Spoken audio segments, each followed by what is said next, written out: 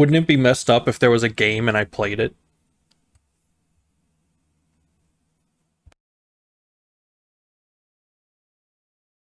Would that be fucked up or what?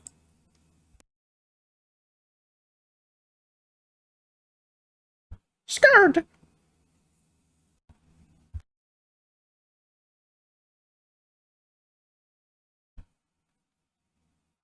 Better get to sobbing. 'Cause this time we're gonna save Everhood 1.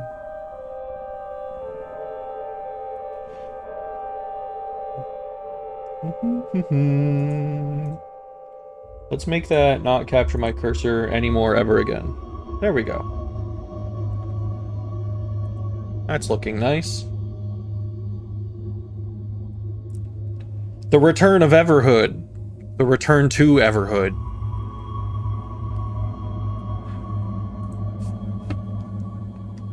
The return of turning on my controller because I forgot to turn it on. So I have rested on it.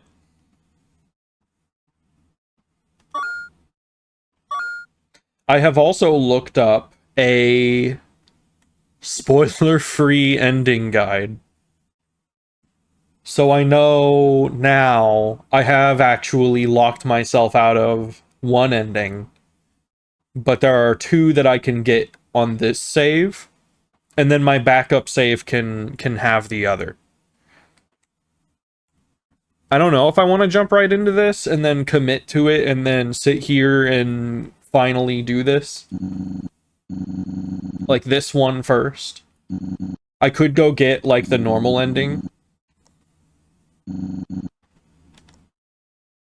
I'm gonna play it at least a little bit. And I think what's gonna happen is if it gets to the point where I'm feeling bad, if it gets to the point where I'm just not winning it even on easy, because this is kind of like a secret, not secret, but like, you know, this is a kind of a super boss. It's not a normal ending. I have no qualms about turning this shit on like story mode if I have to. Hi, Jupe. Oh, it's been a minute. The return to Everhood will not be easy on me.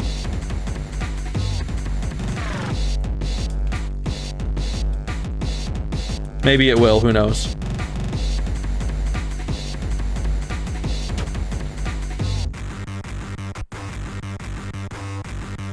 Maybe I just needed to stop playing for a bit.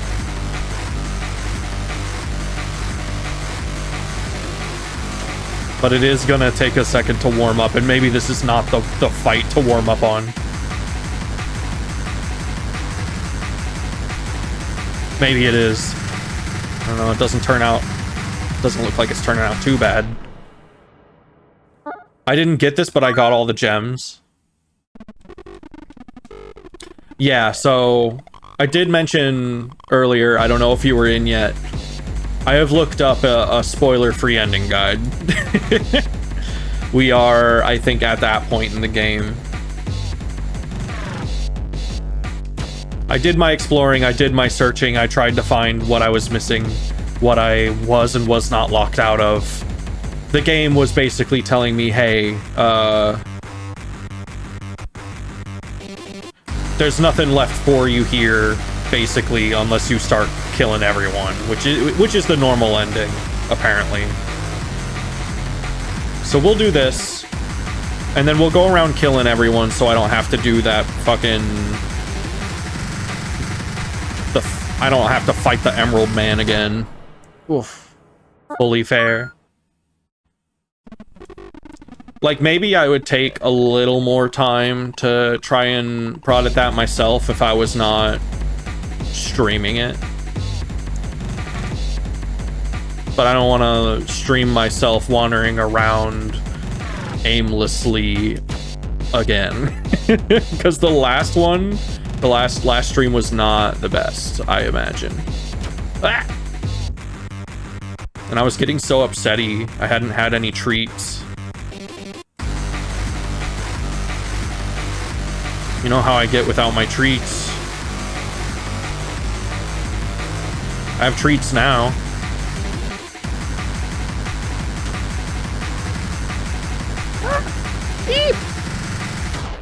All right, yeah.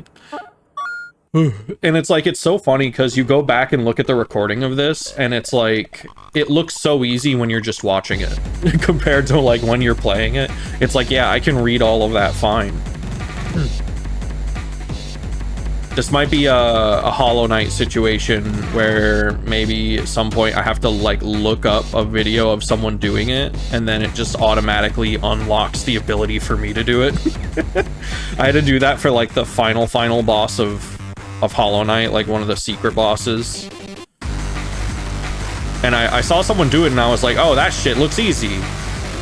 And then it was.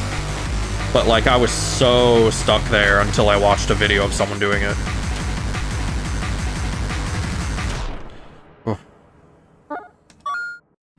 Little treats are so important. Not only did I eat my Taco Bell tulpa that I posted about, where I was imagining my Taco Bell and then imagining I ate it and feeling so imaginarily full, I went and got real Taco Bell too.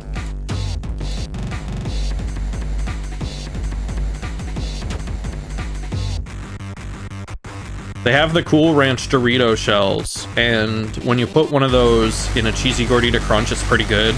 Like, I would say it's a step above, like, the nacho ones.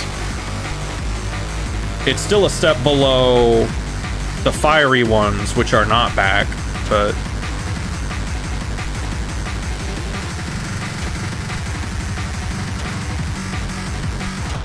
Damn. How did it compare to the tulpa? It was pretty good. The tulpa was just holding me over until I could go get the real thing. Specifically, what I wanted the most was the Diablo sauce, just on a normal-ass taco. Just the crunchy taco with Diablo sauce.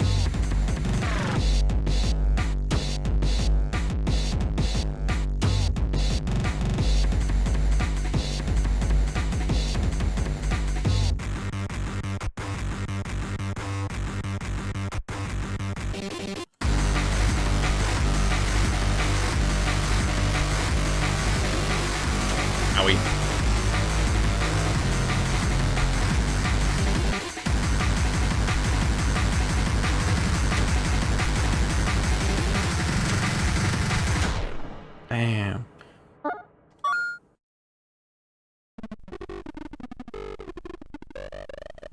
The mall the next city over is your most available Taco Bell. We have two here in town. One of them was for a very long time. The one next to the college, it was a Taco Bell test location. So we got weird shit every once in a while.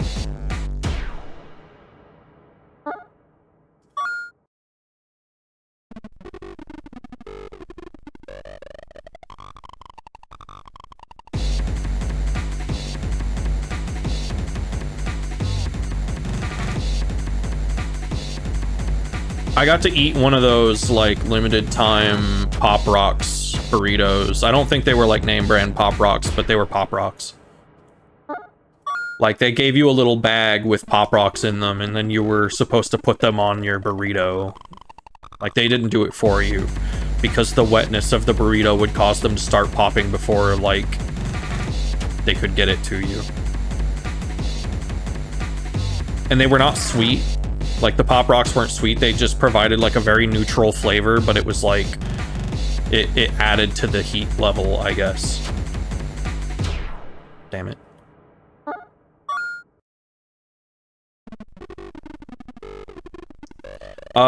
It was, like...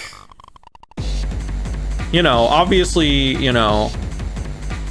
Taco Bell says, hey, we got Pop Rocks on a burrito, you go try that shit, right?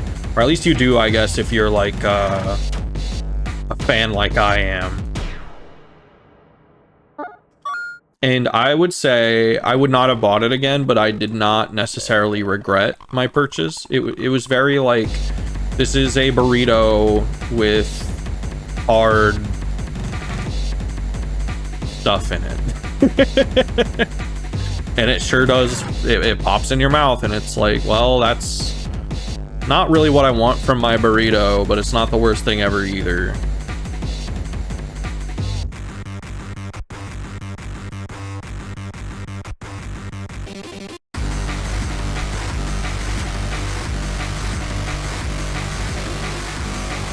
I fall for that every time. It's pretty bad.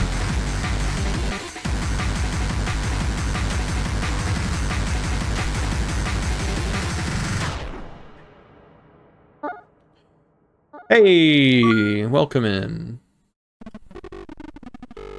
When Taco Bell or Mountain Dew drops something new, I listen closely. Yeah. If Taco Bell does something that's, or if Mountain Dew does something that's like limited in scope, where it's like, oh, it's only available here, usually I don't end up trying it because I don't go anywhere but Taco Bell. So they're gonna have to drop that shit at Taco Bell if they want me to try it. But sometimes they're like, yeah, it's only available at this gas station that you would have to like walk a long distance to get. And it's like, I'll go without. I'm good.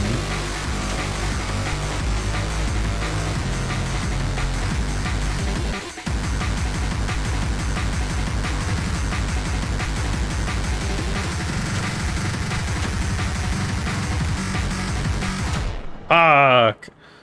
I don't like Mountain Dew. That's fair. What ending are we going for? So I've looked up the guides, like spoiler-free guides. We are currently going for this ending, whatever ending is after this fight, because I'm pretty sure this fight is blocking off an ending. We have deposited all of our precious gemstones into was it a cat statue or a fox statue? Cat, maybe? And we are meeting our maker. This is the self-insert of the game devs. And it's a hard as balls fight, and I don't appreciate it. I appreciate it. It's a good fight, but damn, it is long, and it does not have checkpoints, and I'm not very good at it. I'm on easy right now, and I'm struggling. Twitch advertisement? There's a way to get around it. Like, if you're on Firefox, I'm pretty sure there's a way to get around it. There's, like, some extensions that take the tiny window and then turn them into, like, a big window. I guess you probably can't hear that if you have an advertisement going on. Ah! I wonder when we get to my favorite ending slash fight. Well, hopefully you're not referring to the one where you walk in a hallway for 4 hours, because I'm not doing that one. I saw that apparently leads to an ending, and I'm like, not that one. Welcome back, Jupe. So yeah, there's like an extension on Firefox that, you know that like tiny window in the upper right that shows you what's still going on the stream when there's an ad? There's an extension that like makes that your main window when an ad shows up.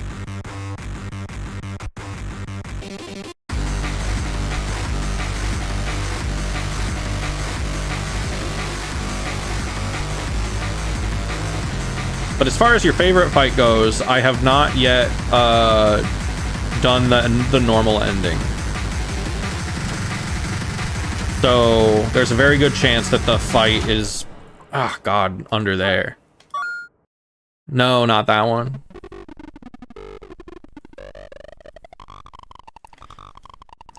You might, yeah, this stream you might see me do the ultimate gamer move of turning it on the lowest difficulty, just so that I'm not stuck here forever, because that's not what I'm about. This one is not grading on me like the other one did. So, and thankfully I don't think we'll be seeing that again.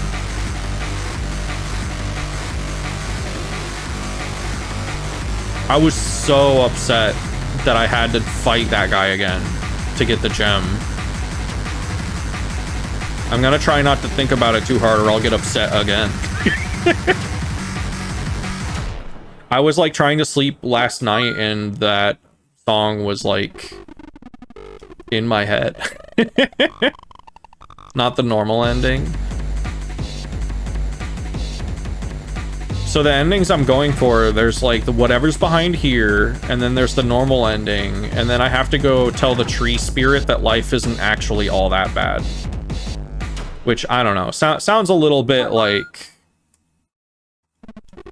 I don't know, a little presumptuous when everyone's like living infinitely.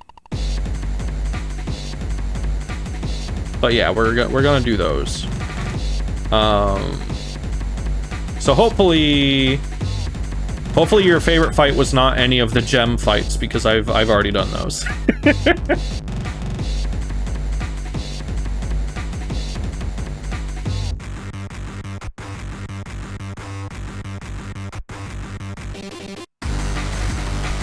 But I have pretty much all day today, so I'm not really in too much of a rush. I do want to hop in the draw pile tonight, but like that's not for a while. And I don't have to go in like right away.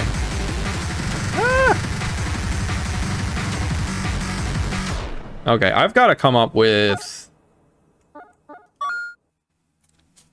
a strategy for that section. I've got to actually think about what I need to do.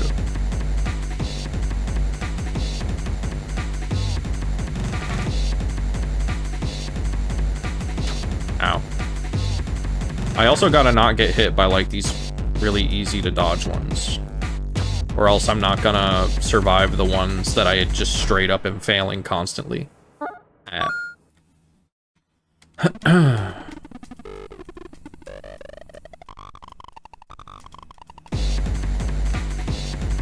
So here's a question for y'all, since I'm kind of a new Twitch streamer and I don't watch many others. How old should a game be when you use the retro category?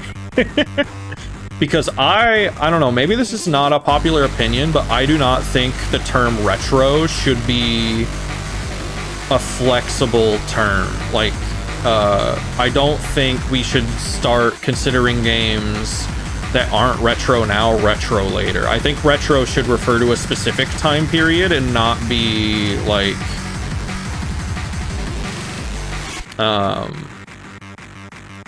you know, I think we should define retro as a very rigid set of time and then not change that definition anymore. Because it's like, if you're calling Xbox 360 games retro, I'm not gonna like, I don't know, I don't agree with that. Like, I understand also that, you know, on Twitch it helps with noticeability because a lot of people use the retro category, and it kind of just broadly means old game.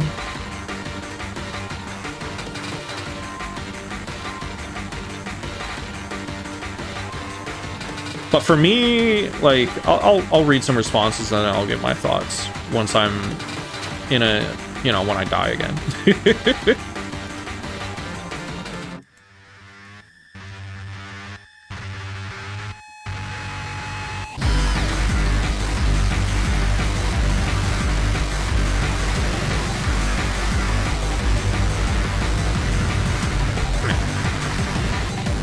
I think they got me. Oh, maybe not, maybe not, maybe not, maybe not, maybe not. Yeah, they did. Using it for Spyro because I'm lazy. Some people consider it anything 10 years ago. That's wrong to me. I think retro is the old millennium. Anything after 2000 is not retro. Those games need a term too. They do, they do. I agree with that much. PS2 is kind of retro, but doesn't feel the same 50 years from now. Will Xbox 360 games not be retro? It's like,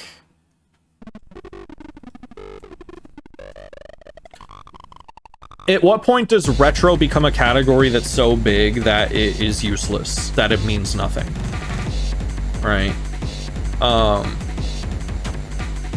Anything after the N64 but before Gears of War? Oh, that's a thing that needs like a term. So here's kind of my thought on it. For sure, the PS1 is retro. Holy shit, this fight. Yeah, no, this is some bullshit, but I think it's the peak of the bullshit. And I like it. I like this fight as opposed to the guy with the emerald. So the PS1 is definitely retro. I even want to say the PS2. Like, I think the PS2 is the last thing we can use the term retro for. It's when the best 3D models you have are considered low poly still. And by best, I mean, like, you know,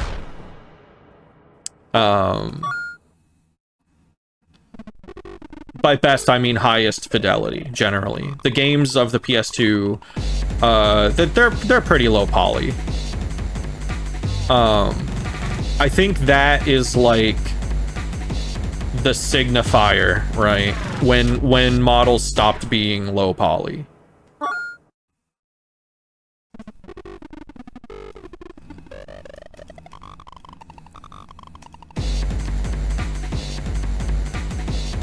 But, like, if people start calling, like... I don't know. I don't even know what, like, a good example would be.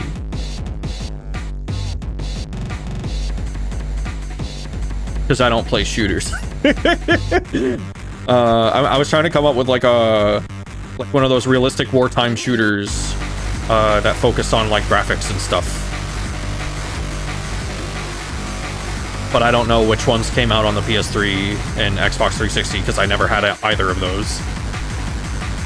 But like those, like if people start calling those retro, I'm gonna be like, I don't know about that. Damn. Calling the Wii retro and watching the color drain from my friends' faces as they age rapidly, like... I don't know. I feel like the Wii... Yeah, I mean, maybe that one's a little easier for me to swallow because its models are also kind of low poly. Even though it kind of came out like a bit after the other consoles of its generation.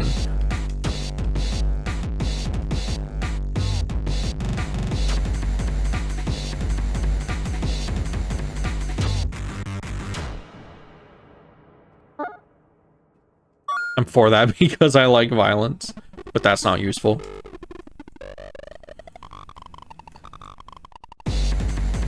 I don't know. Yeah, I mean, like, we have a store here that specializes mostly in retro games. They sell other stuff, too. But they have, like, a pretty considerable, like, PS2 and Wii section, and that doesn't feel off to me.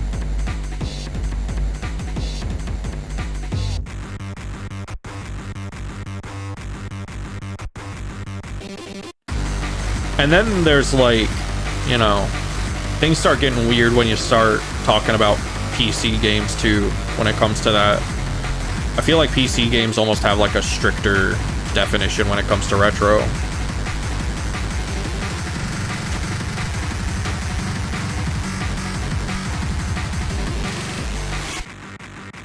Okay, now can I do that consistently? Because I started to understand something there, and I'm not 100% sure if I could put it into words.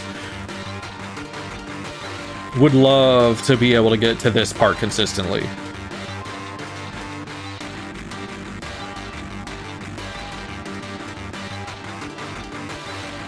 Is Gothic retro? I'm not familiar enough with Gothic. You'd have to ask a Gothic fan. I'm trying to remember when that even came out. Was that like in 2000 or...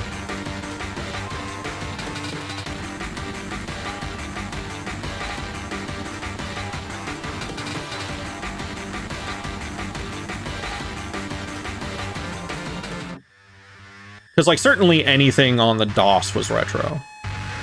But I would even say, like, Roller Coaster Tycoon 2 is retro. Woo. But I'm going to use the RCT2 category instead of the retro category because that still has, like, an active fan base that probably, you know, looks at that category. Witcher 1 is a PC-ass PC game, 2001.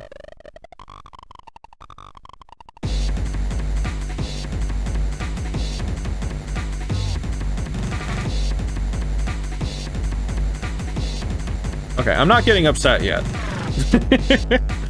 My upset meter, I should have saved that thermometer that I talked about in the Jet Set Radio Future stream and used it as an upset meter. Like, this is how upset I am. We're still at 0. Feeling pretty good.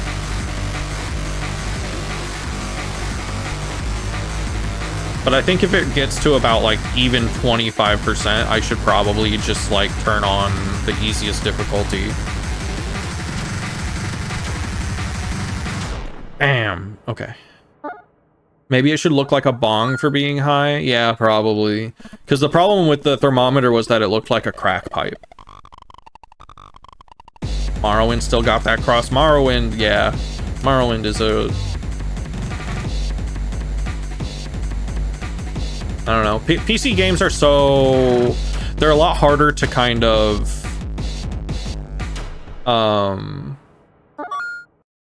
categorize that way. Because we don't have generations for PCs the same way. Like, obviously we have like, oh, Windows XP, Windows 10, Windows this, that. But it feels a lot less definitive. Especially when it's like, oh, this game runs on 3 different kinds of Windows.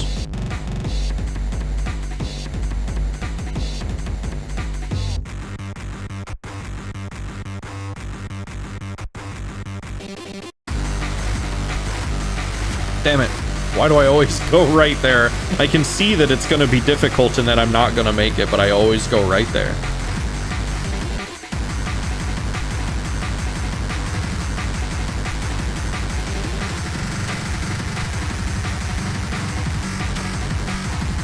Ah! Flash, yeah. Oh, Flash. Maybe I'll have to do a stream where I play some of my favorite Flash games. Thing is, though, by favorite Flash games, I mean... like, Flash games that are bad that I played when I was young. The average Flash game these days is like, you know... It's not the lap of luxury playing a Flash game.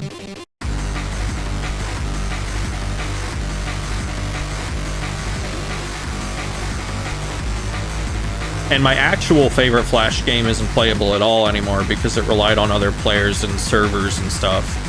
I loved G-Tunes. I still think about G-Tunes so much.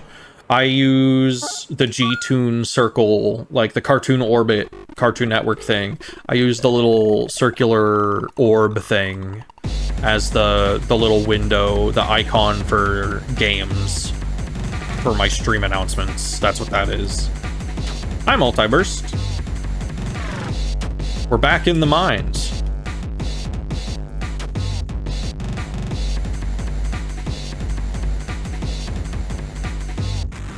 We're saving Everhood 1.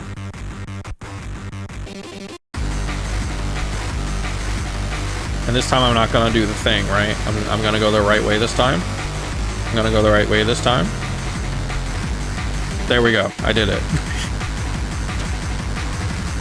Woo! Ah.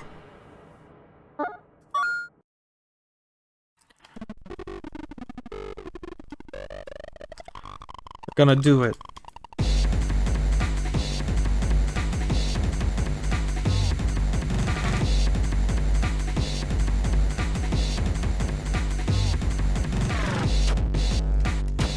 No.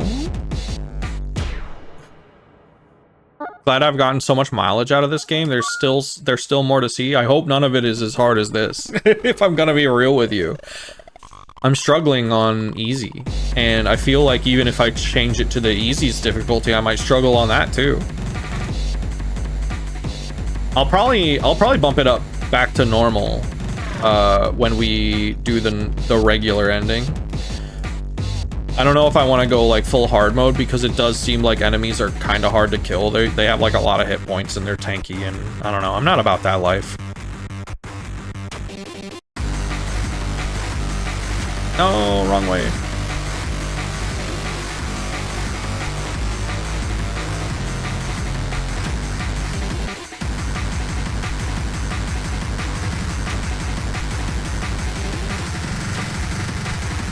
Oh my god. I didn't go for this at all, yeah.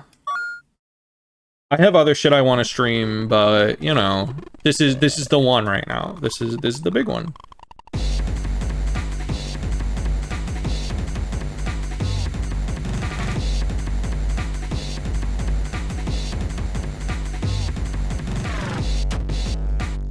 Oh my god, that little so rough.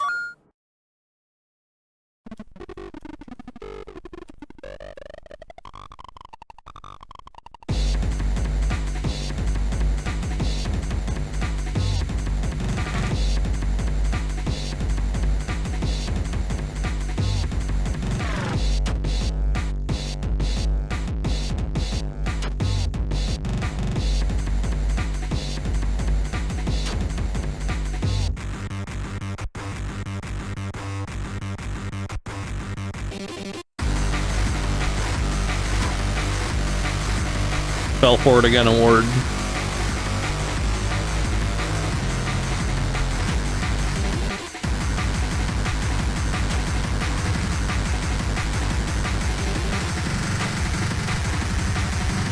Oh my god. My fingers just don't want to move that fucking fast. Oh my god, thank you for subscribing, Landshark.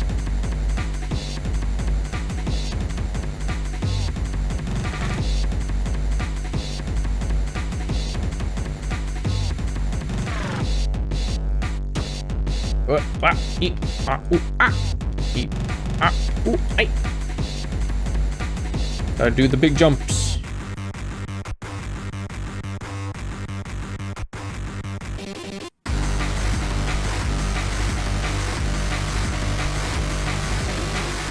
Cool.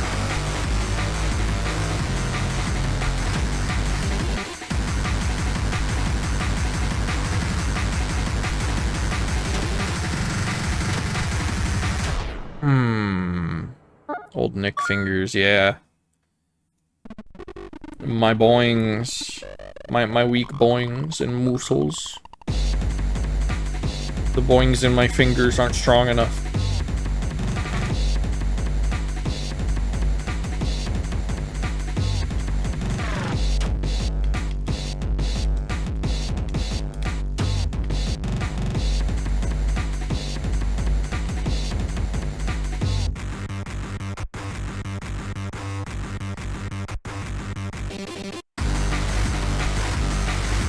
If it comes down to it, though, I think before trying to go to casual, or whatever the difficulty is called,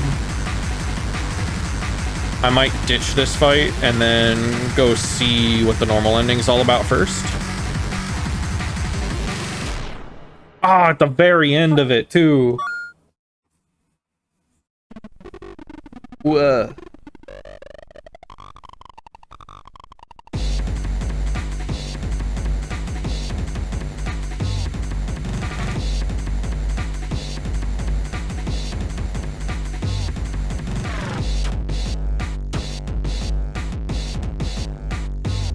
I did it, I did the big jump.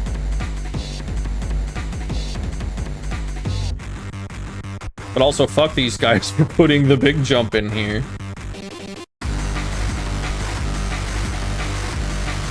I think maybe I've died to big jump more than anything else in this game.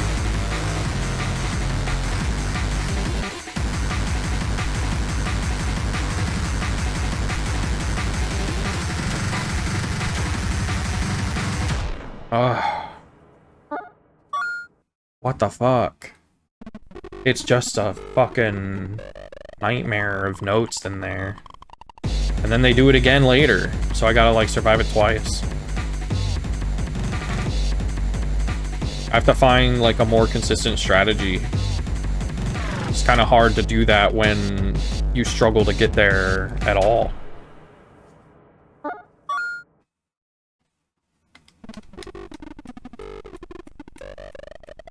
It's crazy how there's nothing in this game that prepares you for this fight. Like, the spike in difficulty is just insane. Maybe it's not true because I haven't done the normal ending, but like it sure feels kind of nuts. Who's texting me? Now is not the time.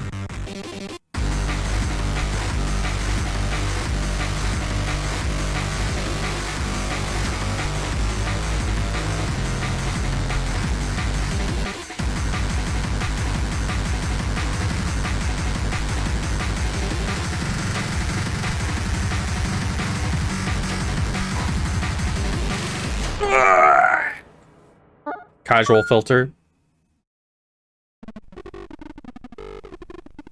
A way to really push people to get killing. This isn't even the one where you don't kill, though. You can kill a lot of people and then come over here.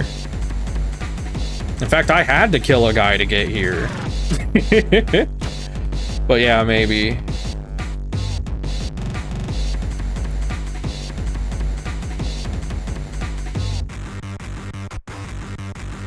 I don't know, the thing about putting a filter in your game is that it's just a really good way to make people not play that part.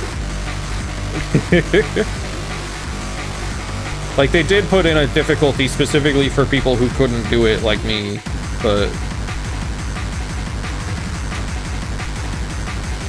At what cost? My soul.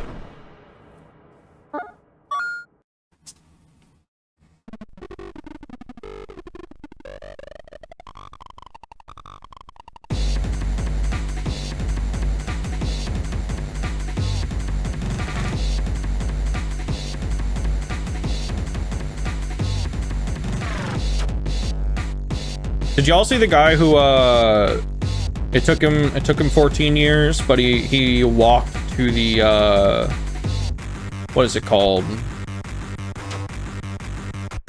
The area in Minecraft where it starts getting all fucked up. The Farlands, yeah. Cosmo and I were watching that. He took a wolf with him. He took like this wolf from like the start to the end of it. And I guess he's not the first, but like kind of crazy to watch.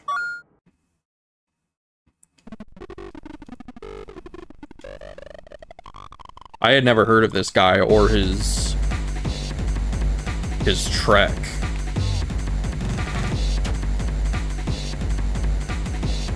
But it was pretty cool to see someone reach that in like survival mode.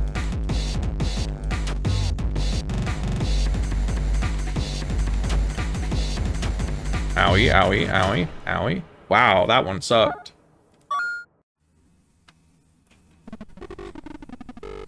And now he wants to, like, actually play Minecraft there.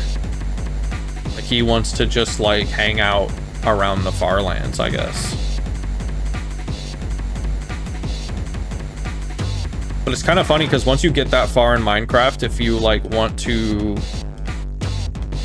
load the next block, it like visually it looks like it skips forward.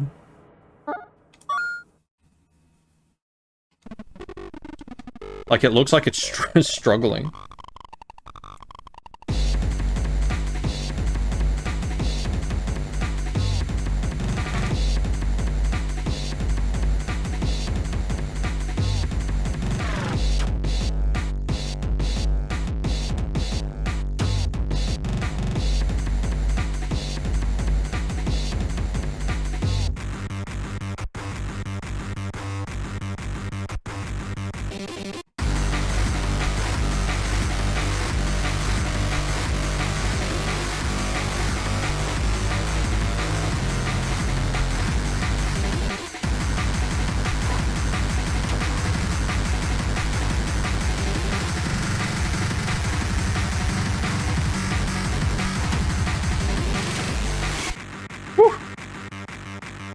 Please be kind to me.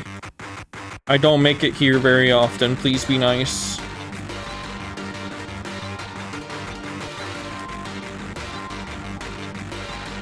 I love that the self-inserts don't even fit the game that much. I think they do. I think they fit a little bit.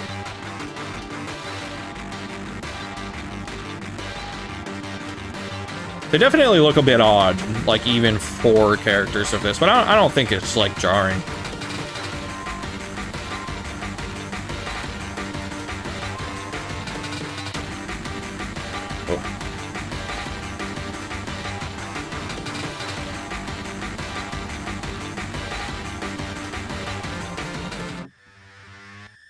I don't even remember what's coming. Oh yeah, I remember what's coming now.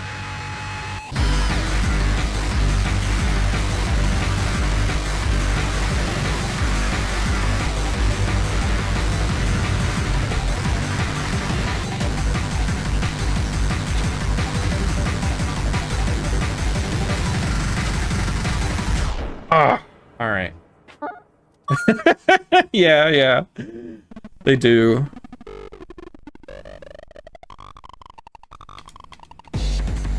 It's because they have noses, I think.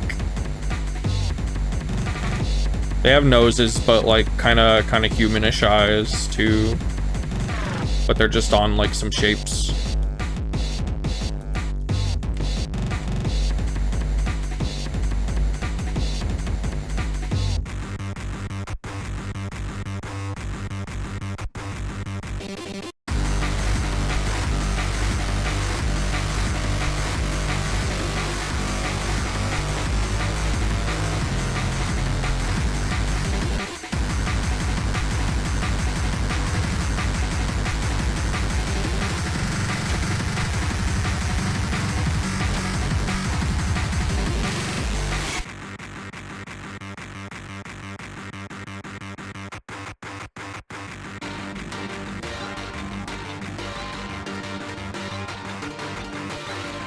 I gotta lock the fuck in.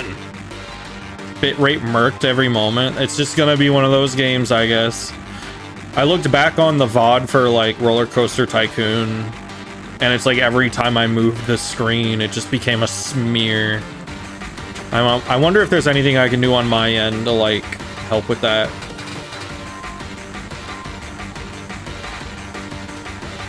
Now that I've got like decent internet.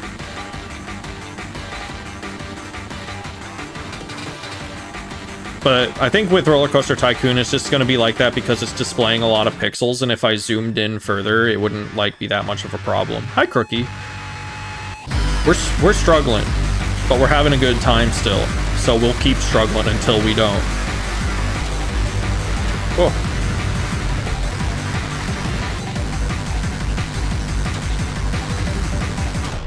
Damn.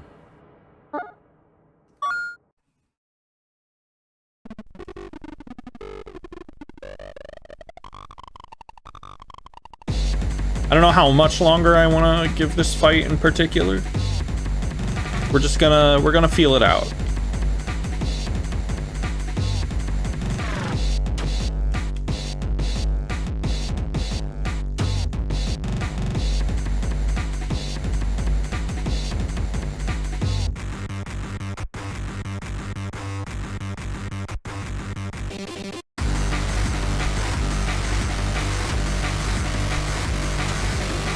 Ow, oh fuck. I got cornered.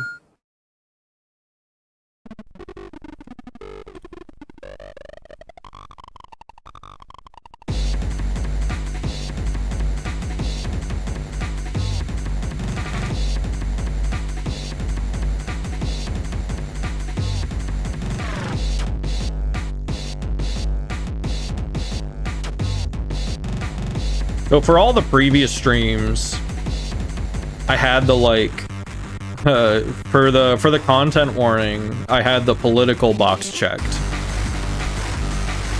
And that's because I figure it's gotta come up sometimes, and I'm not gonna like hold my tongue about it. But then I looked at the description a little bit closer, and I looked at what like Twitch had to say about it, and I was like, I think this is actually for streams specifically about politics, and not just any stream where they might show up. So I turned that off. And hopefully I don't get in trouble for it. But like the way it looked, it was like, oh, this is for fucking podcasters.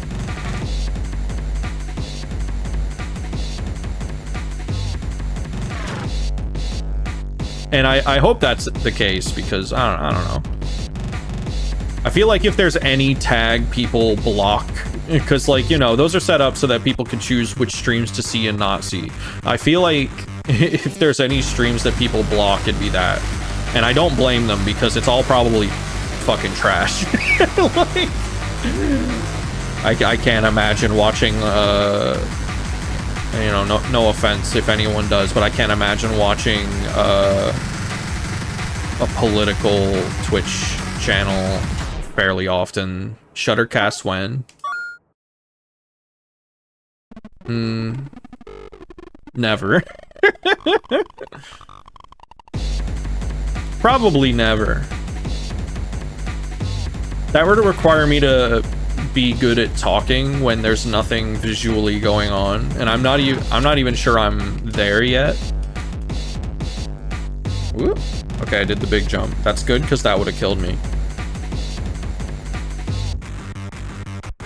I don't have subjects to bring unless you want to hear what a day in the life of a direct support professional is like. I guess I could do a podcast about that if I really wanted. I feel like that's like a massive hazard. Just like on the front of like you know, HIPAA. I have a great voice. That's good to hear. I used to really hate the sound of my voice, like hearing it recorded back to me, because what I hear in the recordings is not what I hear in my head. I don't think it's the same for anyone. I hear it back and I'm like, oh my god, I sound that like nasal. I don't mind it as much as I used to, which is why I'm kind of more comfortable streaming on like Twitch now, on top of the fact that like I have internet that allows me to. Now I'm kind of just like, well, if that's my voice, I'll just lean into it.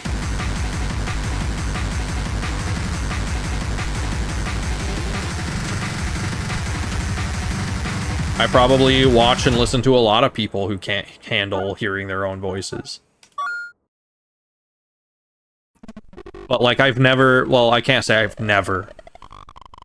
But like it's pretty rare that I tune into a stream and I'm like, oh my god, their voice. So like you just have to assume that no one thinks it about you. You'll always be a little more self-conscious than people are conscious of you when it comes to that kind of thing.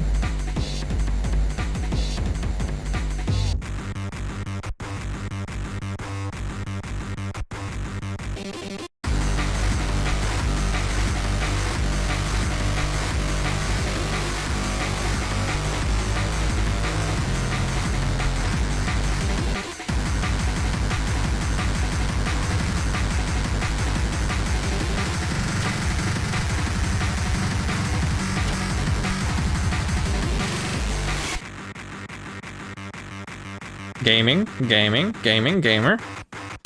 Ow.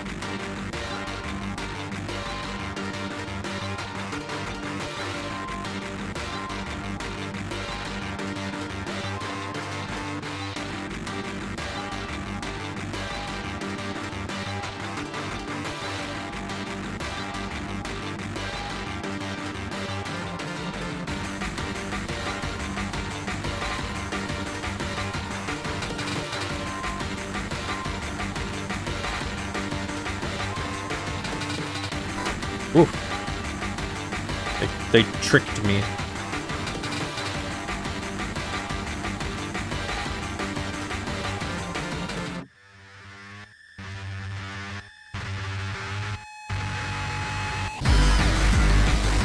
Another thing that kind of helps with the whole, like, oh, my voice thing is, like, once you actually put some filters on it.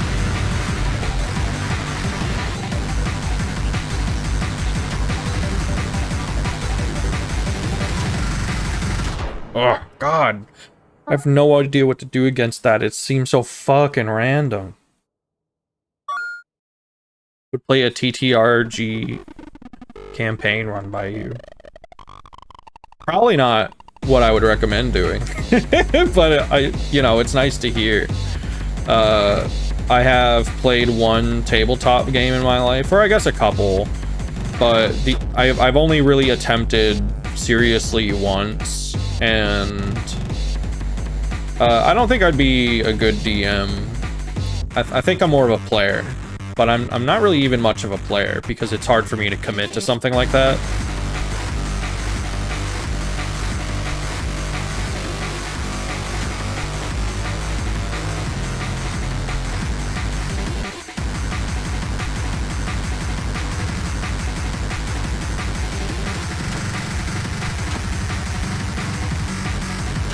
Damn.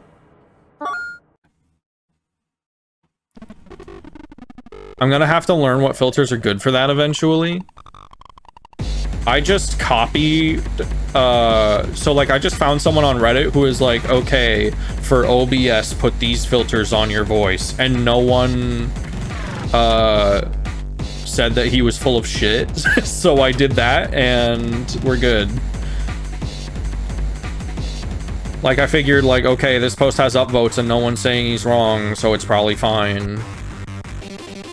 And ultimately, yeah, I think he was right.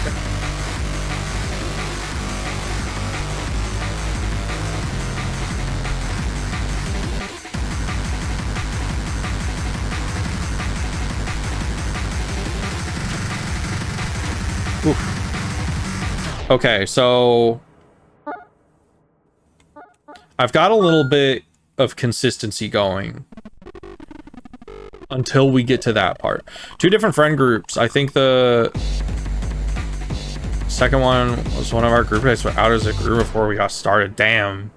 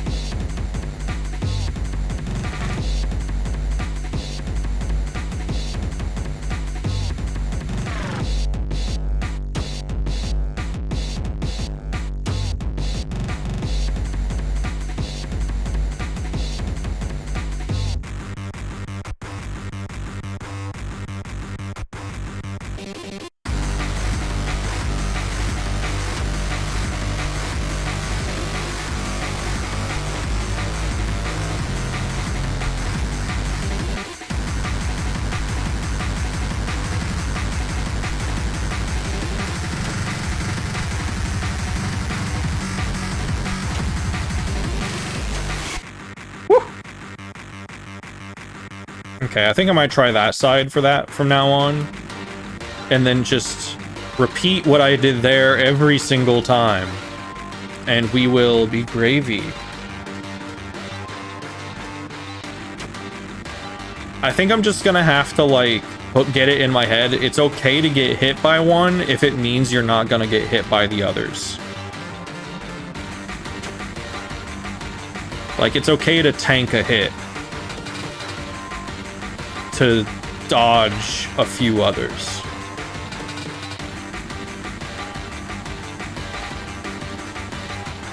Yeah, I just have to perform that set of actions perfectly every time.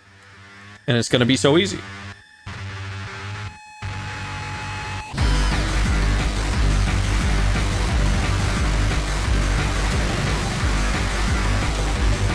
Uh-oh.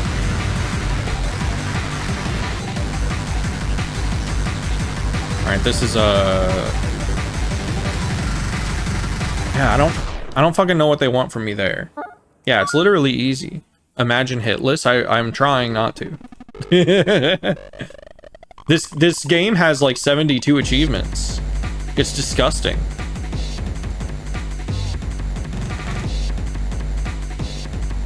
Like, who do you think you are?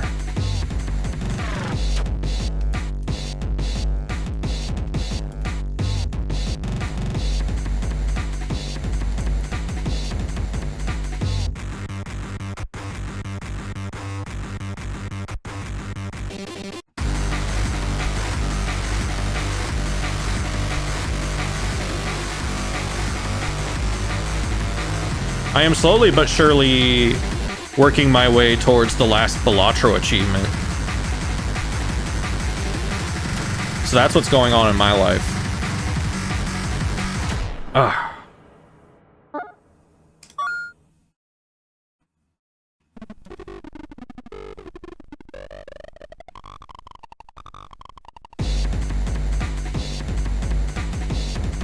The last achievement in Balatro, at least for me, is getting the gold stake tag on every card, on every Joker card. Which means bringing every card to the end of any deck's highest difficulty at least once.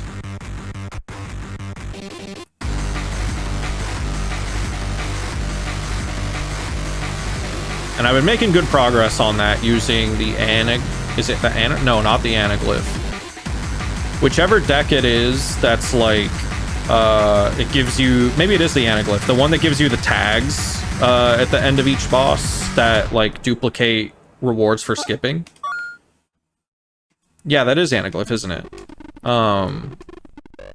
And then just hoping that one of the rewards you come across kind of later in the game is the negative tag. So then even if a Joker doesn't really help you, you pick it up because it doesn't take space on your in your Joker hand. And it's also free. It's a free negative. So you can just like scoop up a lot of cards all at once that maybe you don't want to like have to build around in the highest stake. So I think that's going to be like the fastest way to do it. There's probably some Jokers that have like easier methods, and I'm just going to have to like look at what Jokers I have left at some point. Do I fuck with management and deck building games? I'm picky. I'm kind of picky.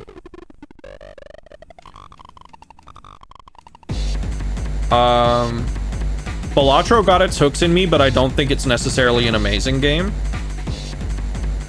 Balatro is a good game for like playing music to. It's a thing to do while listening to music, kinda. I think Balatro has a really, really fantastic like early and middle game. And then when you get into higher stakes, it doesn't feel particularly well balanced. It feels like a hold restart simulator. That's really the thing I need from deck builders, is to not be a hold restart simulator. Let me at least get a little bit into each run before you start like tossing me in the bin. I like Slay the Spire. Slay the Spire is pretty decent. Lobotomy Corporation and Library of Ruina. See, I'm not super... Yeah, Balatro is a good Subway servers. Yeah, picky gamer. With those specifically, yes. As far as management games, I assume, do you mean like simulation games? Or do you just mean like, oh, management as in managing your card deck?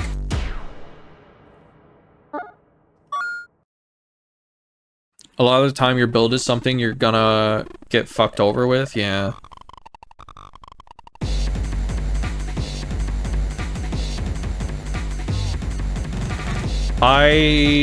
You know, every once in a while, one catches my eye, either because it has like a really neat style or because it's just like they're doing it in a way I haven't quite seen yet. Like I picked up Clover Pit,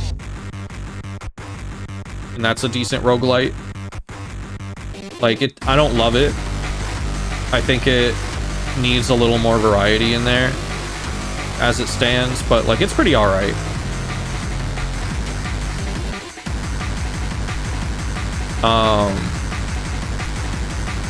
But yeah, most of the time these days I hear that a game is like, if I see the word rogue, I'm like, my interest decreases by like half.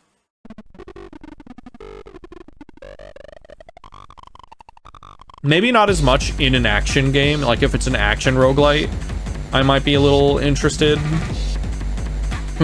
But like I 100%ed Binding of Isaac, so maybe I don't need another one in my life. Because at least with like the action ones, you can blame your skill a little bit. And it's not all just knowledge checks and luck.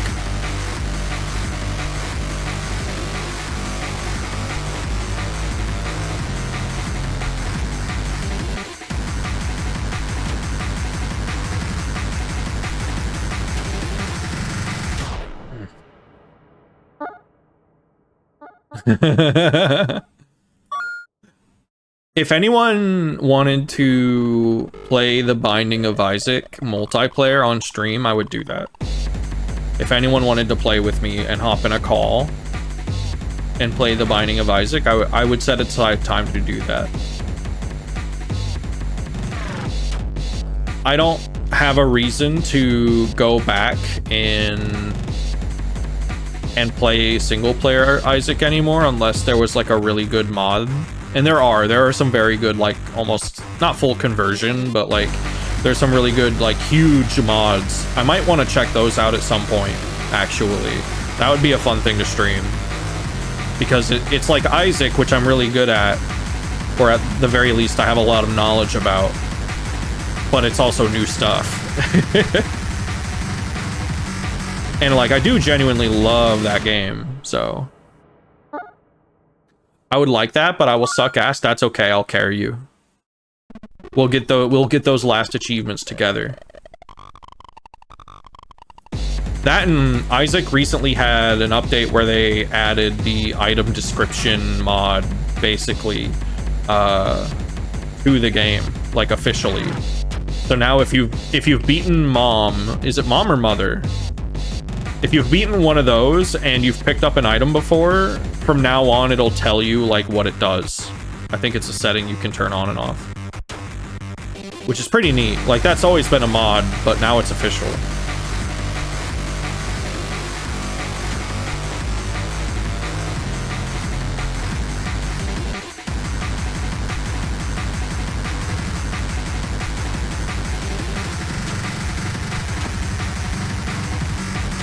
Ah. Yeah, for a while, all of us were playing Risk of Rain multiplayer. I like Risk of Rain, but I don't know. I don't know how I feel about all the stuff they've added.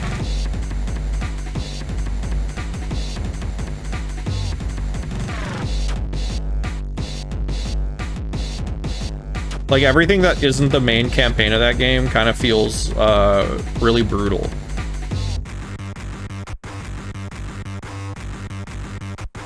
Like, the game was already pretty difficult, but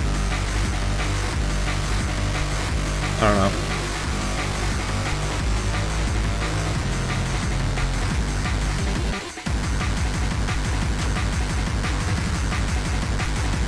It probably doesn't help that I was playing that in VR, though.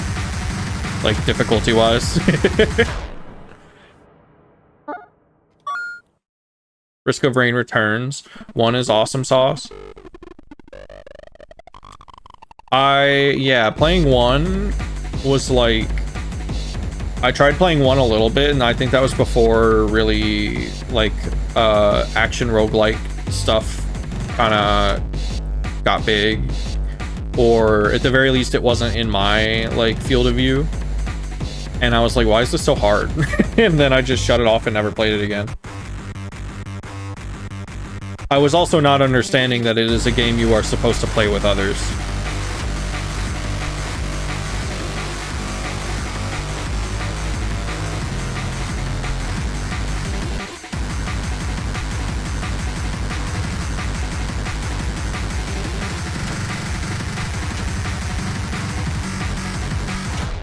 God damn.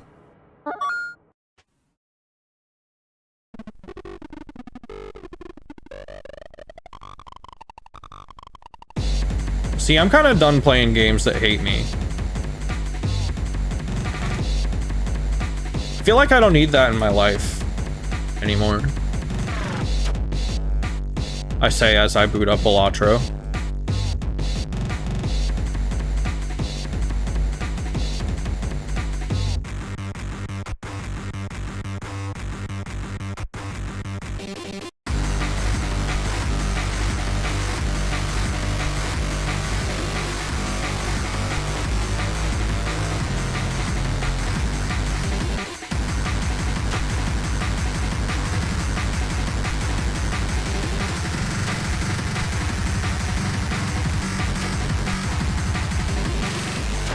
Fuck off.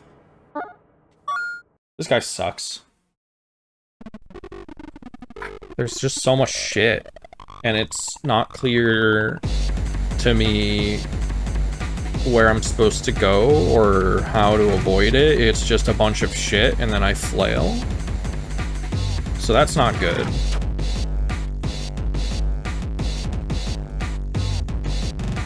I won't say that this is my... Like, I don't dislike this fight. It's not my favorite.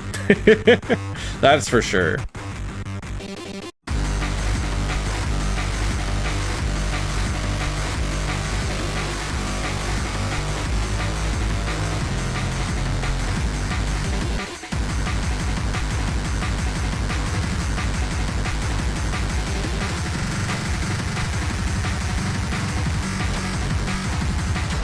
Like, what the fuck?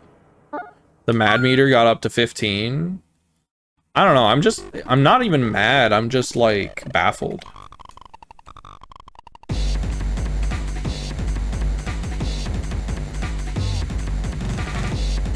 I'm feeling pretty in it. But also, like, what are you supposed to do there?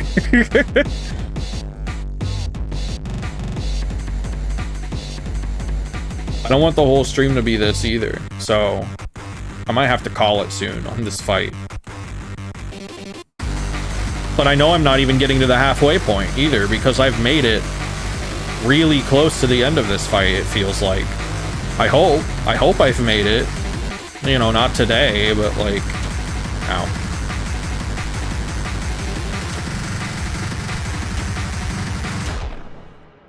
Are you still on hard? I changed it to fucking easy. I changed it to normal for a little bit last time I streamed this, and then I changed it to easy. This is on easy. It's not on the easiest difficulty, which is the one that's like cinematic mode or whatever. But like, if it comes down to it, I'm gonna do that.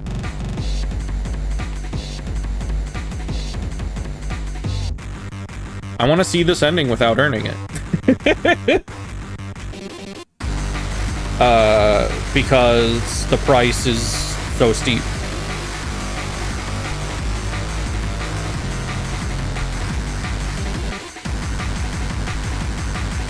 The price is become a Guitar Hero pervert. And I'm not about that kind of life. Maybe try the easiest. I think it's worth... The patterns have not changed. Is part of the problem. You'll still learn it even on cinematic? I don't know about that. The game kept me even at story mode. It's just HP recovery. Yeah, I figured that much.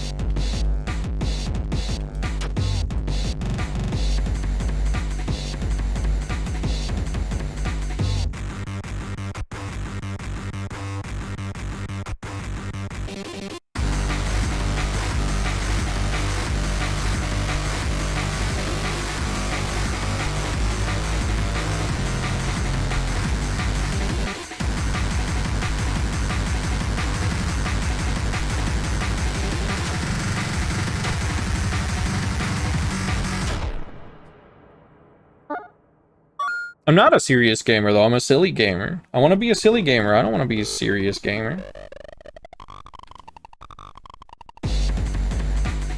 And I know that people, you know, the people I attract probably won't shame me for going on the easiest, but it doesn't mean I won't feel the shame.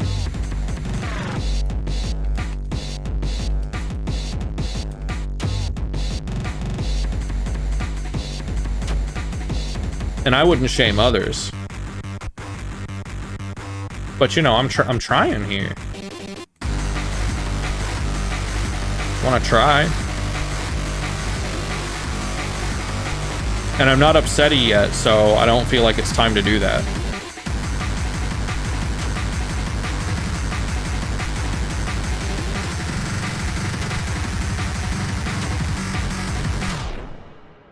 The fuck am I supposed to do?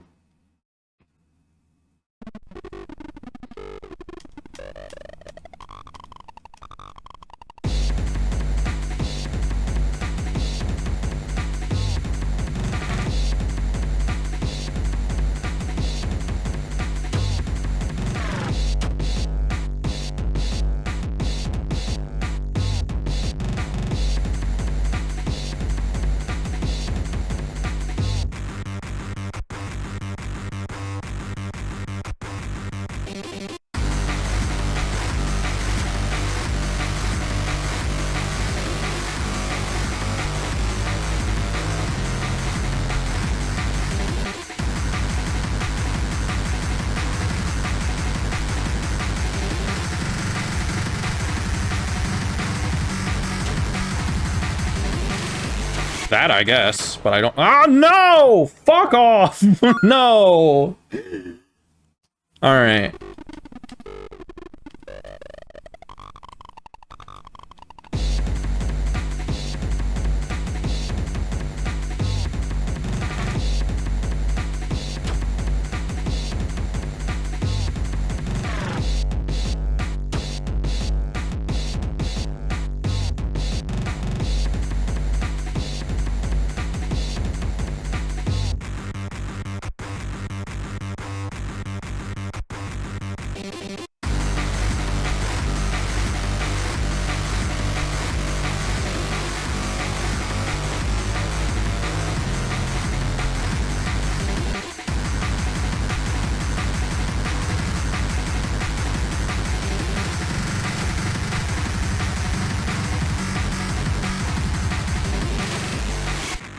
I've seen the Matrix. I've seen the code. I see it now.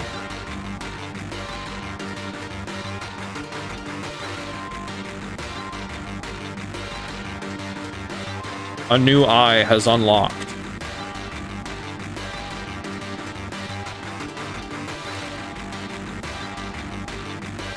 I see what is to be done. I just don't know if I'll be able to do it every time. But it'd be really nice if I could get to at least this section pretty consistently, instead of having to deal with that nightmare. Ow.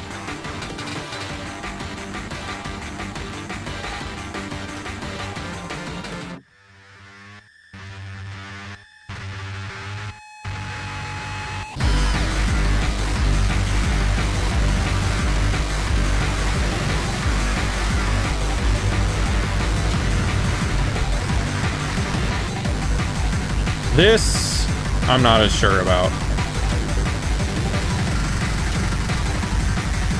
Yeah, I don't know what they want from me there. Hi-fi. It is Nick Nunday.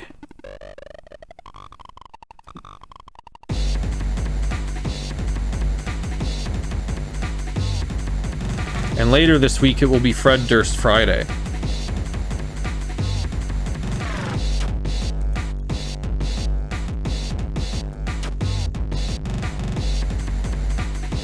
They're having me do this currently, which I don't think they're allowed to do on Nick Nunday,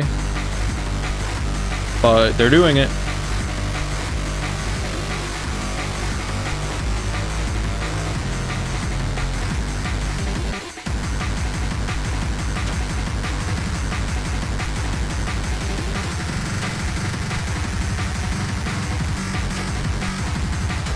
Dang. Okay, yeah. All right, I see it. I see it. I see it. I see what I'm supposed to do. I see the jumps. I see which lanes and I see which jumps. It's just a matter of getting my fingers to do it.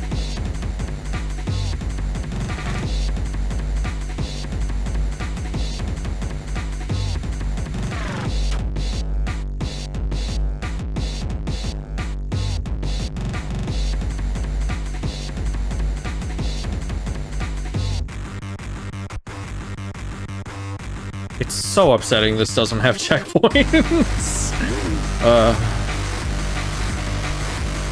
Alright. Let's do this. We can make it. I believe in me.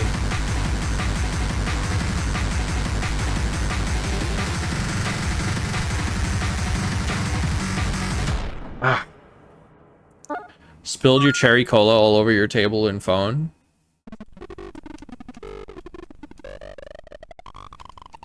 It's all up in your phone. Your phone was thirsty.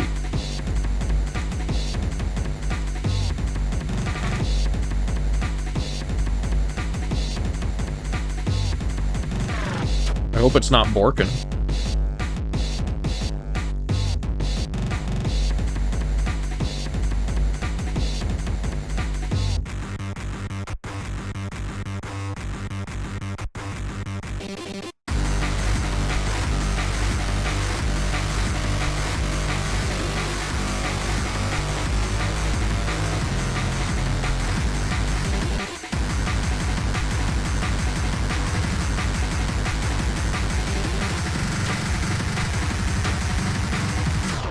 Damn, okay.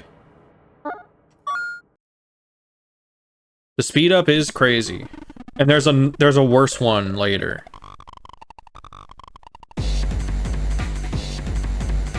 This one I can make it through every once in a while. I think I've made it through the other one only once or twice. Is the problem. And there's other one after that. So it's like, give me a break. Give me a break that isn't core. Give me break beat, maybe. It'd be easier to deal with.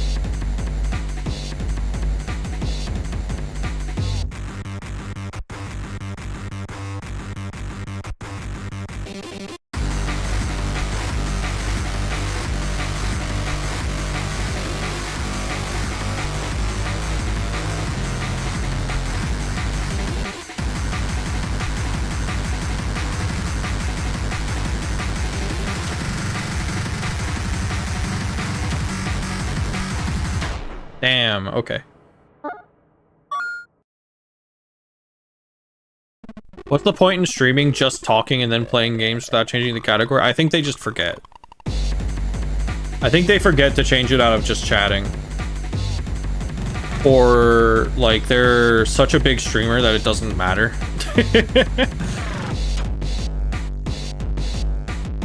I mean, in fairness, that is, like, it's kind of a pain in the ass. I'm not even gonna lie. Like, changing the category and stuff.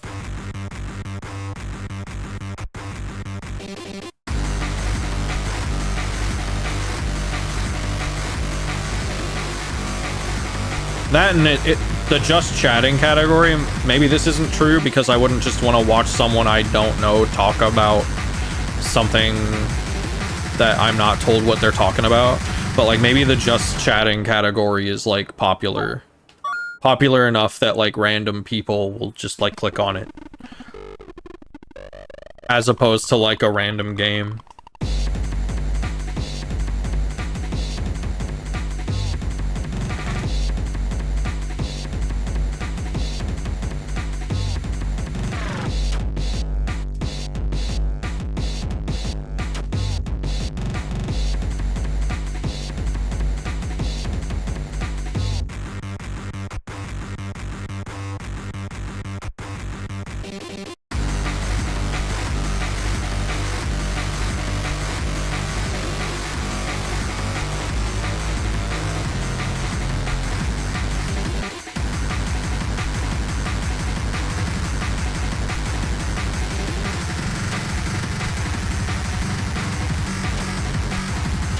Oh my god, they put a wall right there just because it's the one thing that's gonna kill me.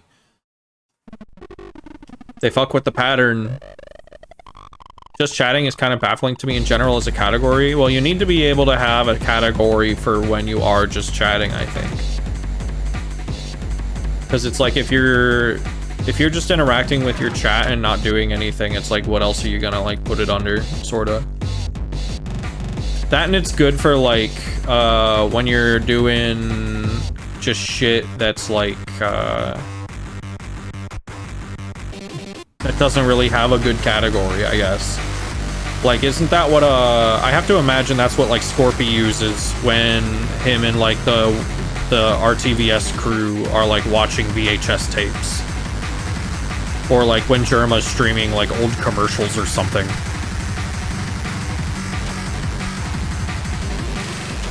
Damn, made it to the end of it. It's not even used for that.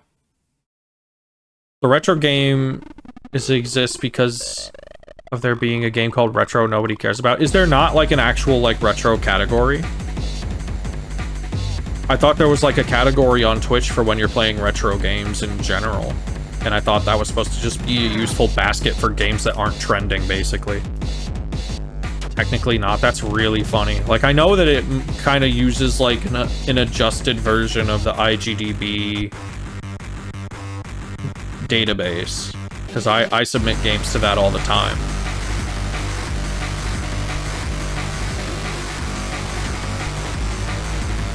I might have added Gorlak to IGDB.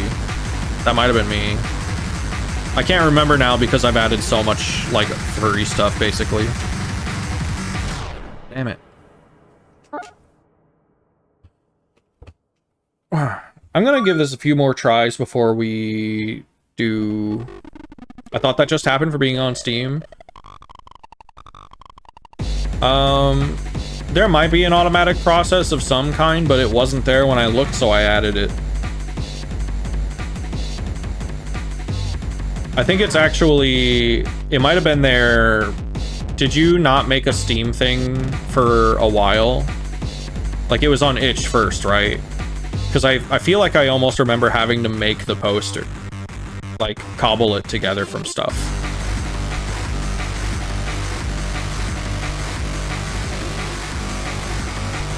I do this to a hilarious amount of, like, not a hilarious amount these days, but I've done that for, like, a lot of, like, the early big furry VNs before they were on the database.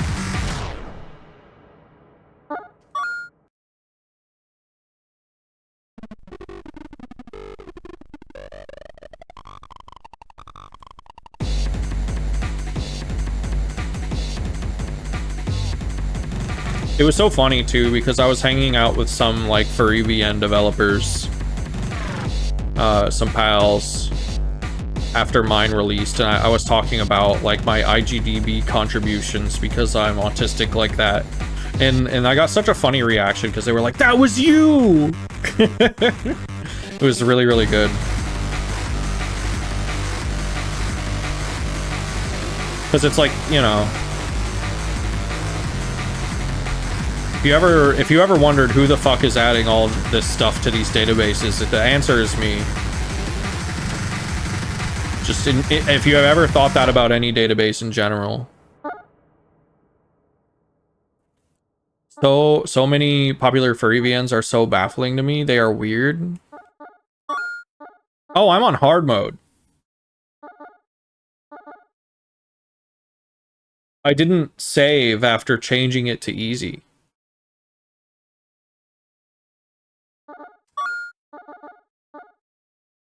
Well, let's try easy.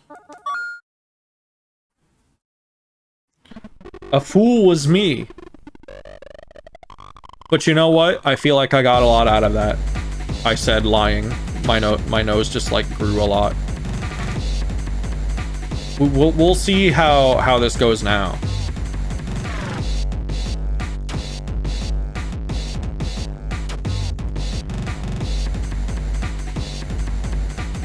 Probably gonna feel exactly the same to me. Who knows? Maybe I'll make it through that one section a little bit easier.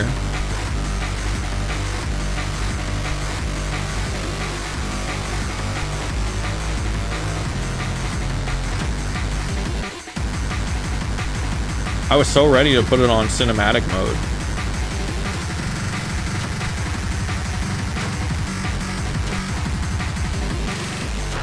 Damn. Sections where you might get constant hits, I imagine, are still going to be tricky. Yeah.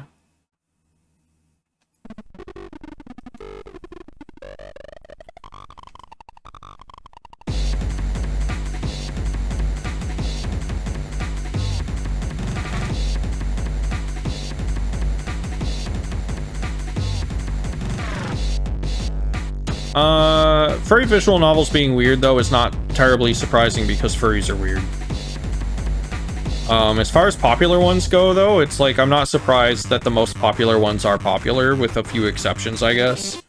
Like, a lot of the ones that are kind of like classics are they're popular because they're classics, because they're older, and because they kind of laid the framework and foundation for what we're doing now, even if they're not good. Woo! But then, like, new ones that are popular, they're often popular because they have good writing. But sometimes they're also just popular because the people like the characters. Not like weird, the storytelling is weird.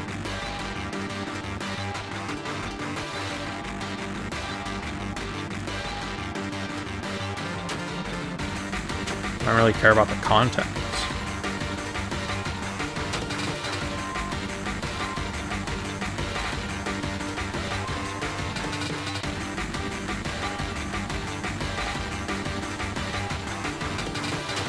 I guess I don't understand, I guess.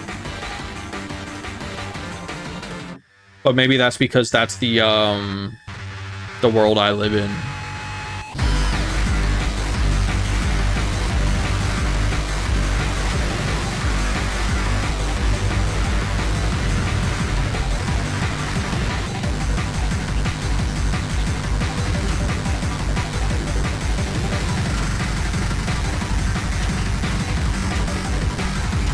Ugh. Okay, well, that's as far as we've made it today.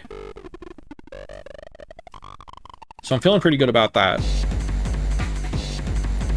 Even though I had to put it on infant mode.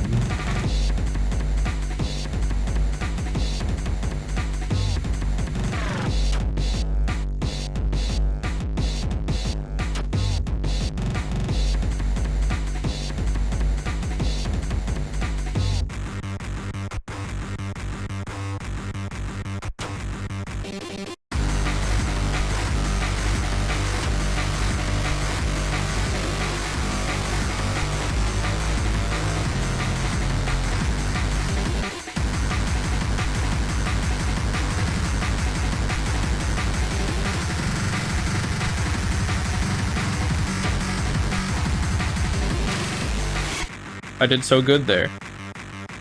That wouldn't have even killed me if I was on hard. I have to remember what I did and commit it to memory.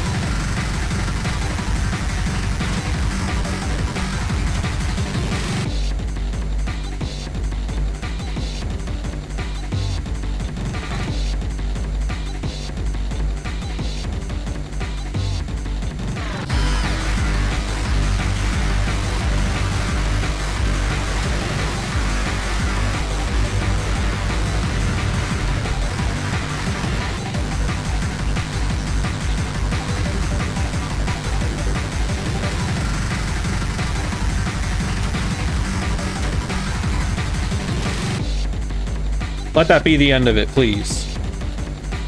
I did so good. Let that be the end of it. My hands are so sweaty. Oh my god. Alright. If you insist on continuing, alright.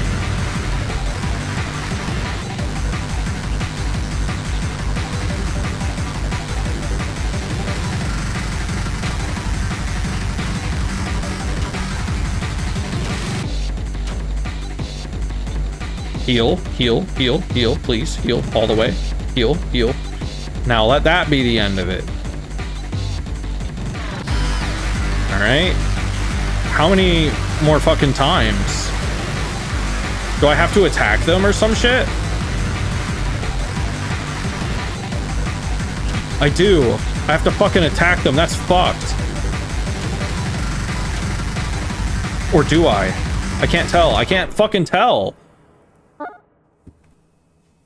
Some novels try too hard in getting me to feel certain ways, and certain things about characters usually gets the opposite reaction from me. I could see that. Yeah, I didn't fucking notice the white notes either. And that's fucked because it's like I tried to grab one and it just didn't, which means I'm not timing it right. That is, I don't know how I feel about that. These guys better have like no fucking health. I better I better only have to do that like one time. I hope it's a one and done. I know it's not going to be. They're gonna make me hit these fuckers 10 times while surviving their fucking speed core onslaught. And it's gonna be the worst fight in the game.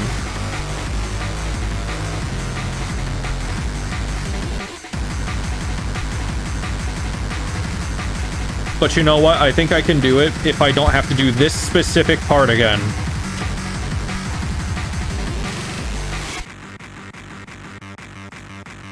Surviving that part, I think, is going to be the biggest hurdle in this entire fight. If the rest of it is literally just like getting to those white notes and then blasting them with them.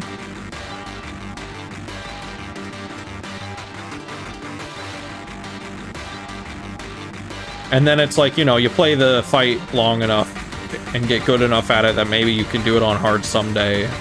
I'm not going to be that dedicated to Everhood. I like this game. I don't like it that much. It takes a lot to get me to want to do that. I have not had the competitive spirit. Pacifist when? Last, I think.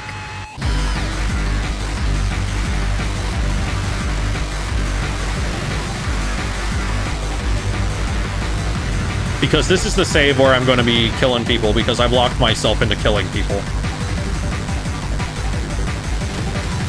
I pressed the button, I pressed the button. I pressed the button and you saw it. I pressed the button.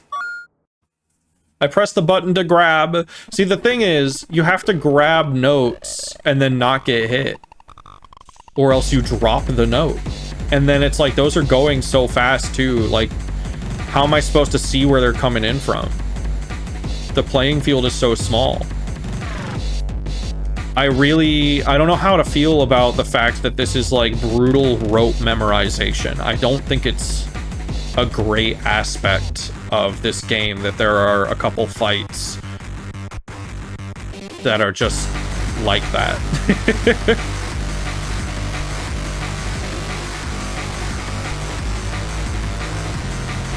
I think now we're at like 15%.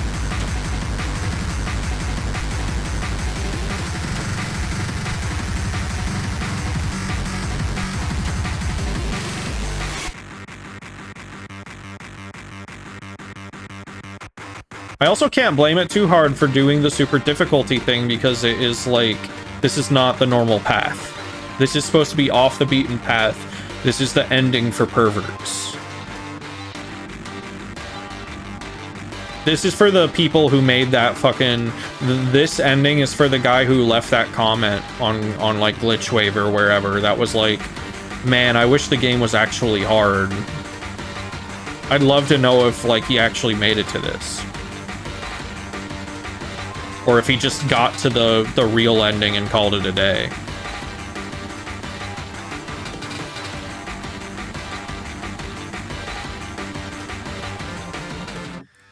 We are all perverts here, not the way I'm saying it. I'm talking about people who get sweaty about rhythm games.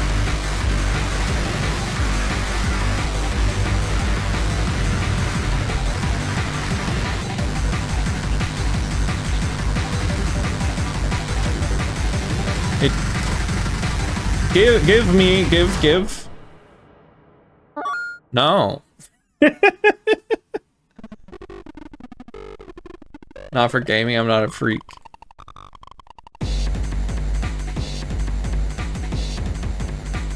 I like a good rhythm game here and there, but like, I've never gotten extremely good at one. That requires no lifing it, and I'm not about to do that.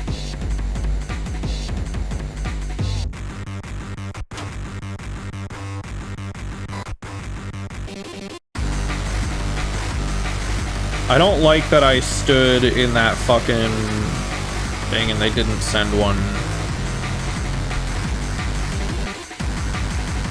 Like, I don't know how I'm gonna react to all of that.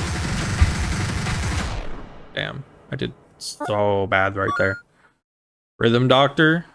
I'm not familiar with Rhythm Doctor. I like Rhythm Heaven. I've beaten a few of those.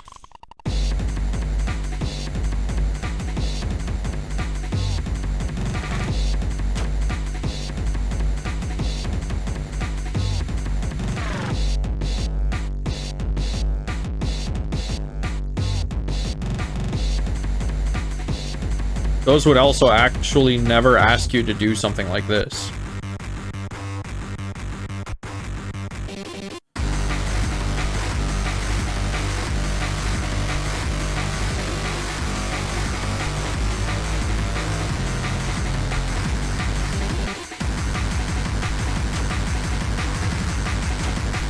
Damn it.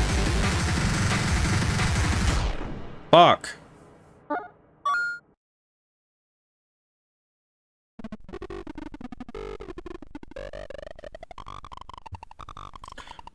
I'm not really familiar with Les Mis.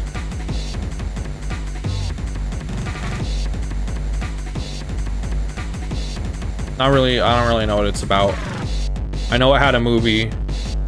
I know people make fun of the movie. I know the movie also has its defenders.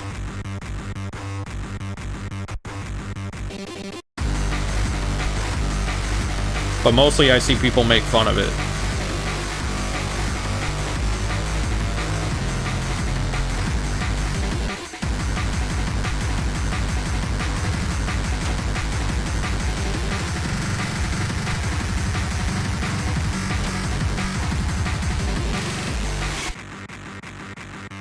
Had a famous YouTube poop. Ow.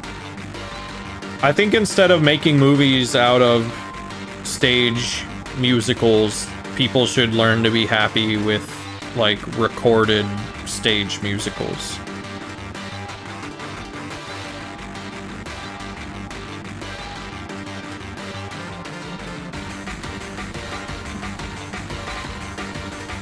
Have they come out with a good movie for a stage musical and don't say Sweeney Todd? Like, I don't hate the Sweeney Todd movie, but it is not a good adaptation. Musicals made for movies can go really well. Yeah, I mean, I know a lot of people really like the SpongeBob one. Isn't there like a Shrek one that was pretty good, other than the fact that it like said a slur or something?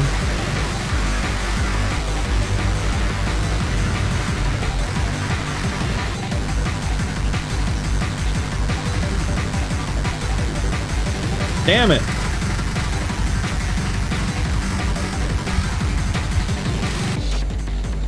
Oh.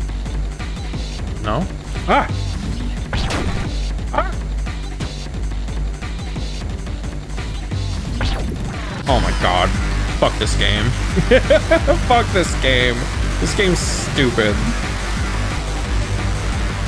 Now I gotta go through all that again and not die.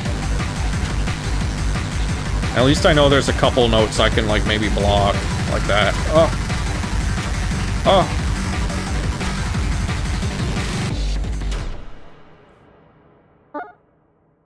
There's the section to do it again, yeah. And I'm gonna see it 100 more times, and I'm gonna fail 100 more times.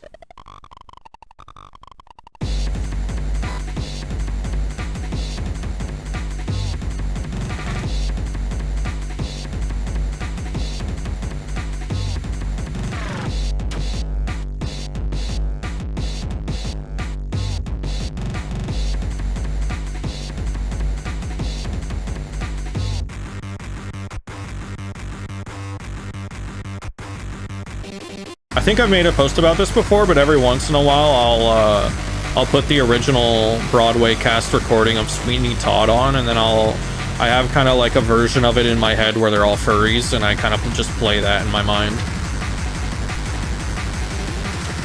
You have to get kind of creative with it because most furries don't need shaved.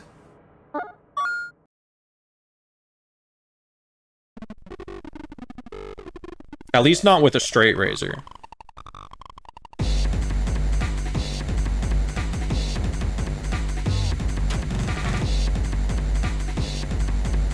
There's a line that calls the judge a vulture of the law, which is like, you know, that's just a phrase.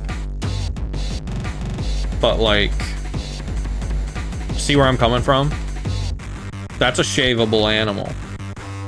You can shave a vulture.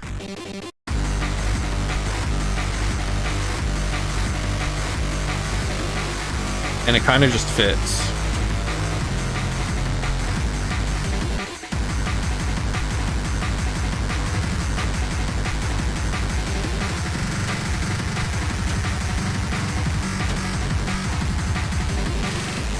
The sailor guy can be an otter.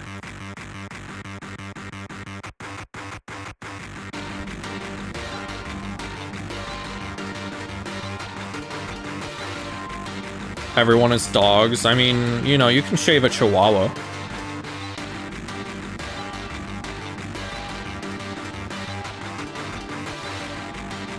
There's probably a couple others. There's probably a couple other dogs you could shave. Poodle.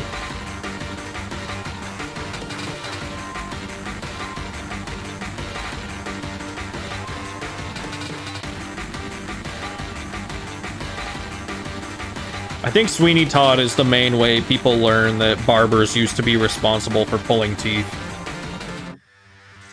these days.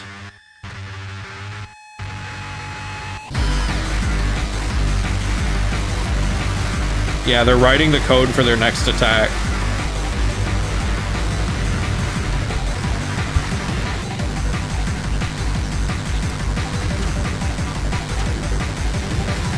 Okay, should I even, like, try to, like, pick shit up in this section?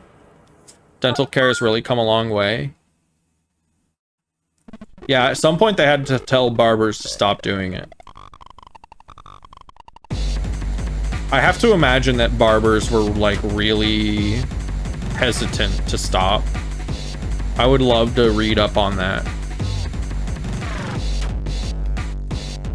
Like, they probably had to force barbers to stop. And then, like, the general public were probably also hesitant to go to some newfangled type of doctor when they could just go to their family barber.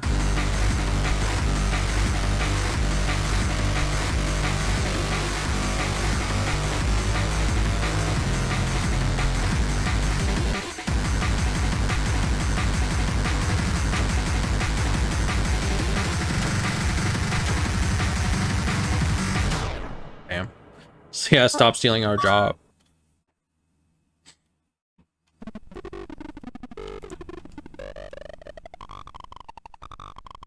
What do I get for dinner? Food, hopefully. I need to think about my own dinner situation. I have chicken in the fridge and that's about it.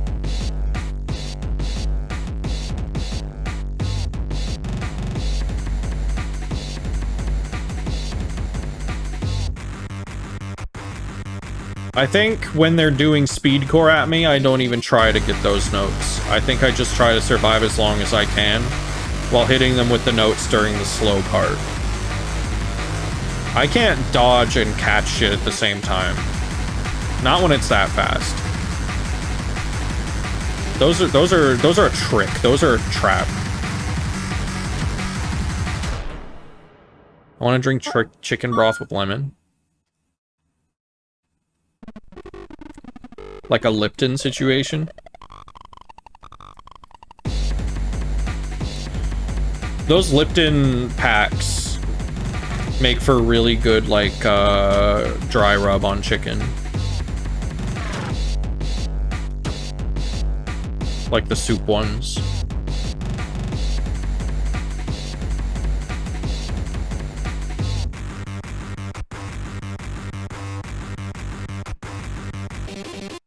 I was like, why am I getting hungry again? I just had Taco Bell, and then I remembered that that was like at 10 a.m.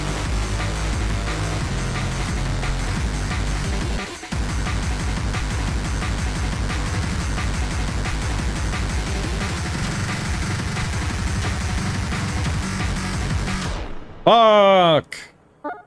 Alright. We're doing it.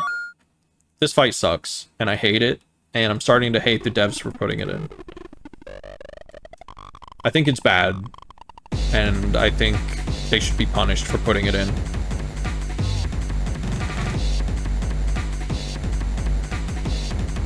Italian sandwich, like a hero. That's probably one of my favorite sandwiches ever. I'm a big fan of the, you know, banana peppers. Oh wow, they just straight up give you more health too.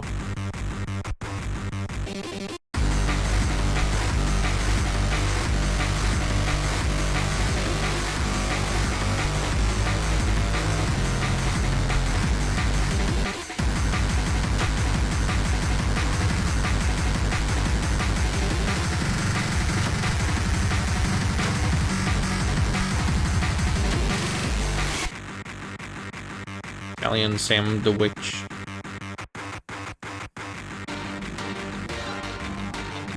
I could really go for one of those right now. That's one. The Italian sandwich is one of those cases where it's like cheaper to get someone else to do it for you. Because if it's like, oh yeah, you can make that at home. It's just a sandwich. But like the ingredients to make that are so expensive.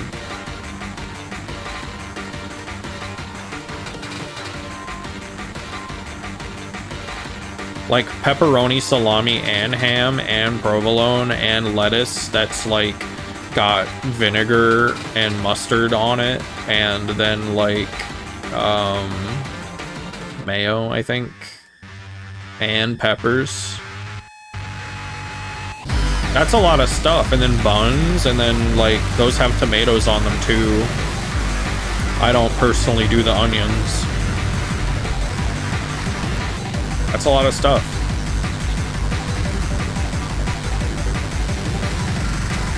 And it's like, yeah, you get more sandwiches out of it, but not that much.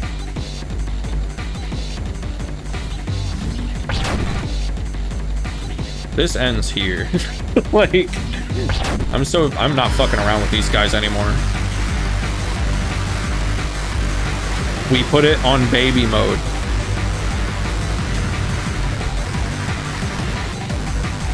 If I wasn't streaming, I'd probably stick it out. So I could say that I did it. Oh god, oh god, oh god, oh god, oh no. Oh my god, even on baby mode. Even on baby mode, they get me. They get me even on baby mode. Because they just spam a fuck ton of notes at me in fucked up patterns that are all bunched together and unreadable. It's fucked up. It should be illegal.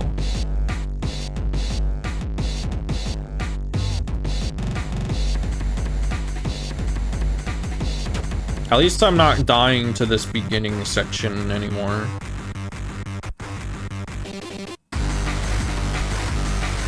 Ow.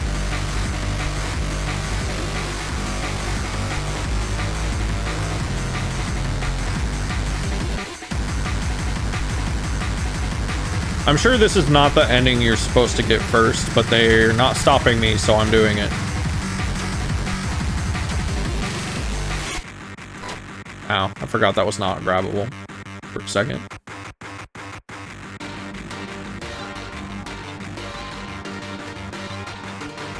I will get your viewership. Yeah, can you go give me a sandwich and then fax it to me? And then I will see if my scanner is old enough to scan US dollars, and then I'll send you like a picture of like a couple dollars. That's a funny thing, like scanners, like printer scanners, they refuse to scan money. They know when they're scanning money and they won't let you do it. Which is so funny because it's like, what are you gonna print that off on? Fucking printer paper? No one's gonna fall for that. I guess I shouldn't say that. People are fucking dumb.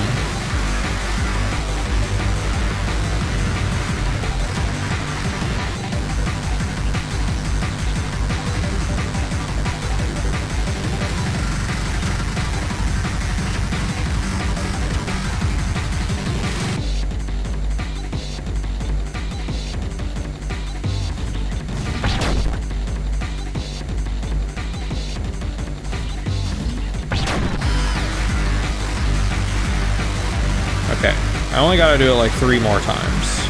Like this whole section, I guess.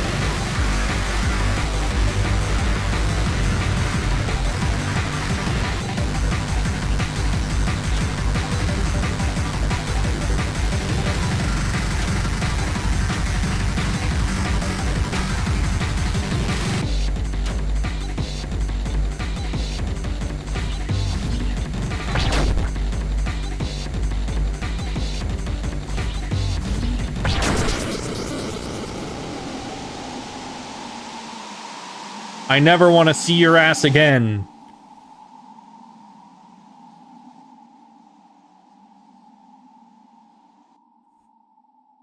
Fucking had to turn on baby mode.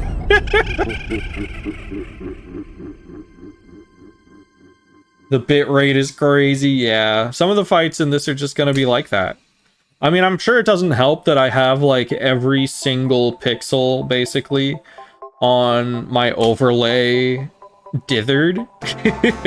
Like that can't be easy on the stream either, but it's what I'm known for, so we're going for it.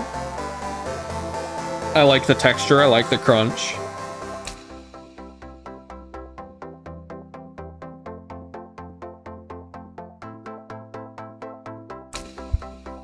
Oh, God. Sorry if we forgot someone. Oh, Andre died too much. Oh, that's great. There's some fucking text in there that isn't getting rendered. Please write to us and tell us how our game made you feel. I don't think they want that. I don't think they want that.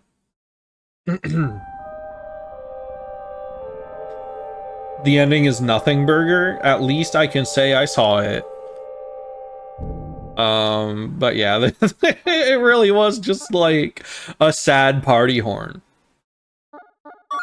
But you know what? At least now, yeah, it does say rip over their names, and that is pretty good. But at least now, we can have fun, yay. I don't know why I'm saving now, because that's just like I just loaded. But I'm trying to think. Where I guess I want to start at the beginning.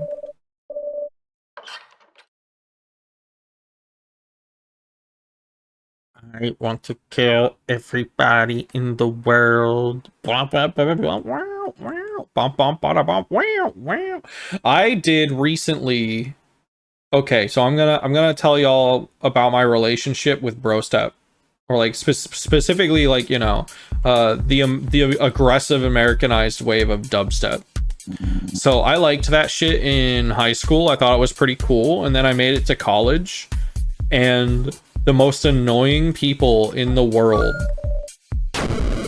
were listening to that shit and playing it loud. So like I quickly grew to associate like Skrillex type shit with people I could not stand. Goodbye. So So I fell off of it for a very long time, just by association. And a lot of it was also kind of just like, I don't know, a lot of it was very bad. Like, also, don't act hostile, I'll have the guards kick you out. Hey, I am Syrian.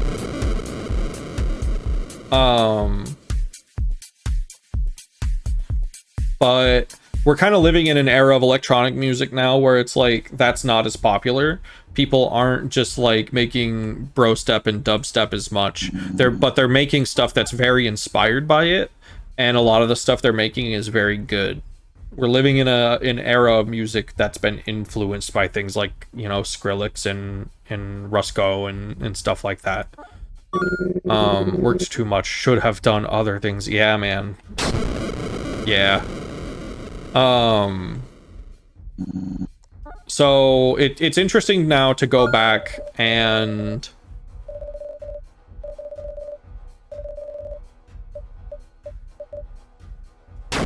kind of reevaluate it.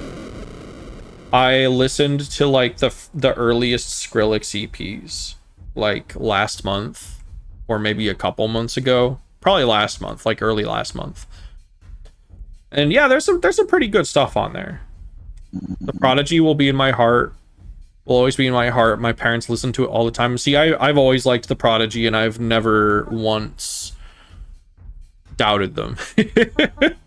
That's not entirely true. It did take me a while to get into like a couple of their albums, but I've always loved their first one.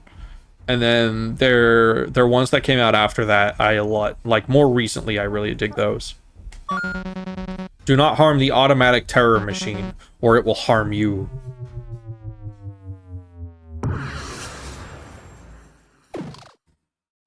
All right, time to see. Oh, I'm still on. No, I'm on hard.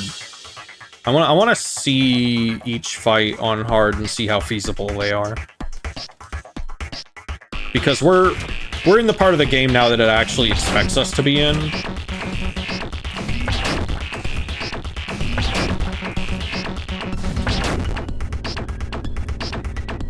We're not like stuck in the weird world.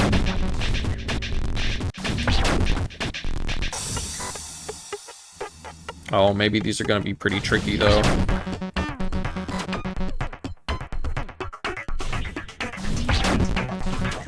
Because I have to kill a little bit faster than this, probably.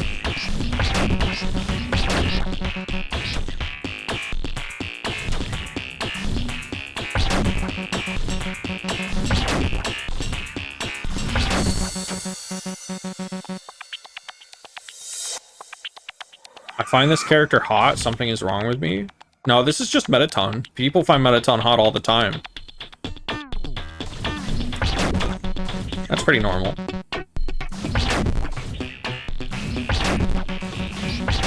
Frankly, the more abstract a character is, the easier it is to project sexiness onto them.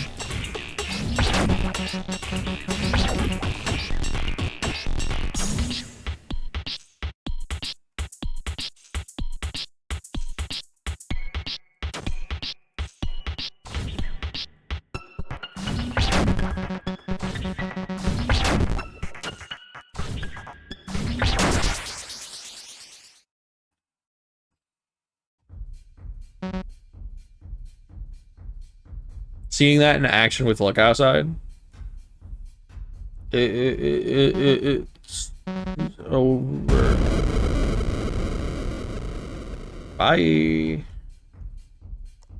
Managed to get people to stop horny posting about the main character as much, at least. No, that's how you develop. That's how you develop a massive Tumblr cult following. You have to encourage it. Unless that's a kid, I don't know. I haven't I haven't looked into it. Maybe I just said something absolutely awful. It has truly been a ride, seeing where you started. I hope to see you soon.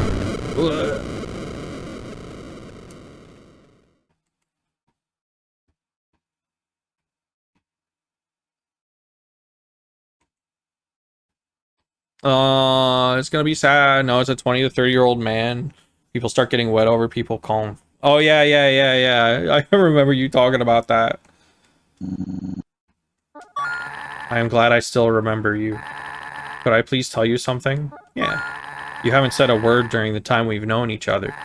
You helped me even when I had done something bad to you. Without you, I never would have made it to Gold Pig's temple. You helped Flan in that game, even though they attacked you later. You helped Green Mage get their eye back. Maybe it was all just to get your arm back. I don't know. I think I am ready now.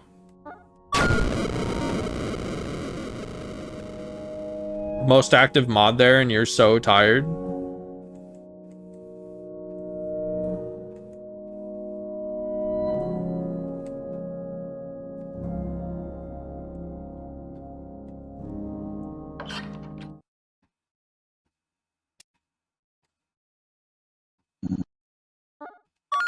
There is nothing.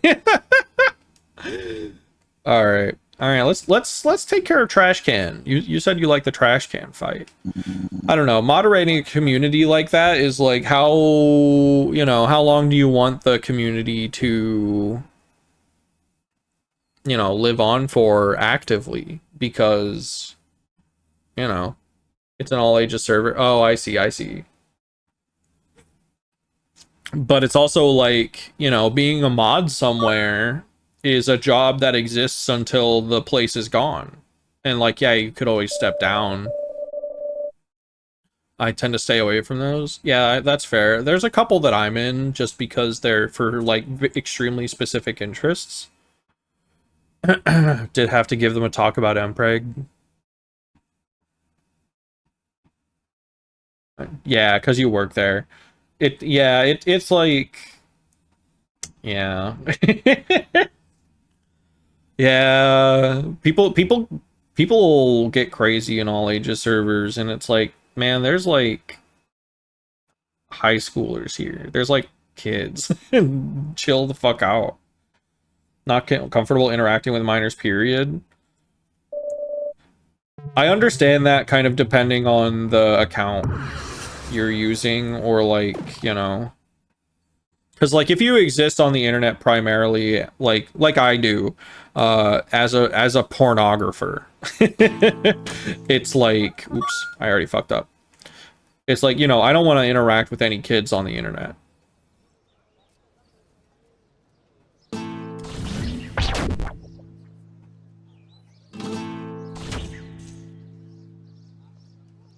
At least not like, you know, directly.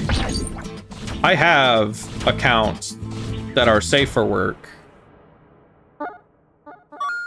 I still generally try to make it so that they're like 18 plus spaces, but naturally if you make art that goes big on Tumblr, kids are gonna look at it, right? Maybe they say, oh, this is really good, and you're like, oh, thanks, and that you know, that's about it. Because, like, you know, I'm drawing fucking Pokemon over here sometimes.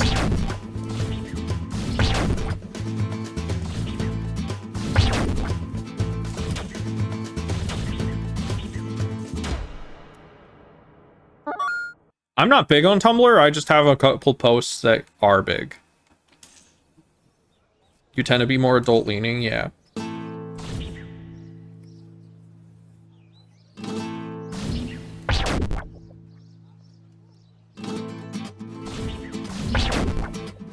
It's also, I think, important for kids to be in spaces that have adults in them that are normal and that they can look up to.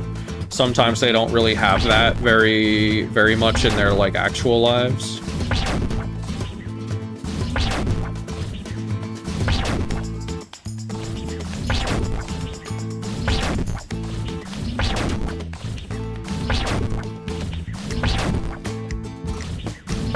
And it's a little unfortunate sometimes that gets framed as like, oh, adult strangers hanging out with kids.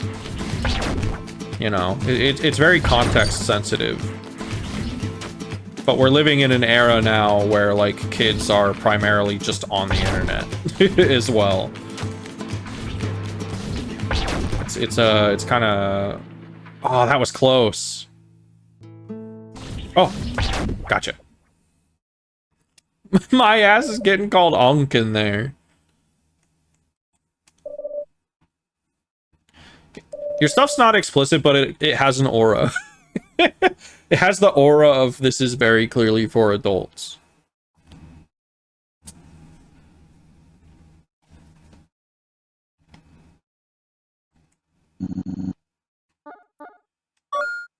Wait, what did it say? I wasn't even looking. I was like, can someone tell me what that's, what that thing said?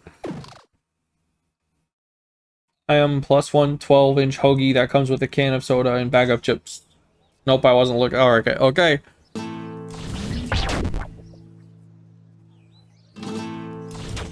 Oh, God.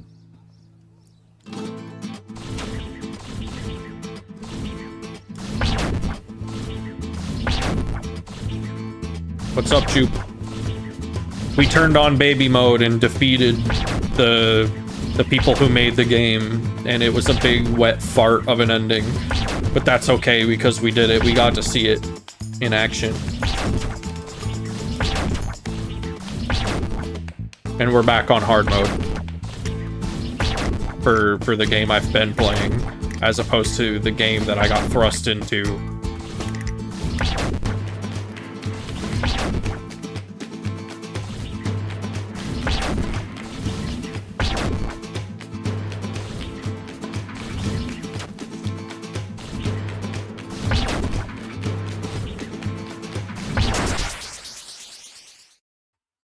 Finally, piss aura shots.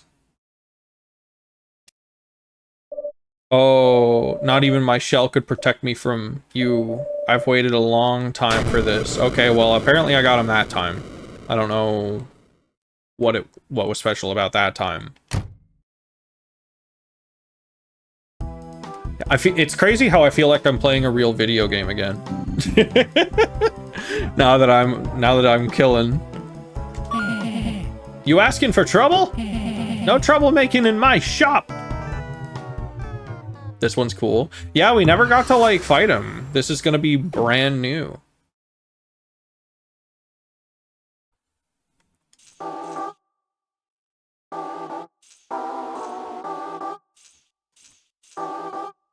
Oh, that's good. Oh, okay. I see.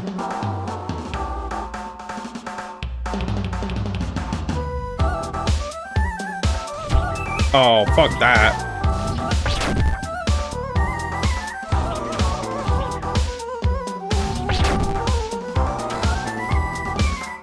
They're really tucking those things in there, aren't they?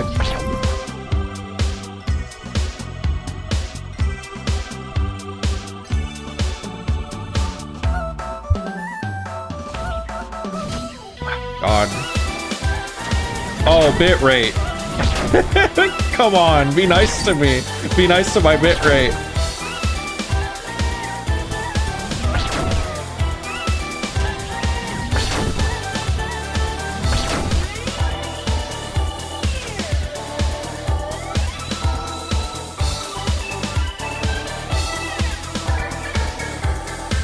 Oh, this song is so good.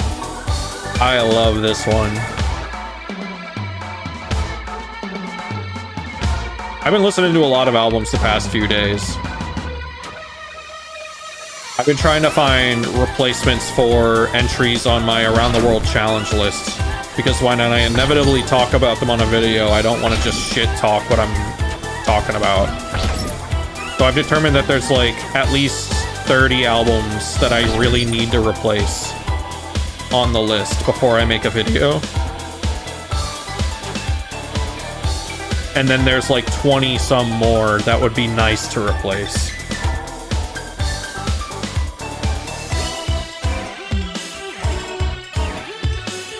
So I've been listening to a lot of stuff from all around the world the past few days. I think I listened to like 9 albums yesterday. And then a few days before that, it was like 10. And then in between those 2 days, there was like a couple more. Oh, I was about to say. That is a lot of health remaining.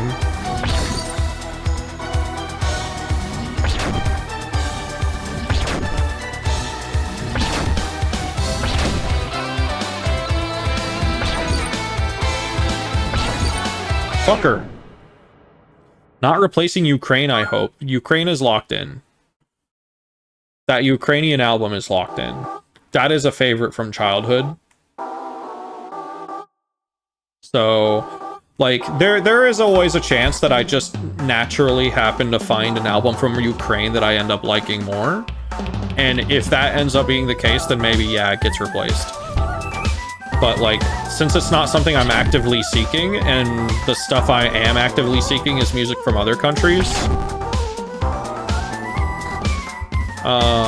you know, it's not likely. Ukraine is not necessarily a country I go out of my way to listen to music from often. And, you know, as an American, you don't get that kind of fed to you very often.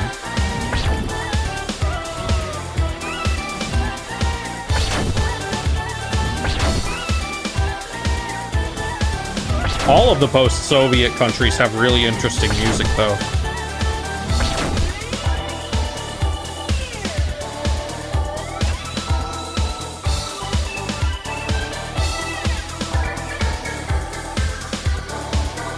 It's a great album. Yeah, it is. I think it's pronounced like Obi. It's by the band V, and I don't know how to pronounce the actual album. I know how to pronounce the song Ishovi Nebom. I know that much. I don't know what it means. I hope I didn't say something awful.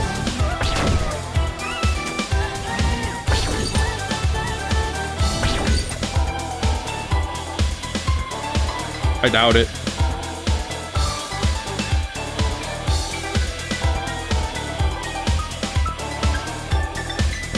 Ow.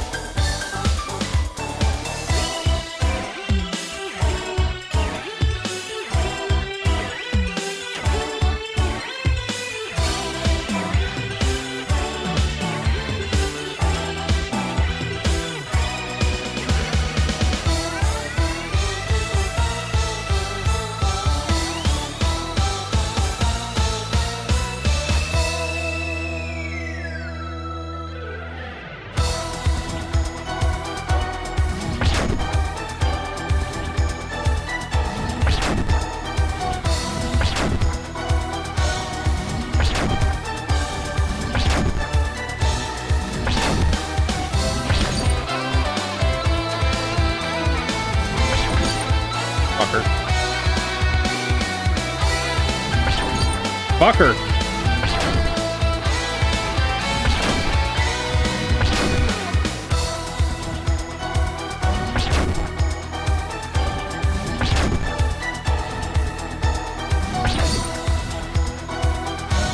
Oh my god. Awful.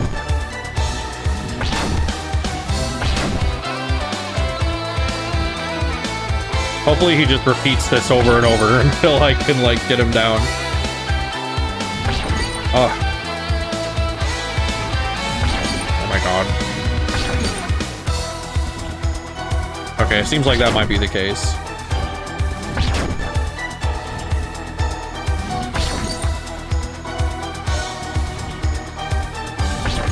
Stop blocking it.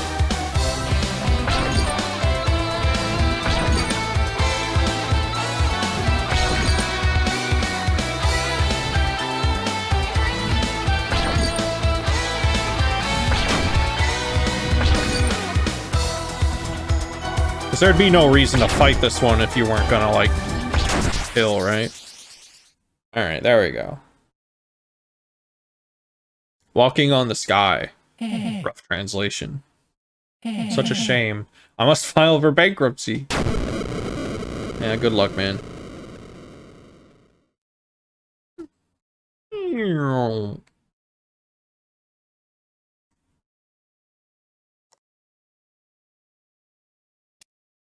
That album has a vibe to it. I'm gonna conveniently save here.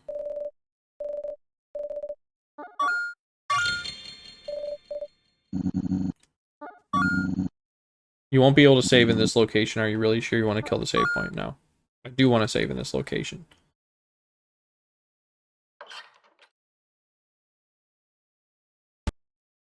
Not here, not yet. Save him for last. For this little area.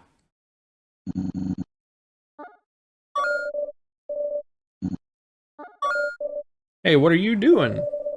Huh?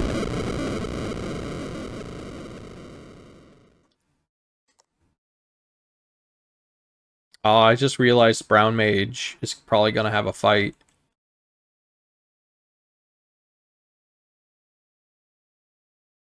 He is great. He was great all along. And that's the moral, is that if you don't realize how great you are, some red mage is gonna come by and kill you. Before you ever realize it. Alright, now which one do we get first? The Crocodile? I kind of want to see Brown Mage's reaction to me setting his pet free.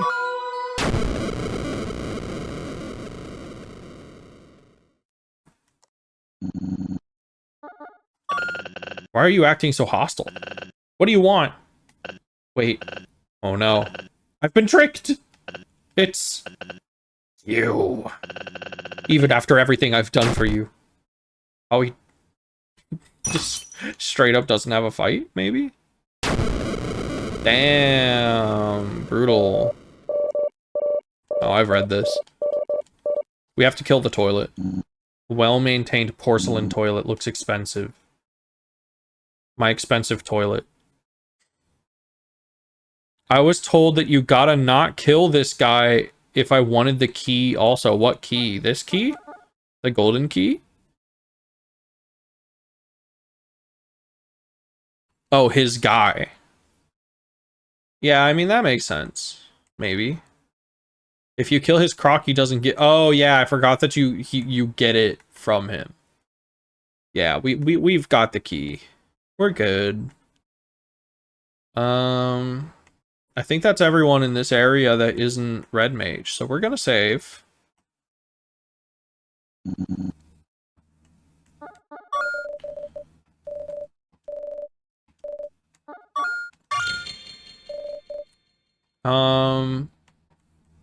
Certainly this isn't a killable thing, right?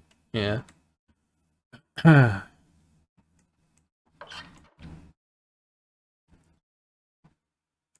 If this ends up not taking too long, there might be another game after this.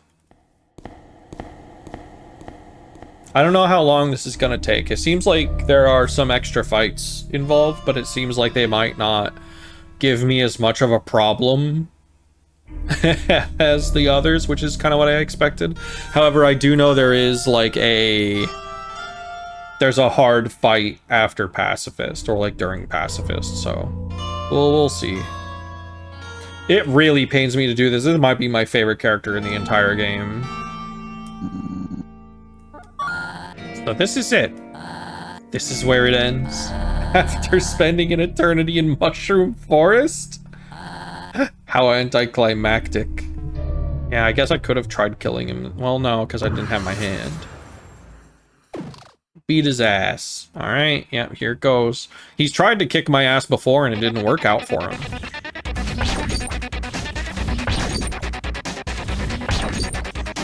Whoa. He's blocking these. He's blocking them all. There we go.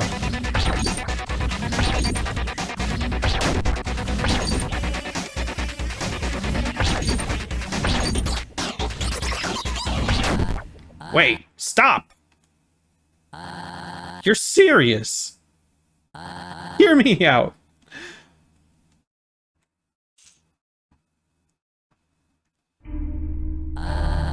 If you want a true clash of life and death, we'll have to spice it up.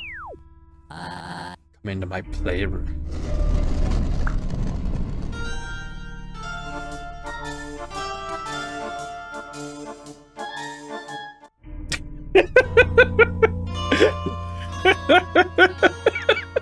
Nah, man.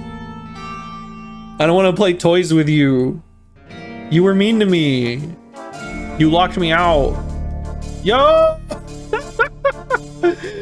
Aw, awesome. Toys. I do want to play toys. Toys. Is the car like wait? Yeah. The talisman board's pretty good. The main reason why I gave the ruby to you is to have them separated.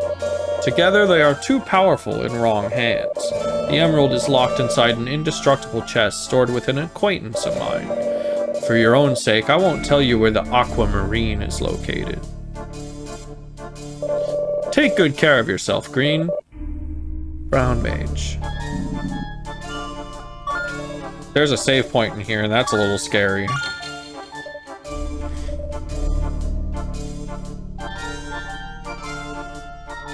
There's a whole TTRPG section on a fucking talisman board. That game is not like that.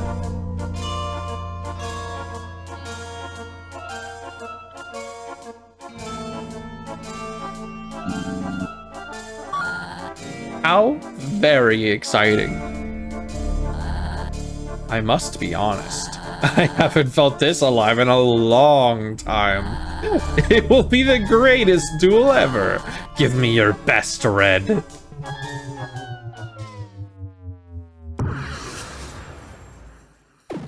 Yeah, I'm not familiar with talismans, snakes, and ladders. Oh, a real fight. Oh, you're gonna have a blast. Hey, can you send me attacks that I can... Ooh, there they are. Oh, this is good.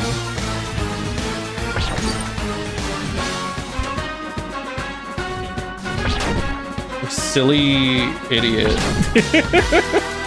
This guy.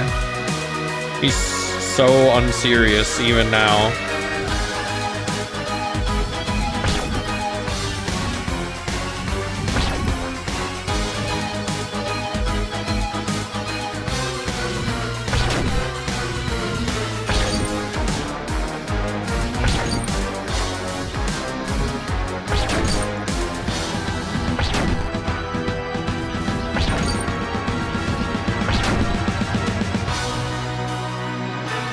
This guy does not realize the boss fights I've been through and how fucked he is.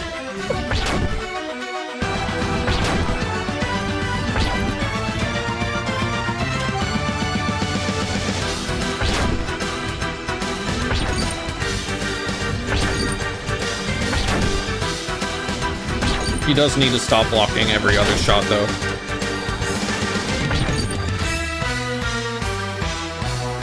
Oh, new mechanic, new mechanic. He's bringing a new mechanic. That's pretty exciting. Does he know that if he just stopped sending these kinds of attacks that he would be invincible and win eventually?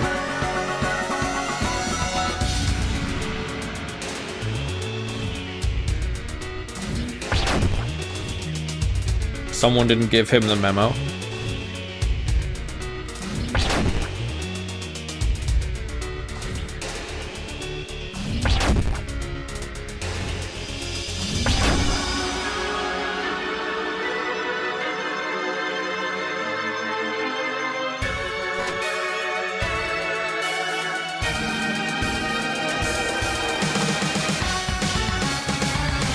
Oh, I thought he was about to do like a magical girl transformation right there.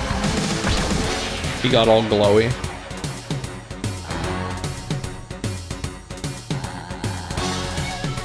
It's magic on cooldown.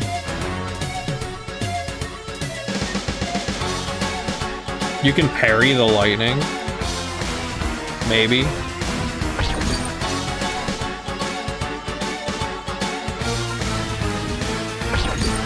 Fucker.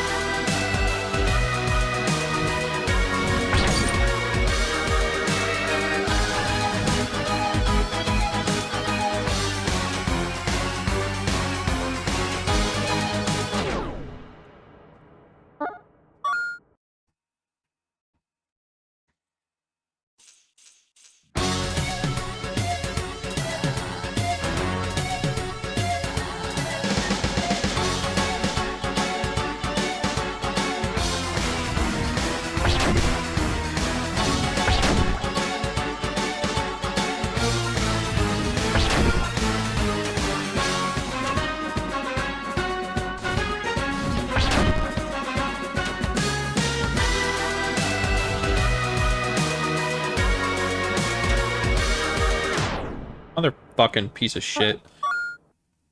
I am not a big fan of the fucking swervy notes.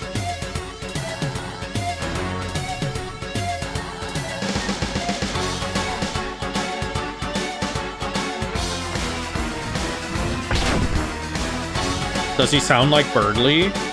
Yeah, he sounds like Birdly. His little chirp is very Birdly coded.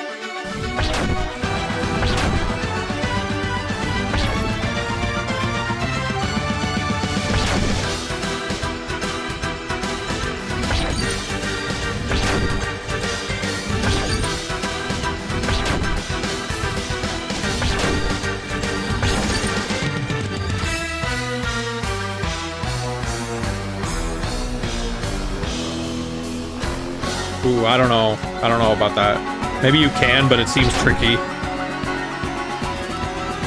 I certainly did not get the timing.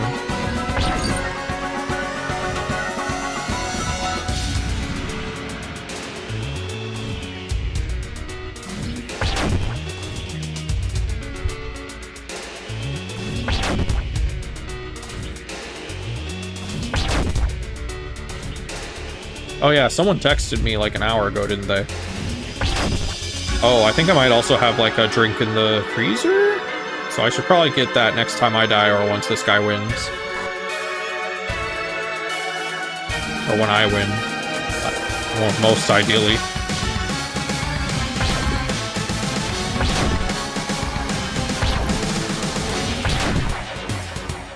Actually, I can just pause it. I can pause it and check those things. Okay, well, the text is from my landlord thanking me for renewing with them. So I'm glad they actually got that, that document. Should get a walk-in while you can.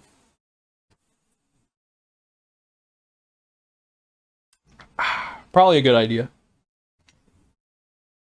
Oh, standing up. Goodness gracious.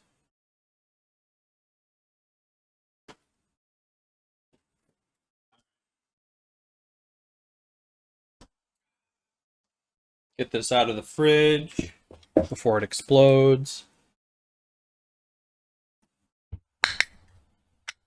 I walked through the freezer to get a brewski.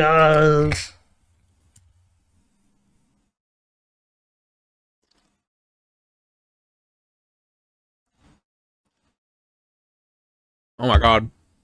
That is basically a slushie.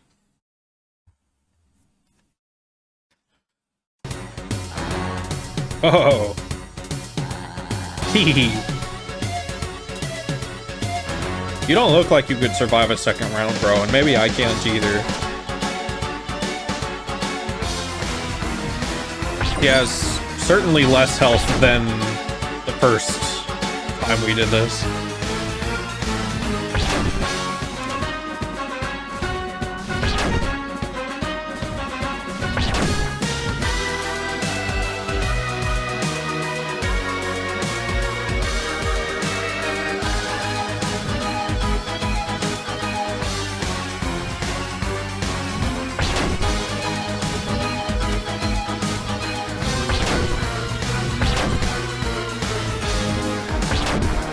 I'm going to take the phrase second round to mean he is out of tricks.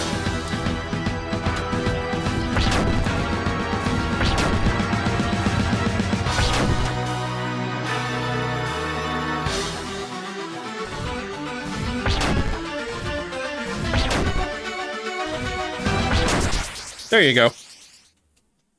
Be free. On quite a show, Red. It was not the best, but it will do. It will do. Yo, him's fucking orb. Damn. Maybe I'll do fan art of that guy. No one to play cars with. No one to play toys. I understand. Yeah, you were the least special save point, fortunately. He's really good. He's a definite contender for fan art getting put on the list, which means I might get to it within like 5 years.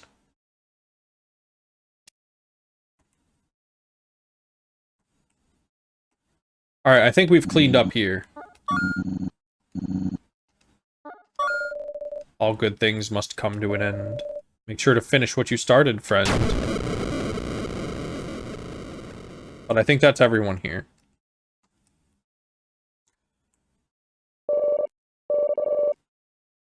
Okay, we got a confirmation from the door.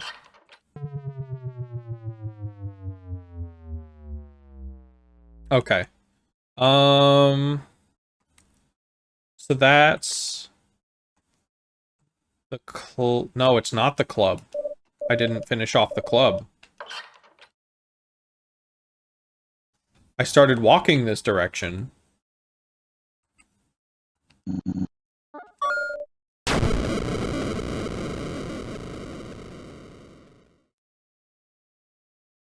But then I went left, right?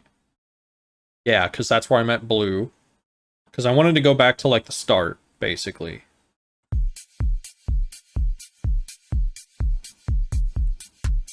This sign can't stop me because I can't read. Alright, I guess we start with the actual threat. You wanna fight, huh? You are tough, but I've never seen you throw any punches. This time, I'll teach you a lesson.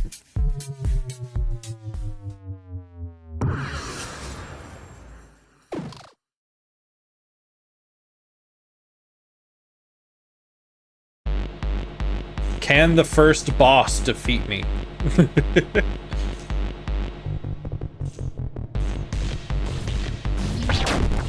That's probably a no. If I'm gonna be honest. Not that I expected anything different at this point. God, all of their attacks are the white ones. That's so sad.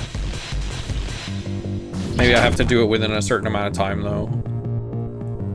Because this is a fight that has an end. So I've got to be, like, aggressive. Ooh. Damn it. Okay. Aggressive and lucky with which one I decide to throw these in. Or I just memorize it, which is not great.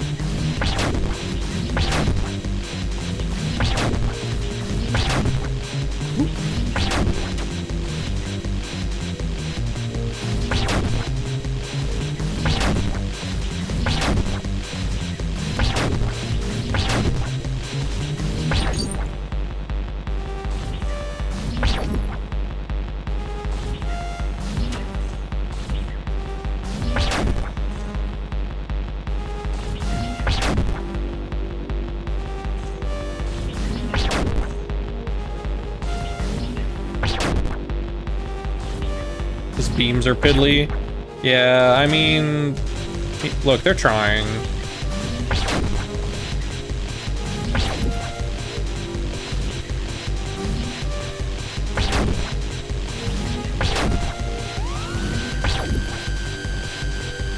Look, what matters is there are a lot of them, right? Your beams can be piddly if you have a lot of them.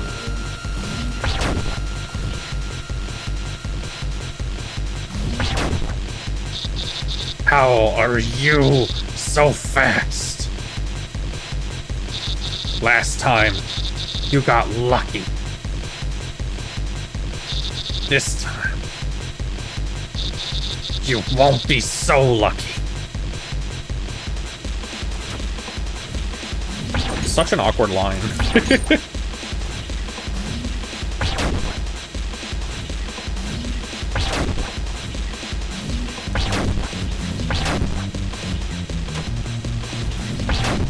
It wasn't so much luck as it was that I have a save point that I can go back to if I die. So you have to win every time and I only have to win once.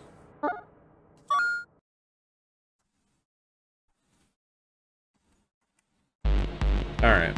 We're not gonna die to fucking Zig again. Unless we do, in which case, oops. Not intended.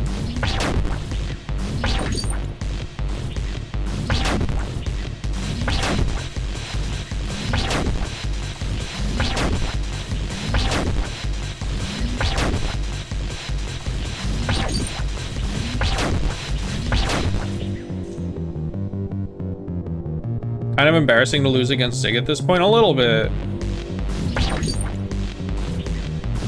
I'm so used to baby mode from winning on baby mode.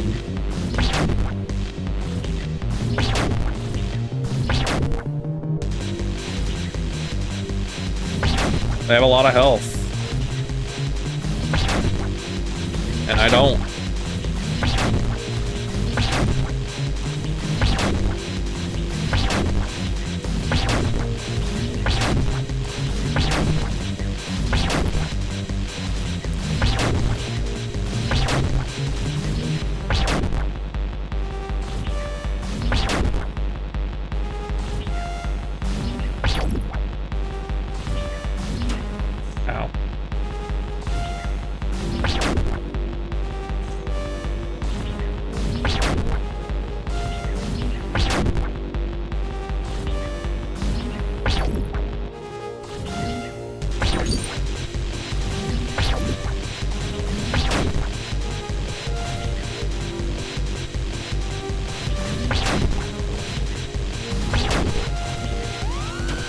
Like little arm scratch claw movements.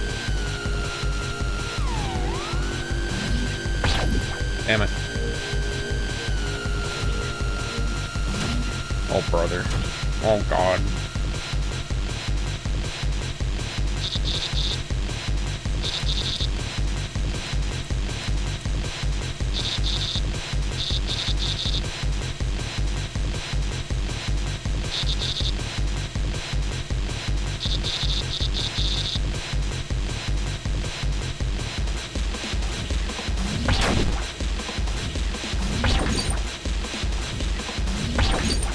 Damn it!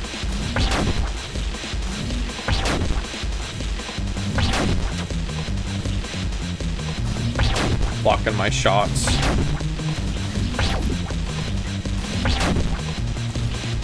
I thought I was gonna be smart and be like, oh, I'll like switch lanes so that my shot doesn't get blocked. But little did I know.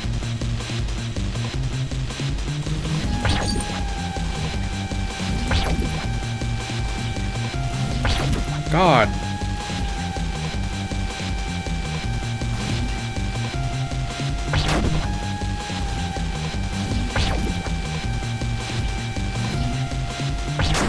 Got him.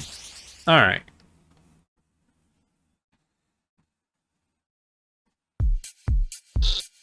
Ugh. I don't feel so good. You can't put that line in there and then expect me to like take it seriously. So what you think about that? Hi there, Dolphin. Okay, like just did not give a fuck. There is no escape from you. I always wondered if I was truly conscious. I might finally get some answers. Well, I got my answer. You didn't have a soul. So... sorry, bro.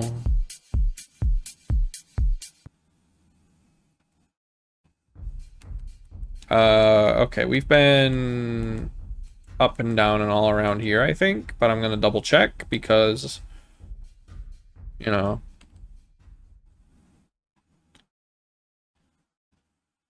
ChatGPT has been defeated.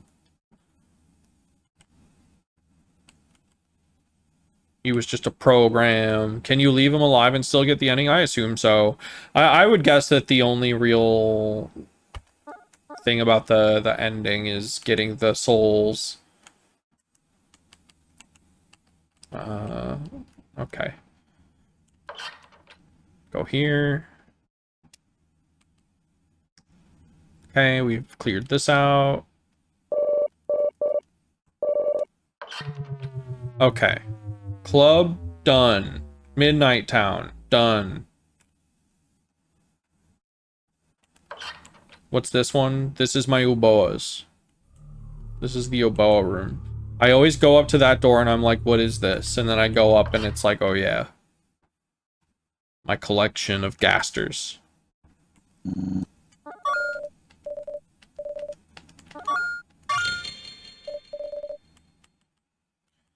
Desert. We could do... Let's do... this one. Because it's like... it's its own confined little area, and then I won't have to keep track of it. There's not a whole lot going on here. I'm gonna have to fight Rasta Beasts again.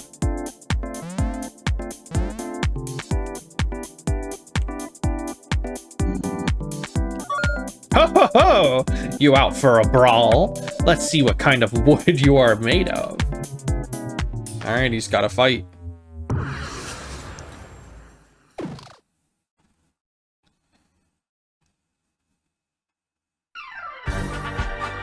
Oh, fun.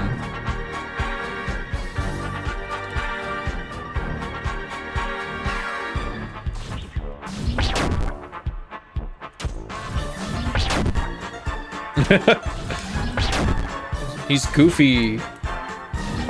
He's goofy silly with it.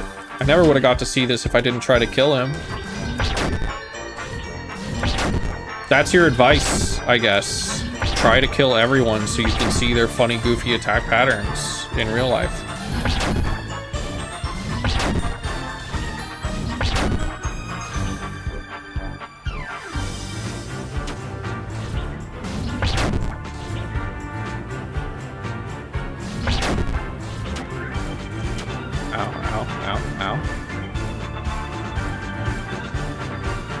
Guys, care to explain the game?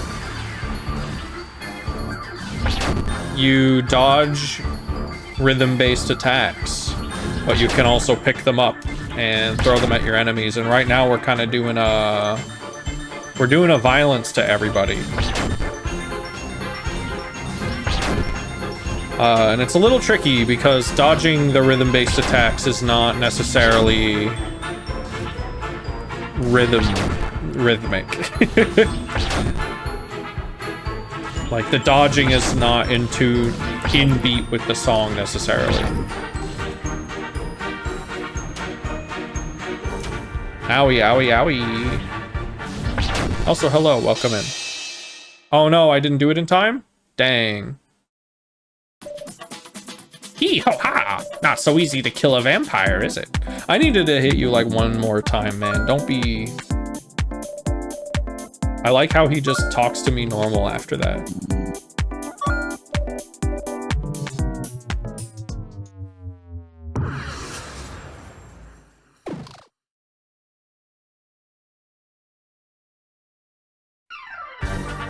Alright. Let's kick this guy's ass.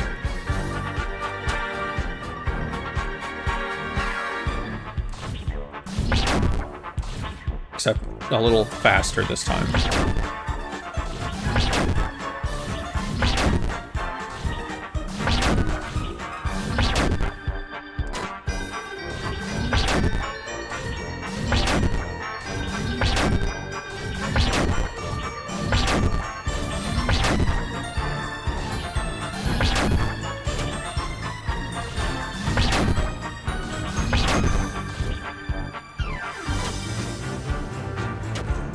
shit.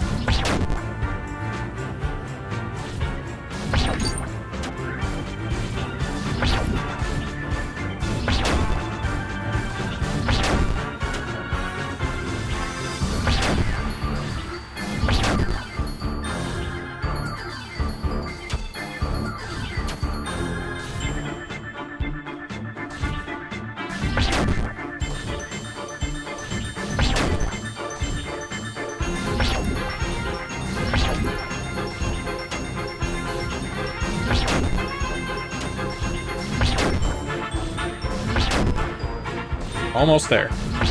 There we go. What are my attack patterns in real life? Probably a lot like this guy's. You hit hard for looking like a pair of sticks. Before I go, let the world know that I, Disco Jimmy, lived to the fullest. Time for me to perform my final disappearing act. Yeah. Yeah, he really did just call me that. I know I have the pass, but I'm not sure if I'm allowed to say that on Twitch. I'm pretty sure I'm not.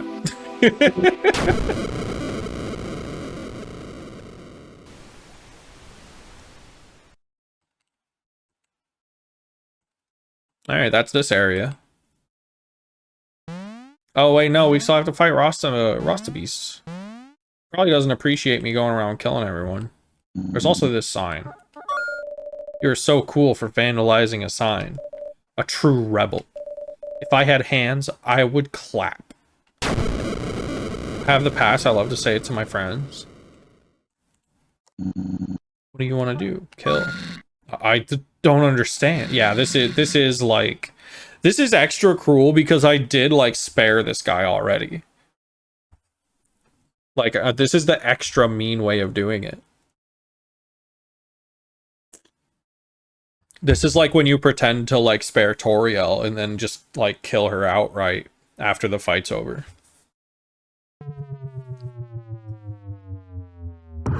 They love it too, we love each other.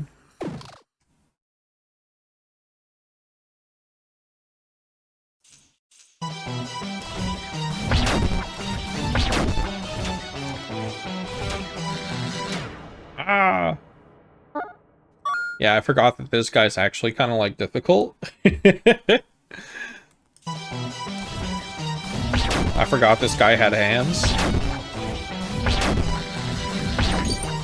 Maybe it'll be a little easier now that I'm going in for the kill. I don't have to dodge everything, I can like attack. Dang.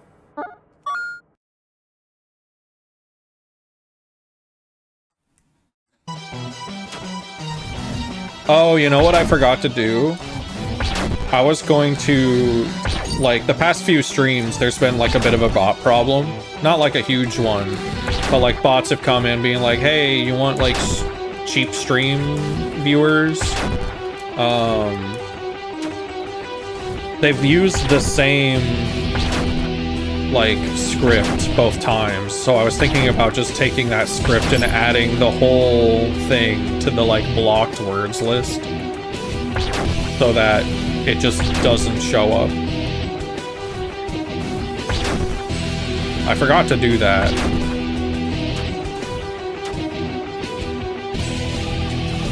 Are you being too much? No, you're good.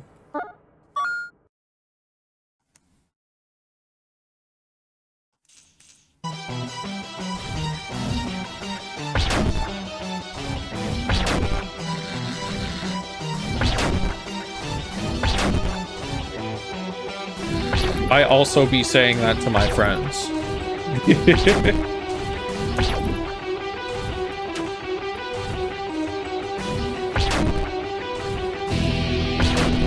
I appreciate people being active in the chat. Because if people aren't active in the chat, I'll probably be like, oh no, is everyone gone? So I do appreciate it. I appreciate people who choose not to talk to. But you know, there's a balance. Oh,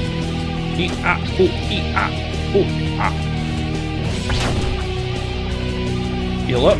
I forgot. Oh.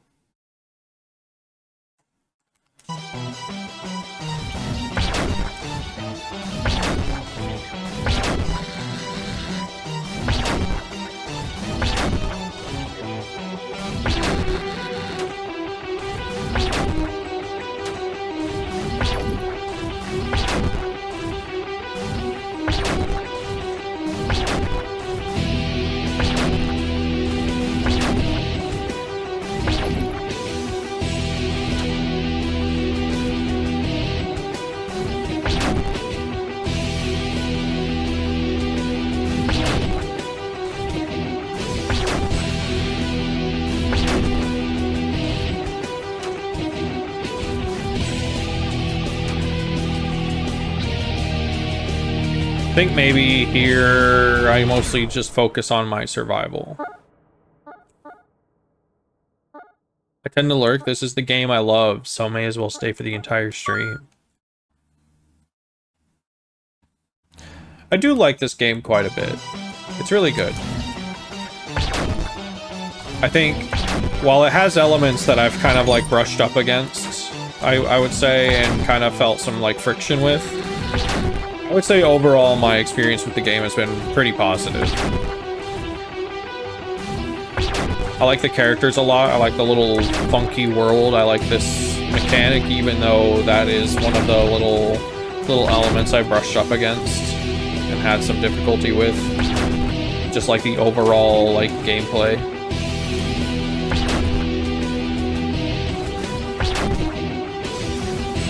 But I think I get it. Might be a bit of a longer stream today. I want to see how much of the game I can get through. I don't know how much is left necessarily.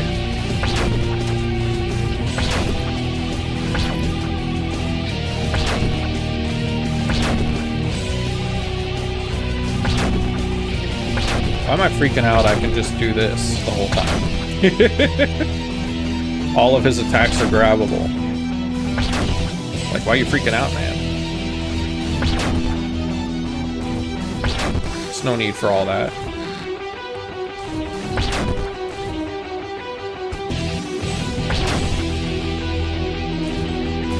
I guess those really long streaks are still a bit of a potential hazard.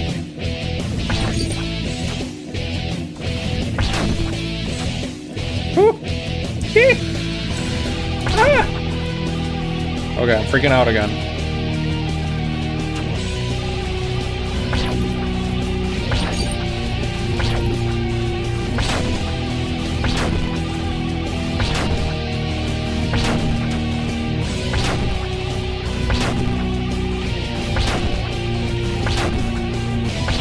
Got him.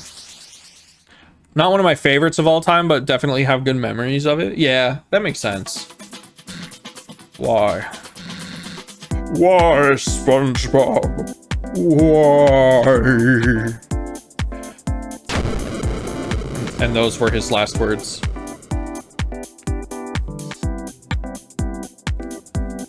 The love light has gone out. No one is left here in the carnival.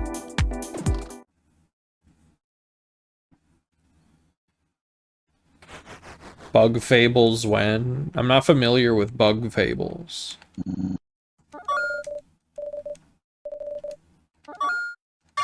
I wouldn't mind checking out, well, I don't know, because it's a bit of a, like, Tamagotchi type game, so maybe not the most streamable thing in the world, but I do want to at some point play, what's it called?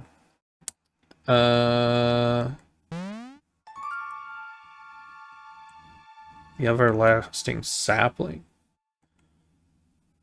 I'm trying to remember what the bug game I want to play is called.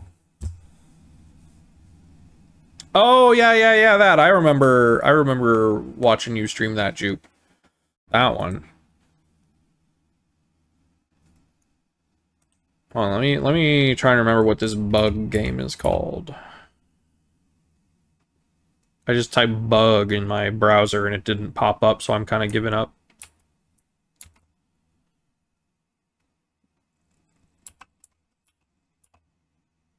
I guess I could look at my like wish list on Backlogged real quick. When at Bugaboo Pocket, thank you. It's Bugaboo Pocket.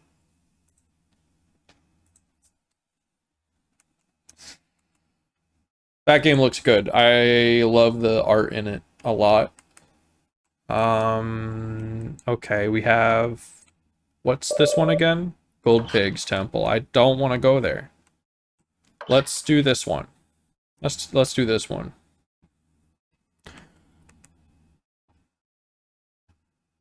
Catch me lacking on bug games. Bug games are good. Glitchwave has a tag specifically for bugs, for bug games. They have a chart. You can look at the best charting bug games. It's a bug. Alright, oh, we gotta kill Sir Mix-a-Lot. I don't know how long I can keep going, but I won't let you pass. Alright, this is a guy with a time limit. For sure.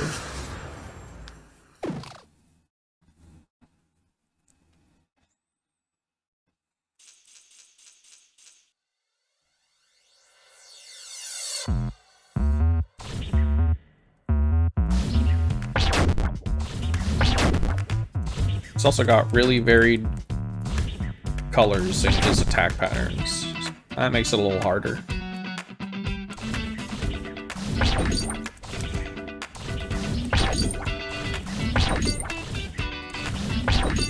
God damn, dude. Stop blocking all my attacks.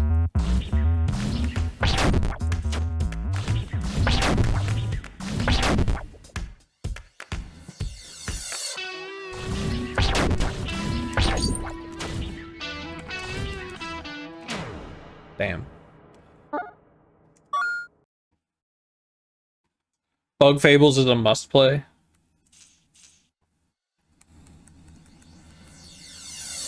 That makes sense.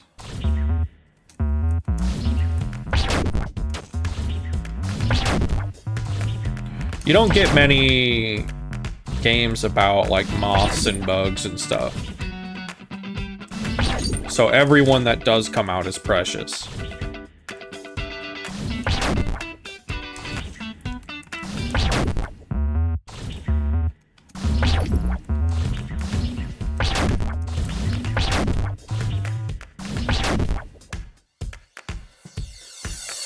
Has a soul. That's good. I got that impression when I watched Juke play it. It seems pretty good.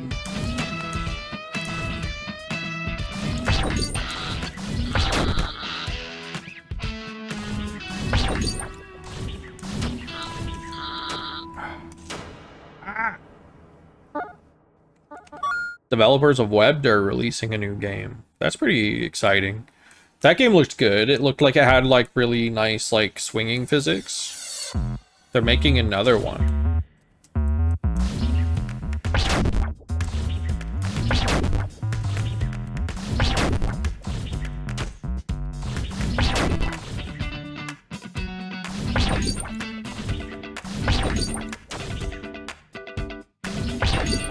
God damn, blocking every single one of my fucking attacks.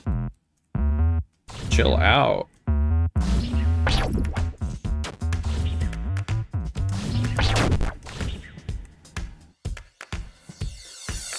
It's about roly-polies.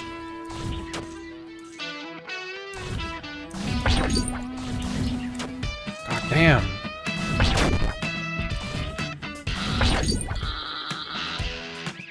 I haven't even gotten him to half. I was doing better before.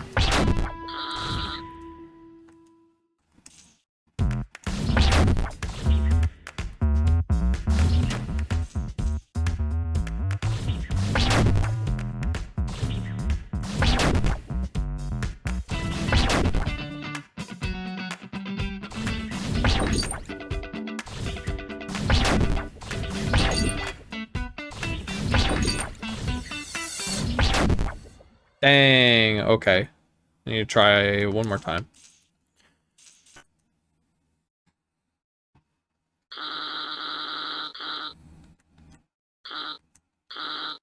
This better be the final round. Yeah, me too, man.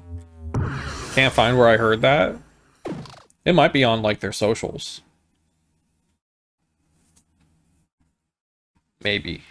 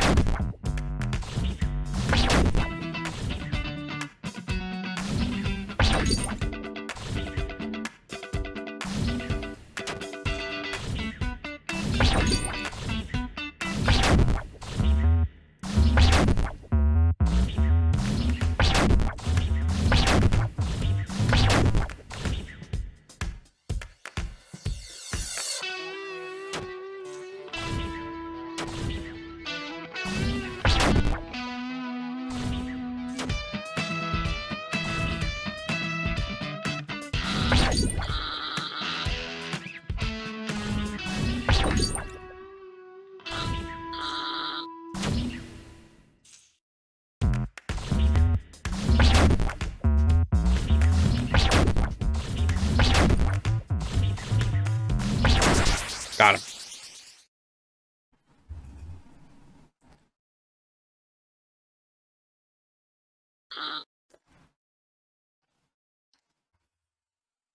Hey, you sure are a tough guy, you little red twerp.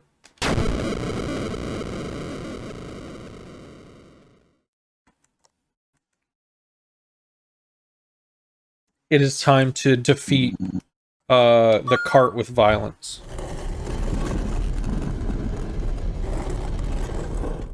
I hope this thing has a soul.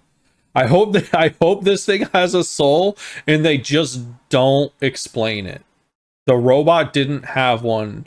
This minecart does. Ah! A freak!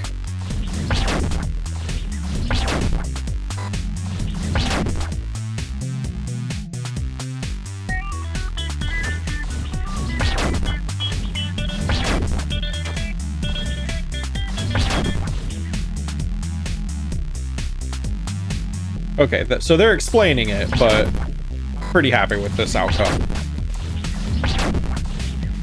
And it does explain a few things, I suppose.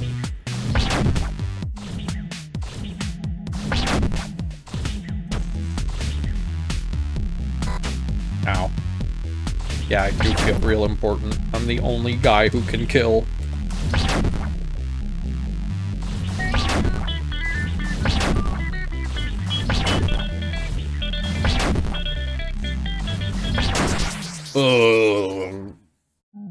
I guess my days end here.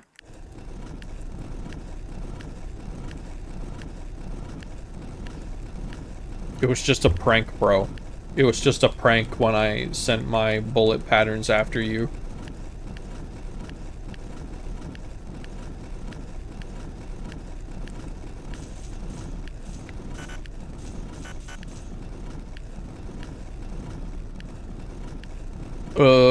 It's what I say when I wake up.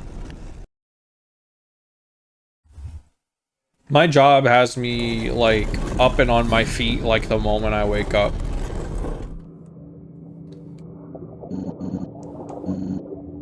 It's a little bit evil, but, you know, it is what it is. I left my coffee in their fridge. Hopefully no one touches it.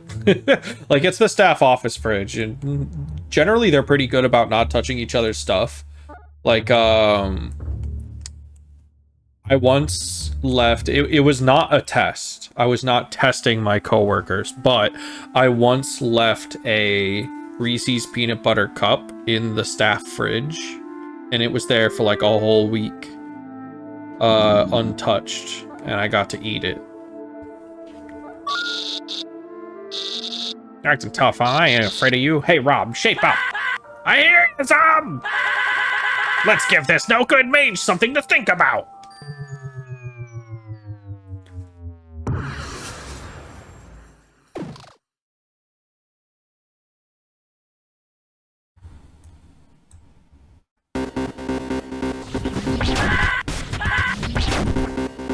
Oh, that's funny as fuck.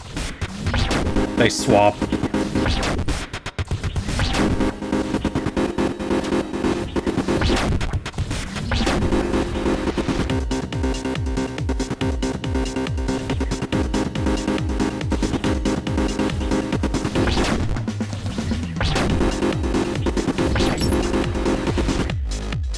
Oh, they have separate health bars and everything. That's good.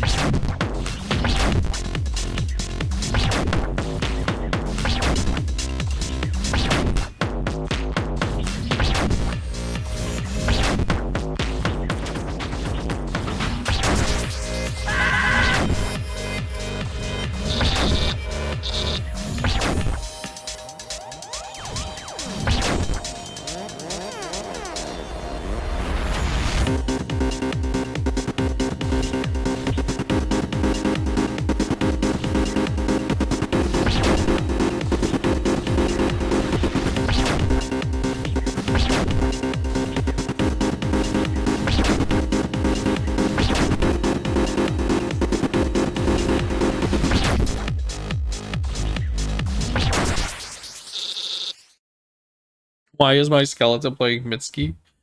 Impossible. You found a loophole in our contract. Yeah, they're actually happy to be dead. Those are guys we don't have to feel too bad about.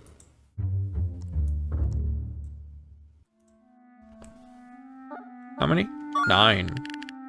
The blue slime is working hard in the cursed castle. Oh, the slime brothers. I feel so bad. My diploma's gonna be null and void.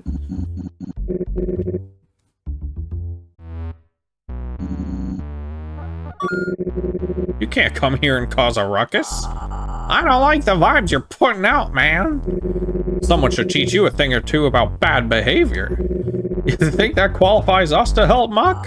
You darn right, Flan. We won't go easy on you, kid.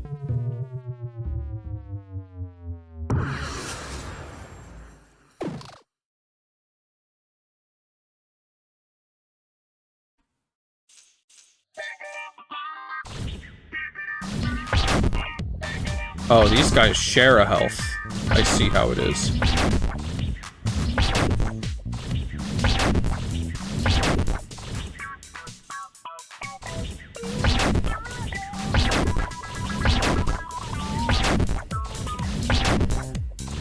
And they are not strong. They are...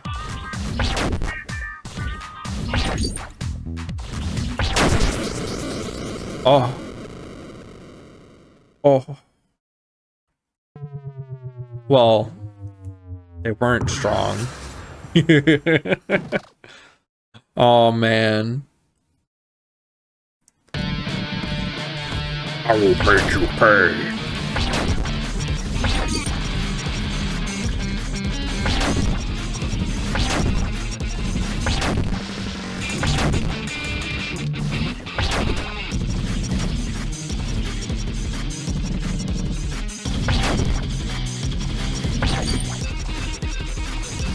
I'm Jeff the Killer.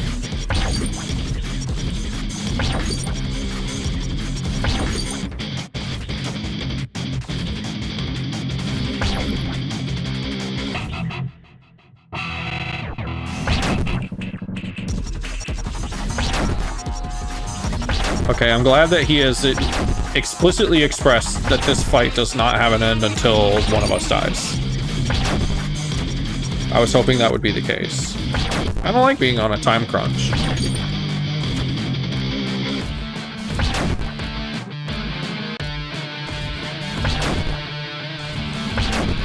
Literary analysis of Jeff the Killer. That sounds like it could be funny.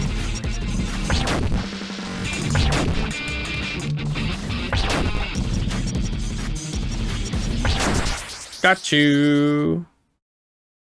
Damn.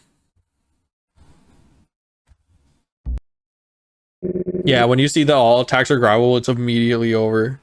That's very true. You horrible creature. I love that he's just puddled. I hate you.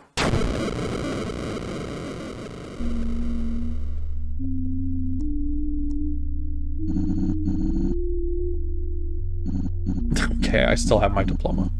Whew.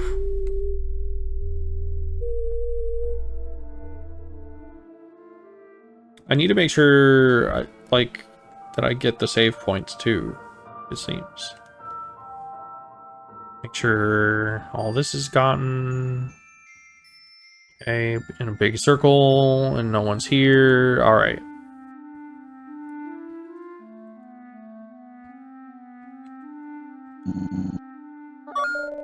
Whew, it's been quite a journey, hasn't it?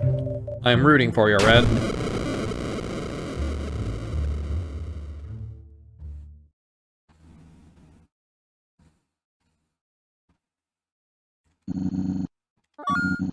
I guess this is as good a place as any to die. It's cold and comfortable. Where would you like to die?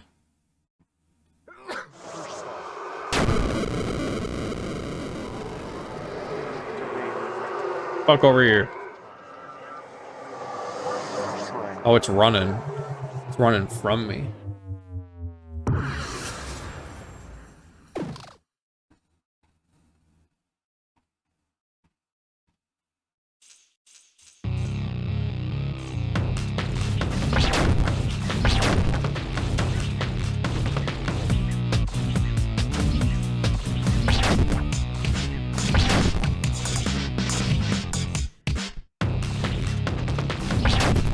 I like how the jump away button is now just an obstacle that I have to not touch. It's a nice little inversion. It'd be funny if after you've started killing people, they like started littering this fight with those. Oh.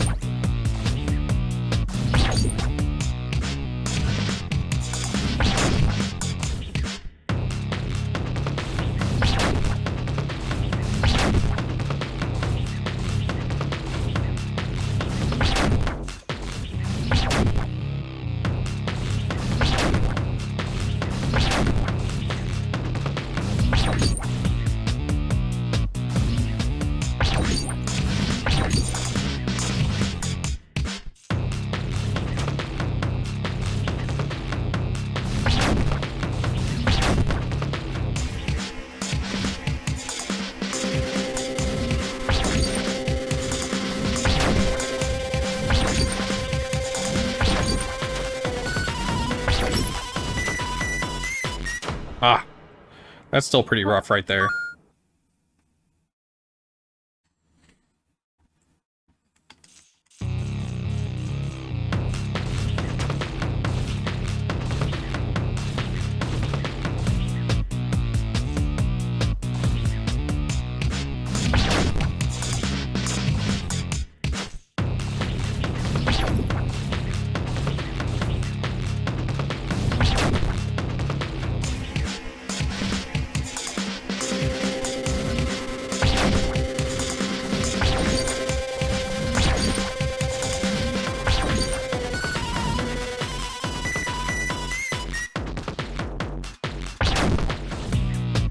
There we go.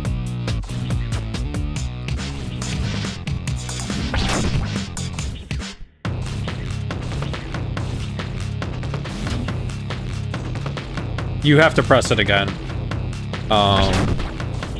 Which lets you kind of like hold it and time it just in case, like, just in case there's like an impenetrable wall in front of you. But also, if you get hit, you drop it.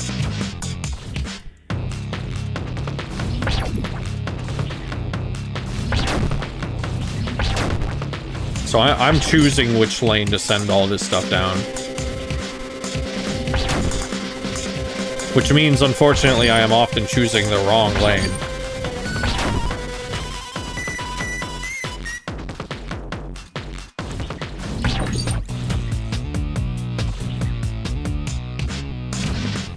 Oh.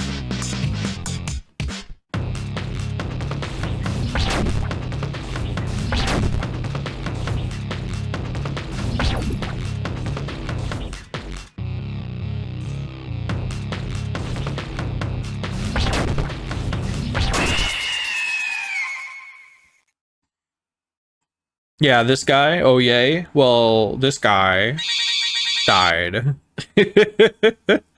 Had a hard time not hitting the springboard on this one. Yeah, I mentioned earlier it'd be really, really funny if they started littering the field with those once you started killing people.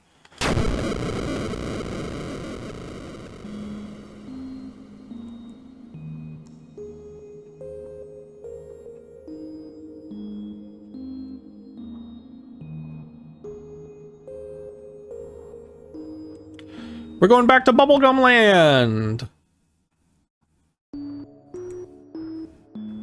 Are y'all ready to believe again? In Bubblegum Land? Doop, deep, dop, doop. Kill this fucker. You sure pack a punch.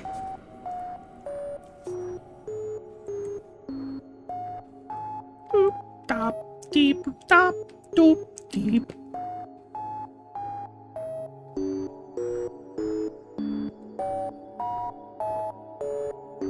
And then, is it? Yeah, there we go. Kill this fucking thing. Why do a job badly when you can do it well? Thank you for the wisdom. These things don't have souls, I'm seeing. Quest is so big. Well, actually, for a VR headset, the quest isn't that big. The index is pretty big. By now, you should have come across the powers you wield. Only you can erase the inhabitants. Yeah. Blah, blah, blah. I've seen this. We've seen this.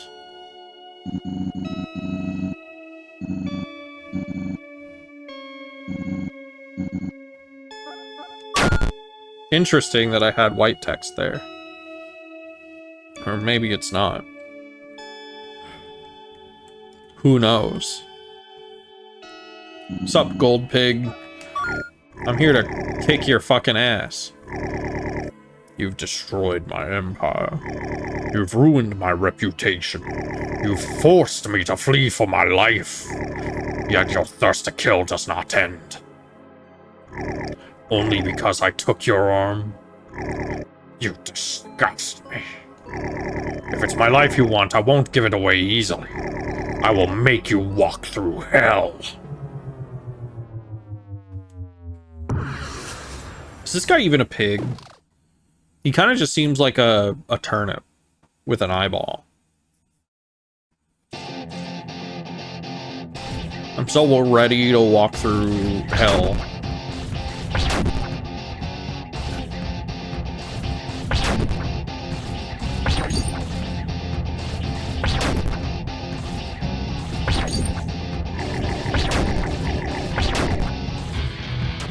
Owie. Hero diff this guy? Yeah. It is very much the the same fight.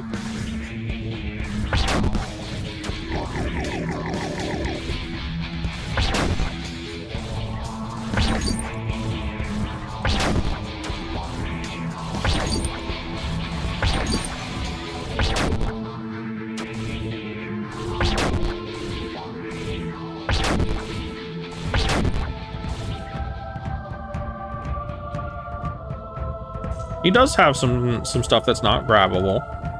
to his credit. These are pretty tricky, and I don't like them. Don't trick me.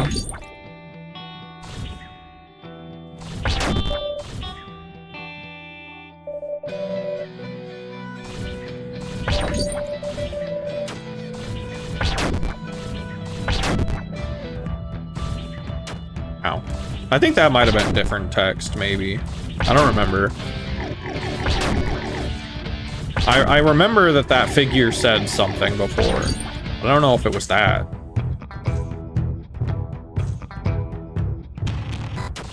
Ooh.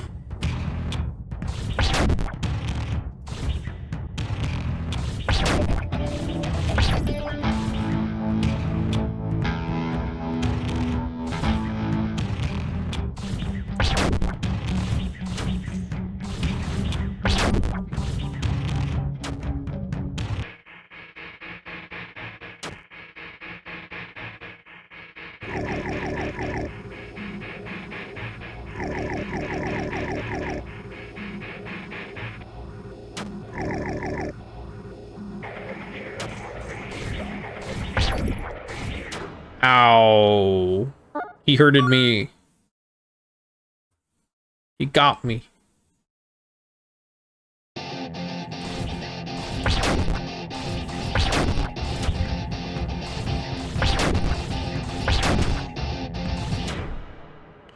I was rushing it.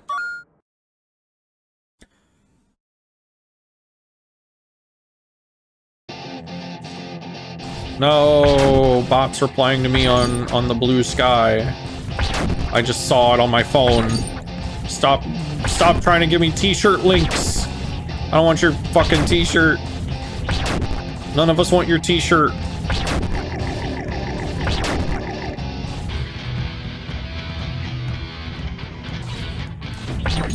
We should legally be allowed to, like, go to the homes of people responsible for those kinds of bots and, like, break their kneecaps. You heard it here first. I hope that's not, like, you know... I hope that's okay to say, but I'm gonna say it.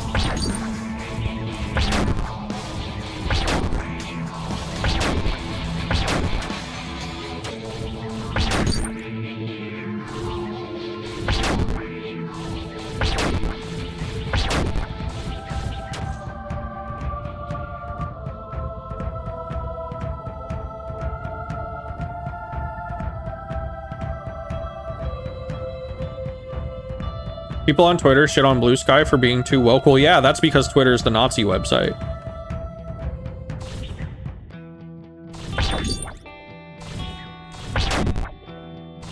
Insensitive, yeah.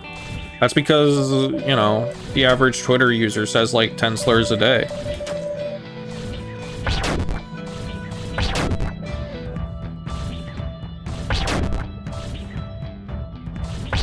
Like, Twitter was always pretty bad. Like, I think people forget how bad Twitter actually was even before Elon took it over. It was pretty fucking bad. Like, it's dire now. It's like, I wouldn't touch it with a 10-foot pole now. I understand why some artists still do, and people who follow artists, but, like, at the same time, it's like, if enough people left, then so would the audiences. There we go. People kept saying Blue Sky is like old Twitter, like that's a selling point. I mean, there is something there. But also, yeah, it is exactly like old Twitter. Its CEO is having a fucking crash out on the website right now. That made me put off getting one for a long time. Yeah. Every day I realized SJW was a sensible movement. It wasn't really even a movement so much as just like people saying, hey, you should like care about people. you should probably recognize the systems in place that keep down marginalized people, and you probably shouldn't say slurs. And then people were like, we have to come up with a new slur for people who say we shouldn't say slurs. And so they came up with SJW. It basically just means the same thing as politically correct. Like, it went from politically correct to SJW now to woke, which is just a reappropriated term from black people. Like, the term woke meant, like, aware of racism, right? And that was, like, a black term.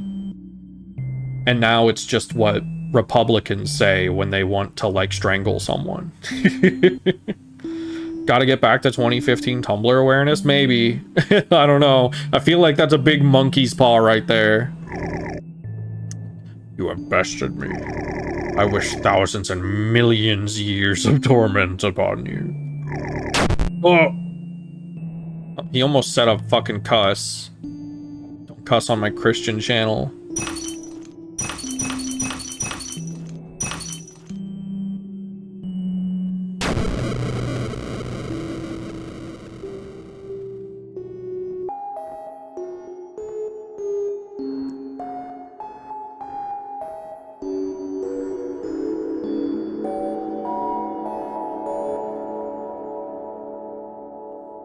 But yeah, there's definitely been a bit of like regression that's happened in that sense, not just with American politics in general, but like I think the Christian gay channel where we fuck it in the butt, yeah. But yeah, they're not just like with politics, but I think the general kind of vibe of people there's been a bit of a, you know, there's always the pushback. But that's the thing about progress, is that it isn't really linear. And you'll find throughout history that's true, where it's like there's a bit of a push and pull, and we just have to hope that every time we push it doesn't get pulled as much back, and that's how progress tends to work.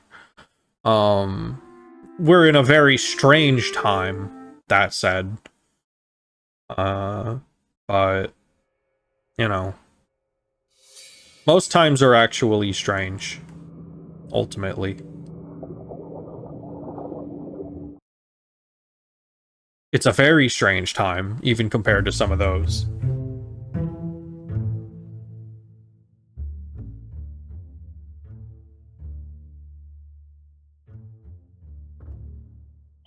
Oh, everyone here is dead. If you are lost, come to our chamber and we will help you. Okay, well that's good to know. It got worse. Instead of focusing on real problems right now, people are just, it's either alt-right or weird Puritan culture. Yeah, I can understand that. We're in a weird spot for sure.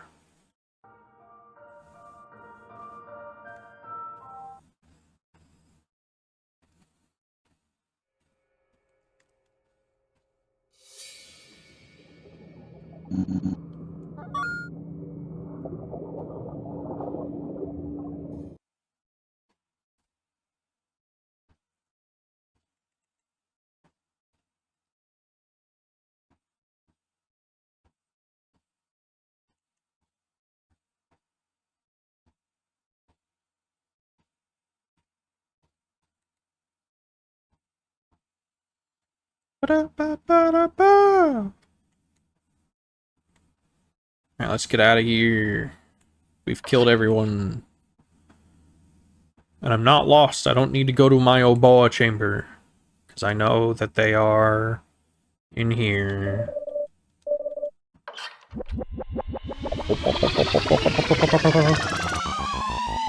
Sound of entering mushroom forest.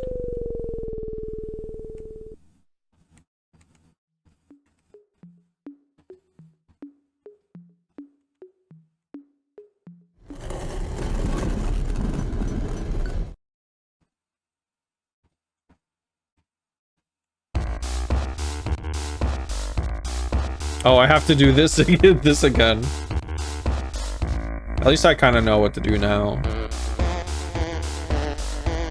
It is kind of funny that I just like broke through all their defenses and then said, hey, what's up? And then killed the random person that was living in their factory who didn't want to live anymore.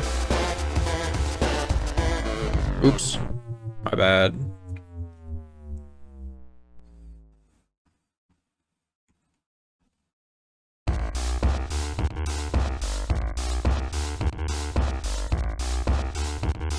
I don't want to sound schizo right now, but both sides kind of hate queer people in their own right.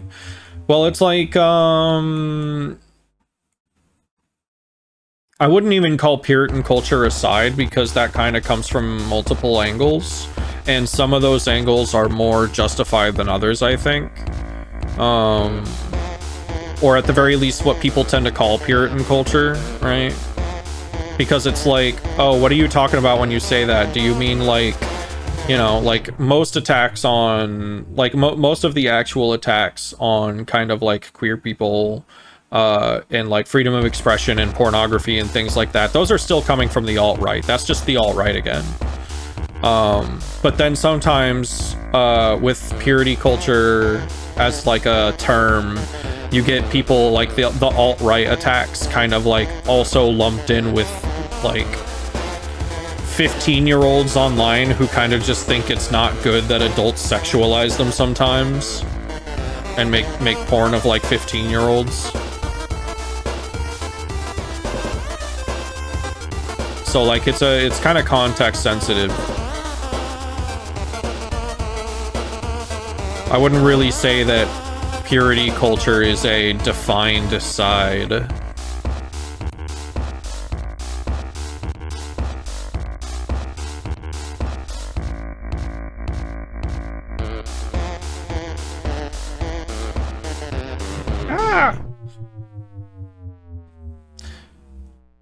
Especially as someone who, like, among my peers is a little more critical of some stuff like that. Of, like, you know, I believe the media we consume and create, it doesn't, like, you know, like, video games don't cause violence just because they're violent, etc. But the media we consume shapes our perceptions of the world around us, especially in contexts that we lack, like, first-hand experience in. So, for example, like,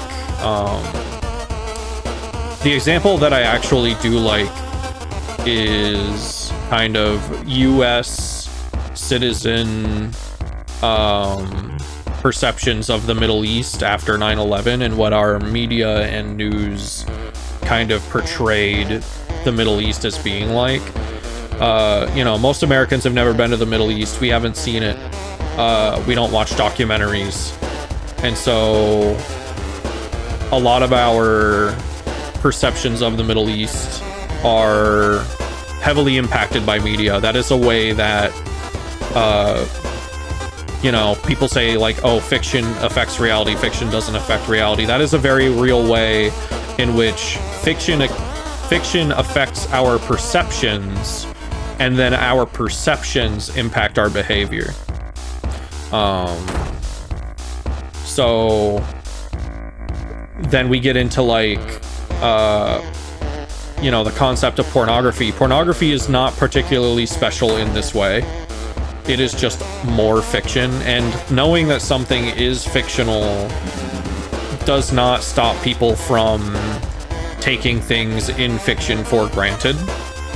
And like, if I have 3 movies, right, like just 3 movies about the Middle East, and I know that they are fictional stories, but they each share similar themes or topics and treat them the same, then it's very likely that I am going to be, you know, especially if I'm not thinking critically about it, my perception, I'm going to take it for granted, right?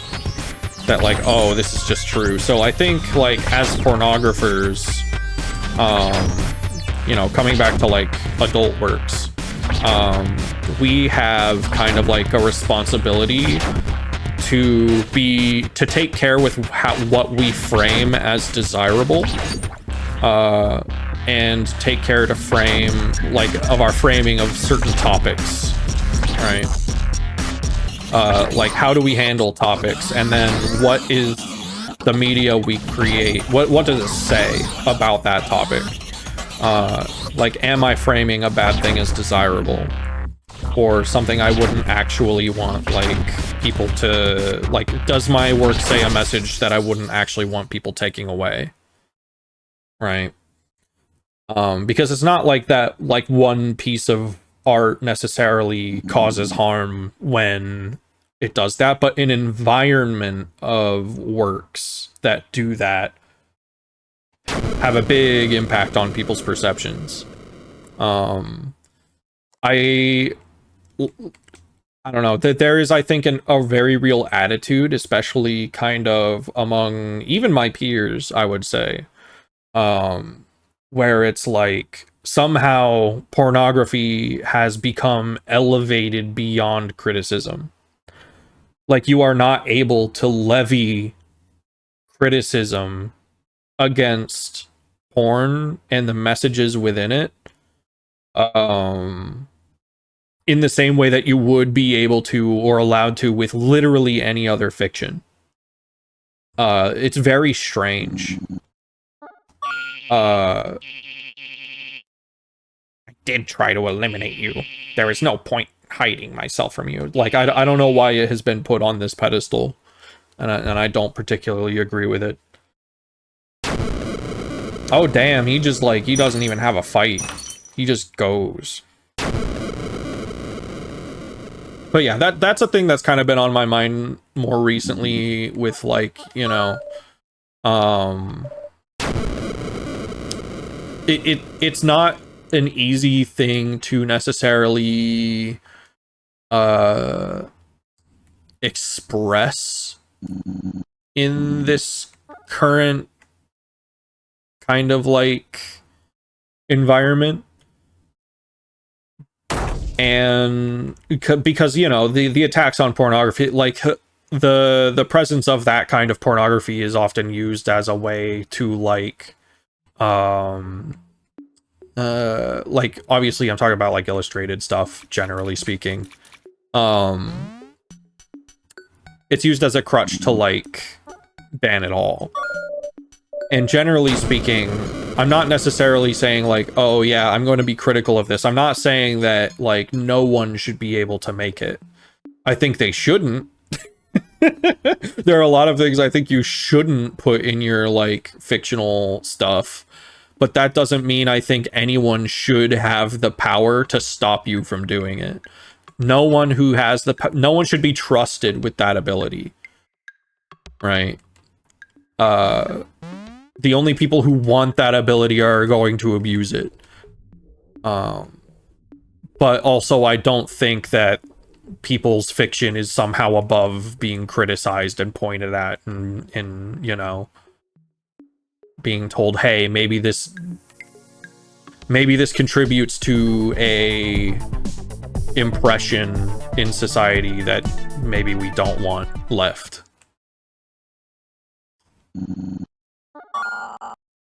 Dead or alive, for me it does not matter. I can let you kill me without a battle. Or would you prefer a fight? Do you want to battle me? Not really. I've done it. It makes me happy that you're not violent by nature. Farewell, young one. But yeah, that's kind of like a level of nuance most people don't want to interact with, and is also very difficult to express on social media sites that are, like, that really limit your word limit. Like, I only have so many characters to work with, and people are very heated at the moment. Rightfully so.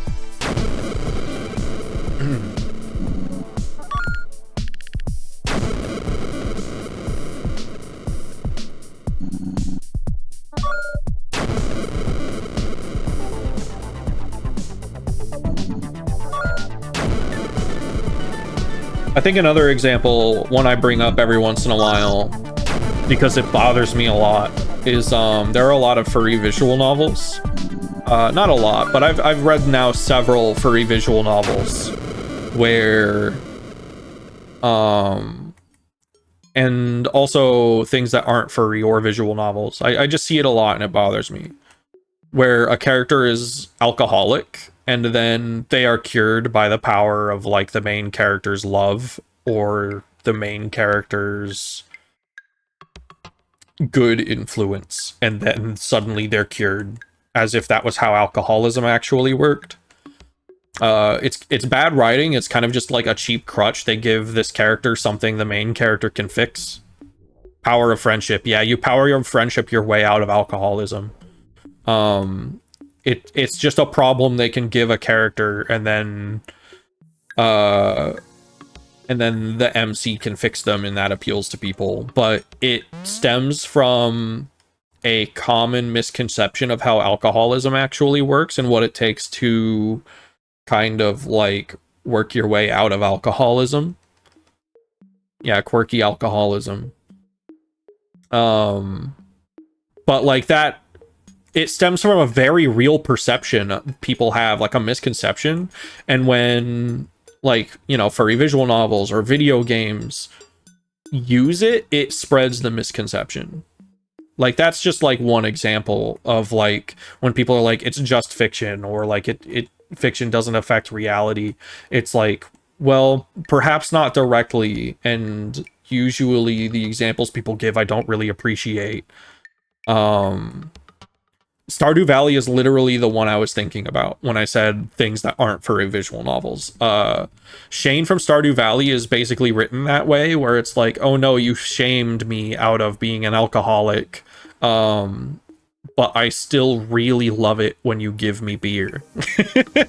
Like, his favorite gift is still beer after his like, I'm no longer an alcoholic kind of moment. It's fucked up, and I don't know. I think a lot of it does stem from a very real misconception people have that continues to just be spread by media. Yeah. And it's like, I'm not going to necessarily like name names of the visual novels because these are like kind of my peers now. I used to shit talk furry visual novels all the time, and I've tried to like reel that back now that I'm a person who has made one. I have reviews on Backlogged that you can read that I will not take down. I love to hear you criticize some. Like, genuinely, there are a couple that I'd love to do like full actual videos on. Blackgate would be a big one. I would love to do a video on Blackgate. I really need to return to Familiar Travels. That's one that features a saved by the power of love. I'm no longer alcoholic story, kind of. That also happens with misogyny with the same character. It's like they kind of just shame him into not being a misogynist anymore. Yeah, no, it's usually not malicious. It's just like not thought out. Yeah. Gotta catch you on Discord to ask about it. Maybe, yeah. That'd probably be a decent place to do it. I'm imagining someone like seeing a VOD of Everhood on YouTube and being like, oh boy, someone's played my favorite game, and here I'm talking about like furry pornography and furry visual novels while I play it. Which is like, you know, that's just the energy I'm gonna bring to like, you know, to the chat sessions. Oh wait, what? That door said something important to me, I think. 1 second.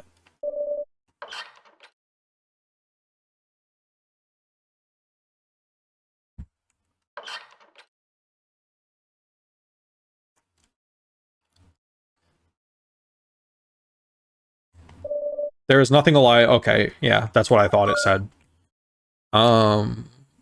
Okay, so we only have 2 souls. Purple mage, that's right. Praying. And okay, so it's gonna be purple mage.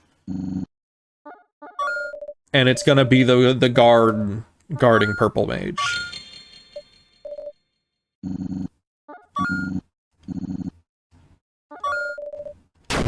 It has been an honor to see your journey unfold. And honestly, like, unless I do a video, my thoughts are going to be kind of scattered.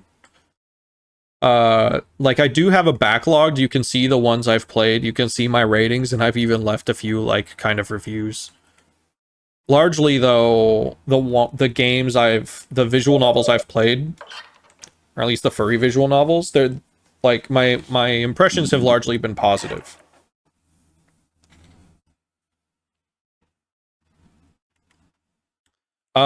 If you go to my card, which I link pretty much everywhere, you can then find, probably in the other or social section, I have a backlogged, or you can just go to backlogged and then look for Nick Shutter.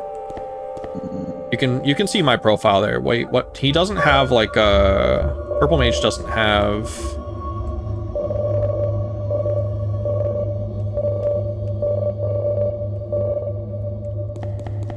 I thought there was a guard here.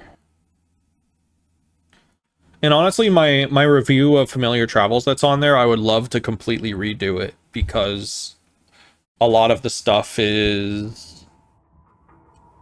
like, I'd love to expand on those thoughts more. I play VNs very rarely. Can't slog through a lot of text without a hook. That's fair. Whoops. Well, they want me to kill Purple Mage next, so I'll do that. I said Poiple. I haven't been doing VNs lately. Just because, like, for a while, it was just a matter of I'm making my own. And so I didn't want to, like... Oops, I fucked up again. You know, I didn't have time for it. But now it's like, okay, I have a backlog of several that I'd like to get to. And I will not be doing visual novels on stream for the most part. Probably not what I'm going to be streaming. With VNs, I gotta beat it in a single section or I'm not gonna get around to finishing it. Good luck. There are some really, really good ones you can get through in one sitting. I think one of them is pronounced Sarah. It's like a really good, or maybe it's Sarah? Really good lesbian, like, visual novel about an alien, like a plant alien. And then there's, always going to recommend... Lookouts is extremely good. That's a one-sitting game. That one took me 2 sittings. It would be a long sitting if you played that in one, but you can do it. Sometimes the hooks deflate so bad. It sucks so bad by the end. The only reason I finished was to see what bullshittery they do next. That's good. That's really good. So, you've come here to kill me. Maybe this was meant to be. Although, I won't give up my life so easily.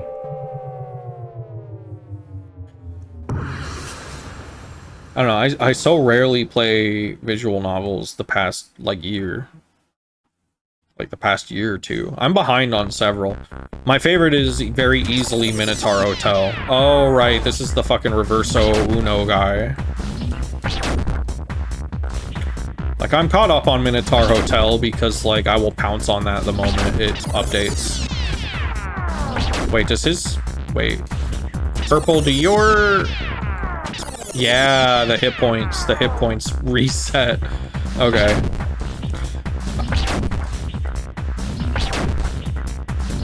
Wonder if it's possible to use that to my advantage.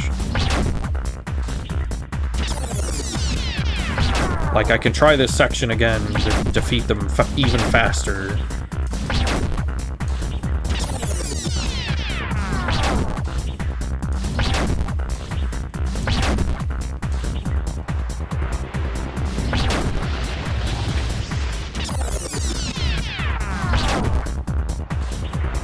I'm really impressed by the kind of variety of electronic music they've got in here. Like, this is some really good acid stuff.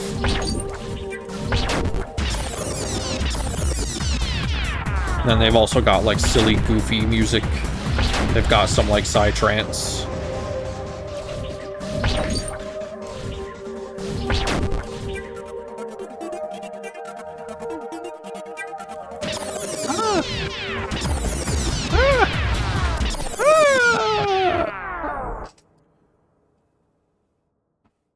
I gave that one session and it promised a management sim aspect. I didn't get far enough for that, and I need a video game as video game. Minotaur Hotel is not going to have what you're looking for, I don't think. The management sim elements in Minotaur Hotel are currently very light. They are like really light, and I'm under the impression that it's going to be more of a thing later. I'm not 100% sure.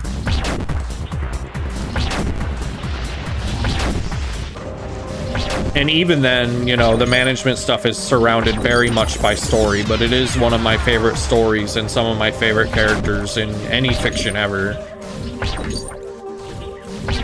It's very thought out and considerate. And, you know, initially it impressed me very much because it is the kind of story that could have gone in a very bad direction with less careful writing. It has a lot to say about like relationships and power dynamics and consent and things of this nature, because it's like, you know, in the game you're kind of forced to take this character under your wing who you have complete control over, and it's like, even if you have the greatest intentions, it doesn't stop, like it doesn't stop the fact that this person is powerless under you. And with a worse writer, that could have been awful. Like, and like, you can treat him like dirt, you can treat him poorly, and the game, Minotaur Hotel, gets extremely interesting if you do that. It never feels rewarding.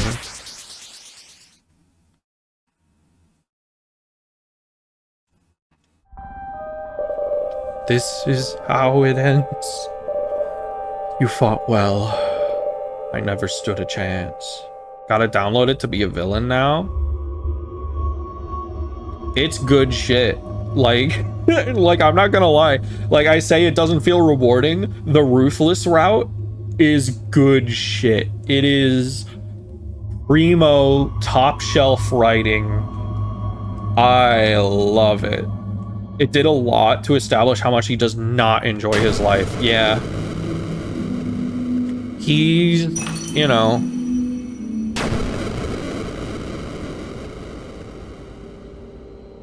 he's got a whole situation going on. Basically, well, I guess every character ever does, but come to our court of the lost spirits. We will help you kill the final soul. It's me. I'm the final soul. Hopefully I got all the save points. I'm pretty sure I'm supposed to get all the save points. Oh, there are some in like the junkyard, right? I haven't killed any in the junkyard. Okay, so I should go to the junkyard and kill the save points there. And then I should check. Don't need the save points, I think. I'm gonna do it just in case. Unless there's something for that. I'm gonna check the junkyard anyway.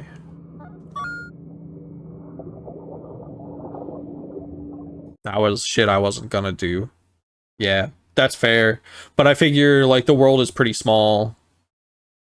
It shouldn't take long to do, as long as I can remember where the junkyard is. Oh, I remember where it is. Yeah. It's the purple door in green zone, but not this one. The other green zone.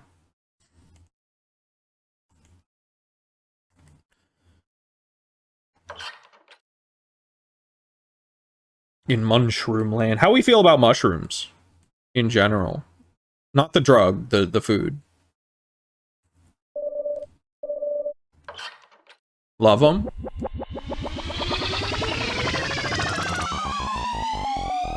I guess I've only really tried the, like, common ones. But I'm a big fan. I like a good stuffed mushroom wrapped in bacon. And then throw that shit in the air fryer, like stuff it with, like, cream cheese. I almost choked to death on one of those once, though. Something I don't really like in VNs as well as when they give you choices but don't do anything, like only one or two do something, and mushrooms, I'm picky. Yeah, so useless choices in visual novels are something I kind of personally appreciate because they can give flavor to, like, you know, it's just a small thing, right? They can stop it.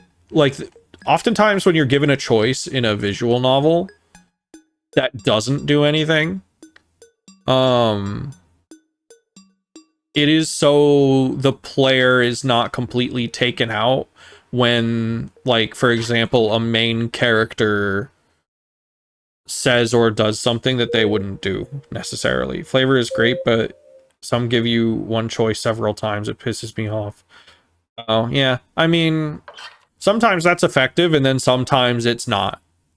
That is like a tool that can be very effective in the right writer's hands, and it is tricky to pull off and often not pulled off.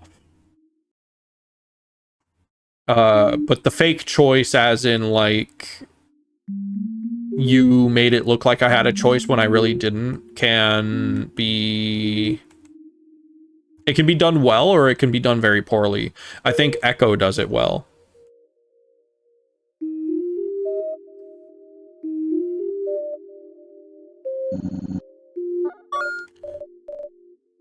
Echo does it well because it pulls it out in a moment that looks like it's like watching a fucking car crash. Echo sucks. I was so pissed off playing through it. Echo is a mess, but I love Echo. Echo is one of my favorite visual novels.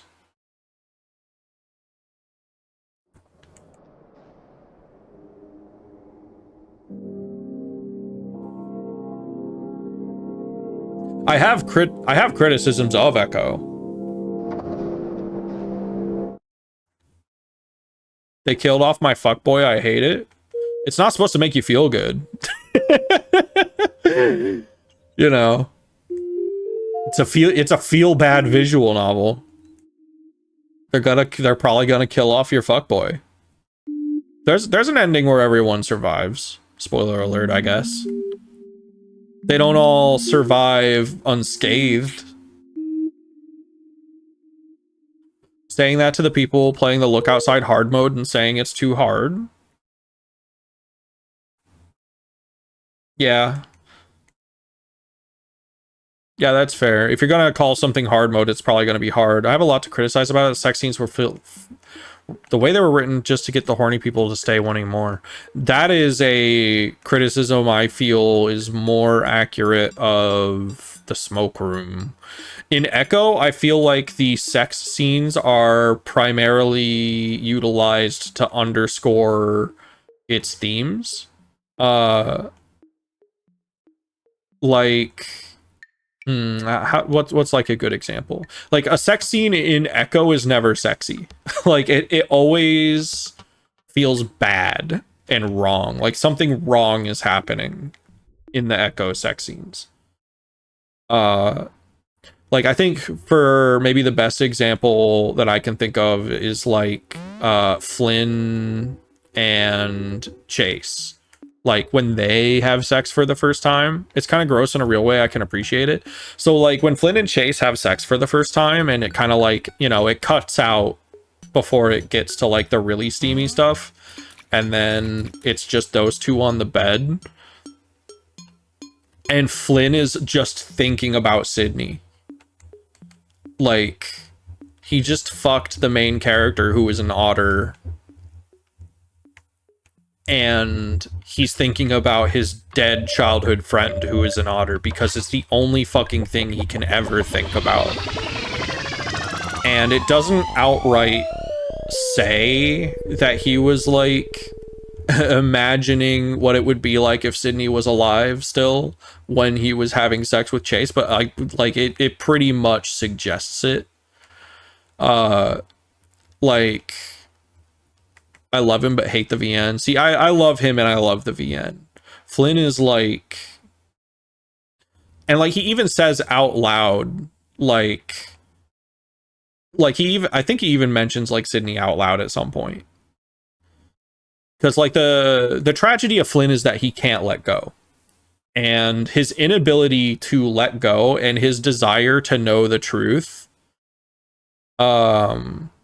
is the thing that gets him in the end. His desire to sacrifice literally anything to see the truth is eventually what bars him from the truth, right? Because in his like freaky form, he goes out to see the truth finally, and that's the thing that scars TJ into silence, is seeing Flynn as the socket man. And so like he dooms himself in that way. His desire to know what happened ultimately is the thing that stops him from being able to see it. But I think it's like or another example is like the infamous smoke room scene in Echo. Like in the visual novel Echo, the scene where we get to see the smoke room. Like, it feels wrong, and Chase thinks it feels wrong. He's realizing he's seeing someone he doesn't really know when he sees Flynn in this place. Like, or like I don't know. I feel like the scenes in Echo are well placed. I was laughing my ass off through every scare it had to offer. I don't think it's a particularly scary game. I was definitely not expecting the scene where like the Chase Tulpa moves. like it just has like a move, like a huge set of move sprites that it uses. I was not expecting that. That one like made me jump a bit just because it was something moving on my screen in a game where nothing else moves.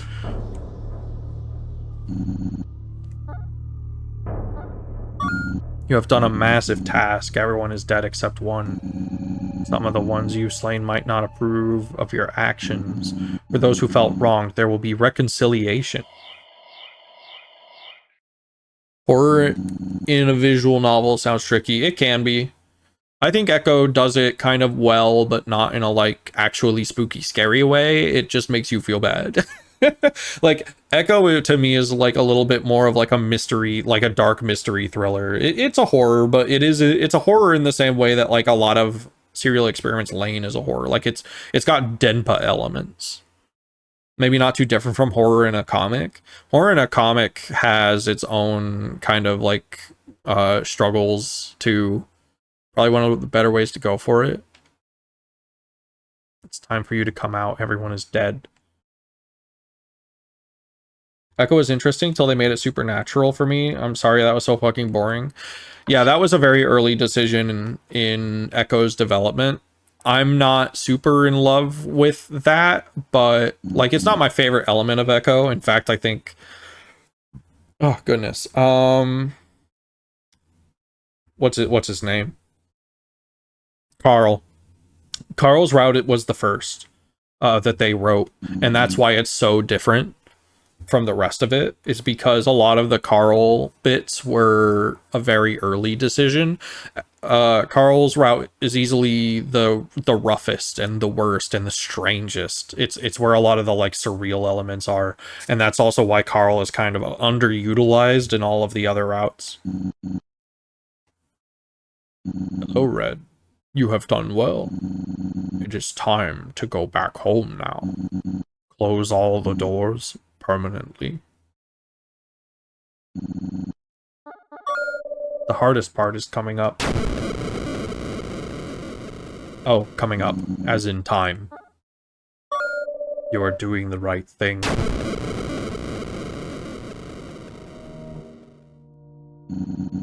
What do you want to do? Kill? Next stop, the waiting room. Echo is also, like, very explicitly supposed to be a bit of a supernatural story, so, you know. It's been awesome, buddy. Yeah. Like, I don't think... Echo doesn't hide that it's, like, got ghosts in it. So it's very, like, you know, you went to the supernatural store and you got a supernatural visual novel.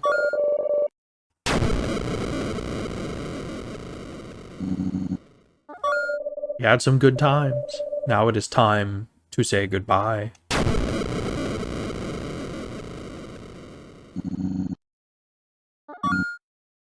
Finally, peace at last. But also Echo was like the first big success in visual novels for furries. Until we meet again in another plane of existence. Like like Echo was proof that you could do it. Like they had a team, but yeah. Sucker for the friend group dynamics and drama. I think it was fucking good in Flynn's route, but yeah. It's not gonna land for everyone. Well done. This world has lived for a long time. You have done a tremendous task. You could have quit any time you wanted, but you pushed through, even when it got difficult. Actually, that's not true. I turned on baby mode for a boss, and I did not push through even when it got difficult. But thank you for the compliment. I just finished his route and was done with the game. This is a great feat that only few could accomplish. Use this determination wisely. One of my criticisms, I don't really like that they added an epilogue to his route. It was the last one I read, and the rock that it felt like it left me with in the fucking pit of my stomach lasted for like a whole day. And I loved that. They added an epilogue, and I feel like it kind of like takes away a lot of the gut punch of that ending for Flynn. Ad Astra is just cucks him. Ad Astra, I disagree with accusations of cucks him. Didn't read through it. What was there? It briefly goes over, I don't remember their names, the bear and it's like Cameron and someone, the ghost hunters that show up in Arches, which I haven't read yet. They go to Echo in the epilogue, and they briefly meet with, I think, Chase, who's kind of like a deadbeat now. And they see like I think a jawless Flynn, like in the standing on the water in the distance. But that's about it, I think. I don't remember the rest of the details. But yeah, I have several criticisms of Ad Astra as well. I don't love Ad Astra.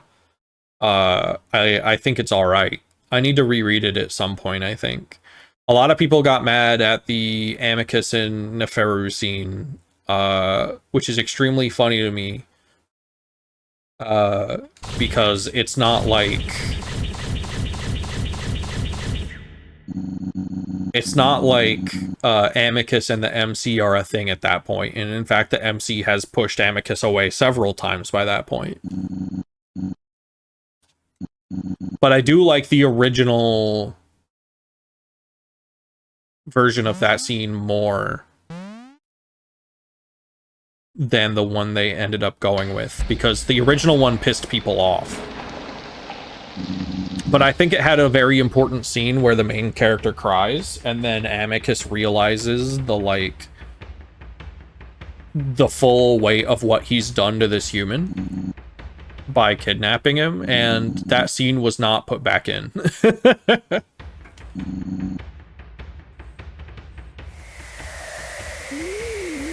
Oh no! They're gonna make me kill the sun. Pussies. Yeah, I mean, that goes back to a thing I said in the My Monster video, where it's like, if you make a main character who is a self-insert cry or feel fear, readers don't like it. They're like, I would never feel fear or cry. Where it's like, you know, if you put me in Blackgate, I would have had probably a panic attack the second I got there. And meanwhile, the main character of Blackgate is like, yeah, this is pretty chill, I guess. I guess I miss my family. I guess I miss my significant other. Like, that's a thing you can say in Blackgate, which is a game where you get a different significant other.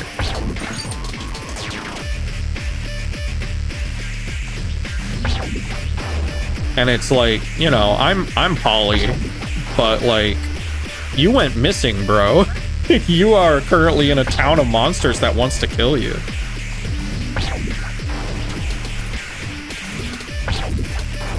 This is a very cool fight. I love the temperature meter. I have to feed the star so that it explodes. Damn. Gorlak is a defined character, and I feel like romance working better when one person isn't a cardboard cutout. Yeah.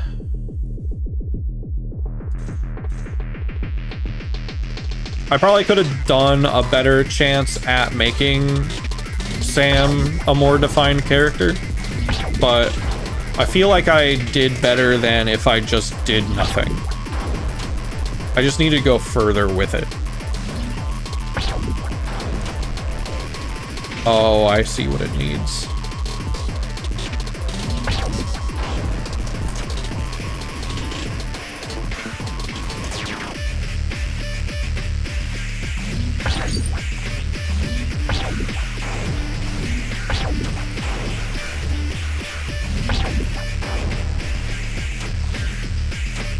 Oof. Oof. Why?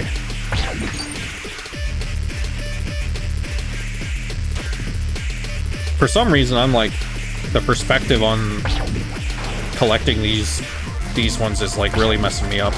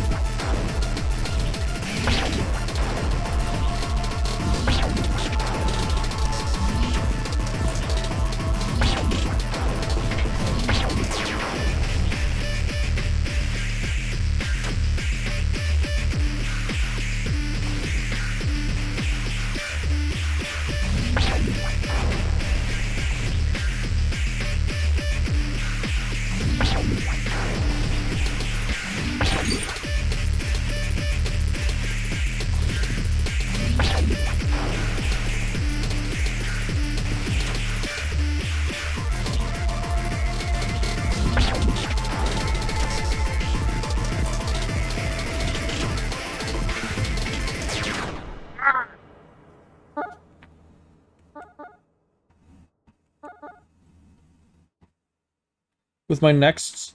what are other VNs I played? I didn't play through a lot. Season May, never going to be finished.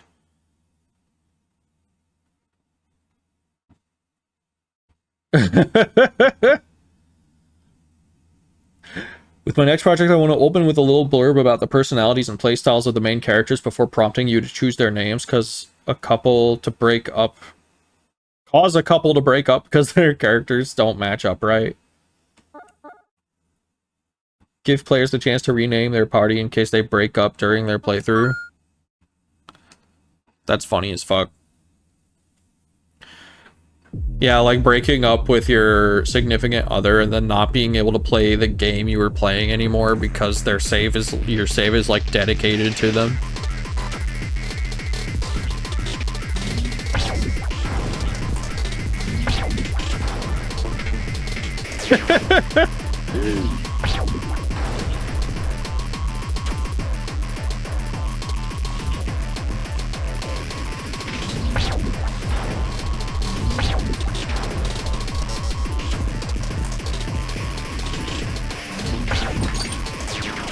Little shit. Stop blocking these. I For some reason, I'm like really messing up the timing on these grabs.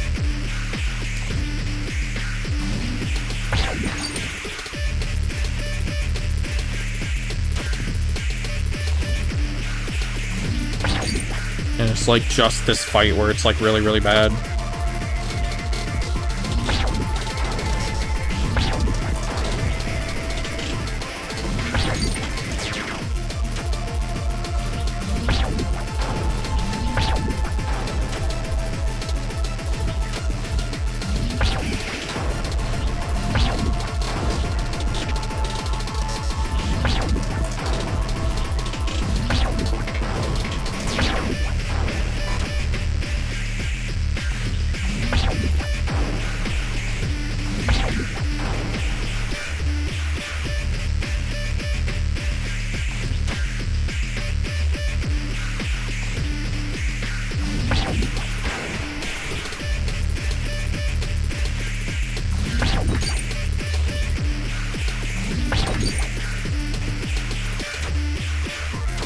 Oh, again.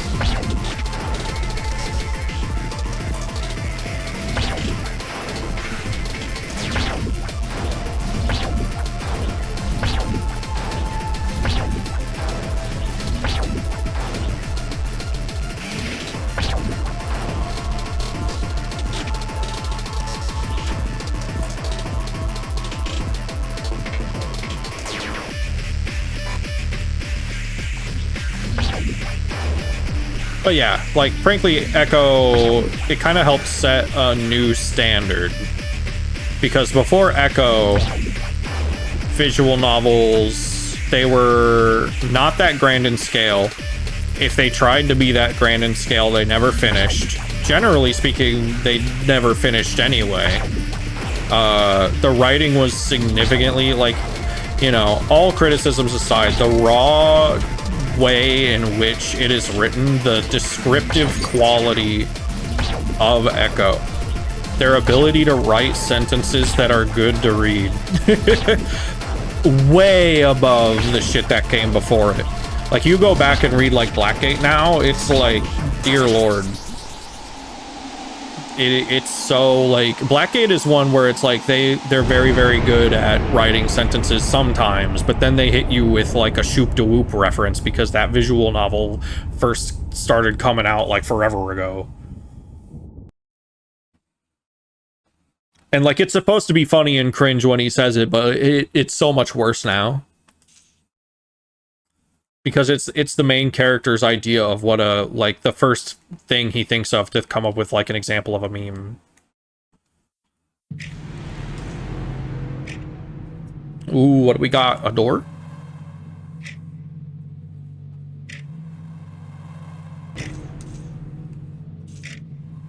Some conversations were uncomfortable, not in a good writing way. I'd have to see them, I guess. Maybe I should go back and reread Echo. I've read it a couple times, I think. Or at the very least, I've read each route a couple times.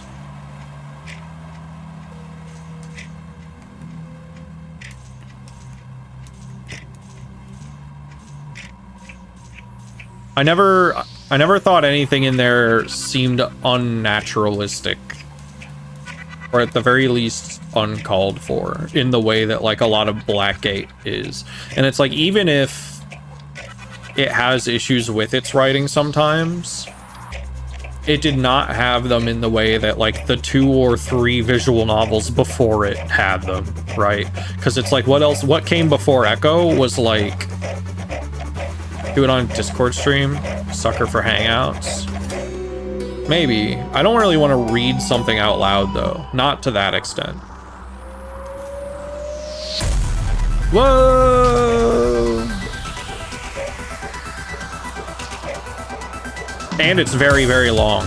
Like, that's a long-ass visual novel.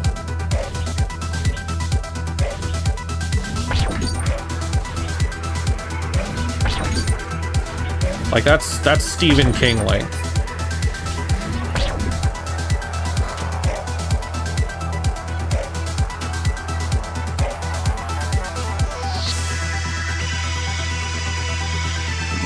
Not out loud, we have eyes. Yeah, but then what's the point of even streaming it, really?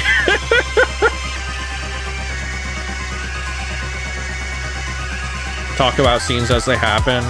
Yeah, I suppose. I think I'd just rather, like, devote my time more to new ones instead of old ones. At least for now. Not while I've got a, like, list of 250 games I want to get through. Yo, I'm defeating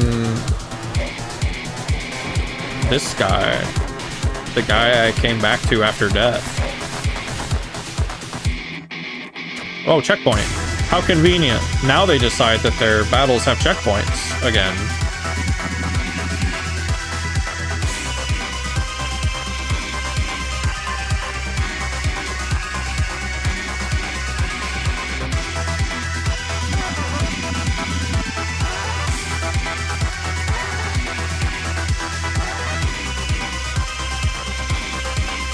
Because, like, you have to consider that before Echo came around, we had Blackgate and we had fucking Morenoxu.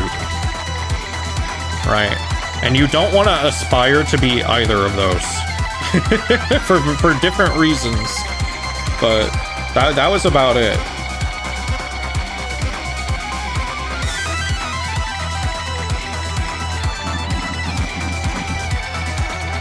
All of this was for me.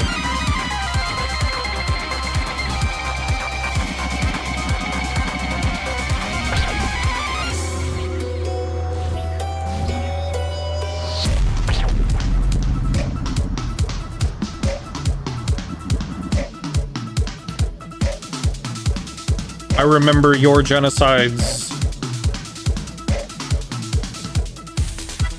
It's Sans time.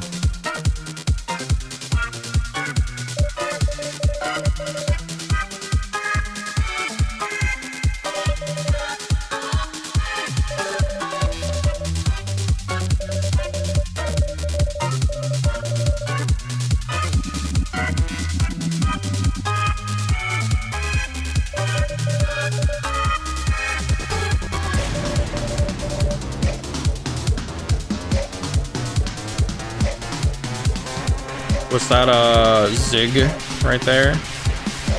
That seemed like maybe his patterns, their patterns. Gaster Undertale?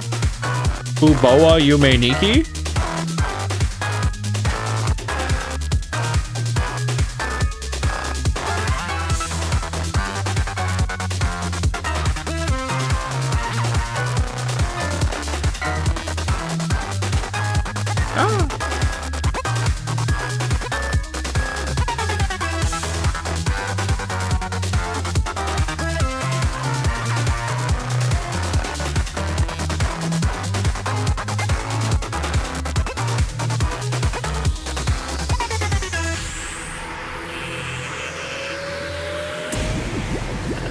Oh, Ball must have so much built-up mythology.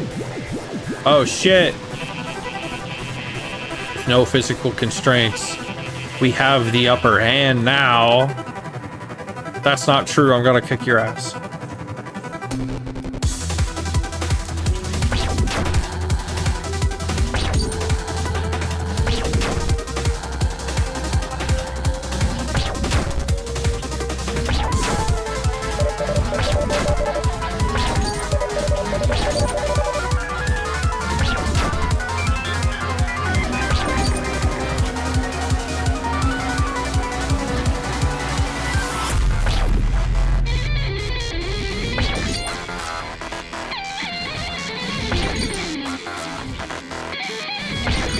What makes you so special?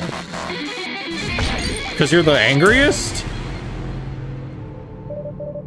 Boa's not even the most interesting thing from Yumeniki. We have a literal rainbow penis guy in there. I have drawn fan art of him. Like, I drew it a long time ago. Red's been helping us. We just didn't know, but they killed us. Yes, but they did. They did what I couldn't find. Where? That may or may not even be public anymore, but at some point it was probably... It might be in the archive. I could show it. I could show it on stream. He's not a real penis. It was like a long time ago. I drew QQ-kun Yeah, I'd be able to show that. It's not art I'm embarrassed of. It's just not very good. You'll probably see it and be like, oh, but that's actually good. But like, you have to remember that since I drew that, in my eyes, I have seen like 10 years of progress in my art.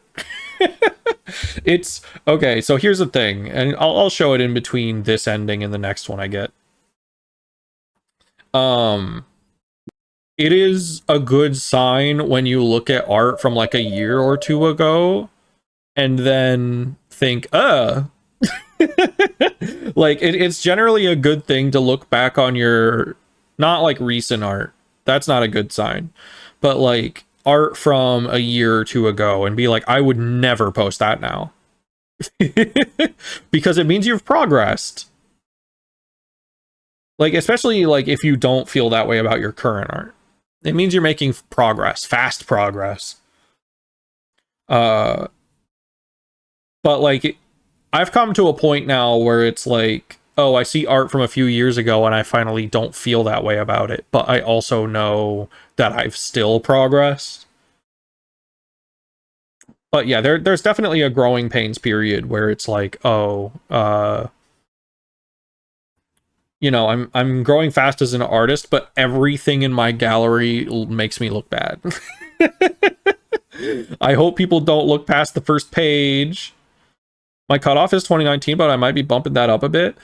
Honestly, with me personally, it's like, it's not a clear cutoff for me because I've always been so inconsistent. I have stuff from 2015 that I still love that is better than anything I made in like 2018. It just depends. But yeah, I'll show Kyukukun once I get this ending. I kind of understand how you went through with this monstrous act. To be the only one with powers to kill in a world of immortals. Against their will, you took their lives. Was it my purpose to kill everyone? Was I sent here on a mission? Have I forgotten my destiny?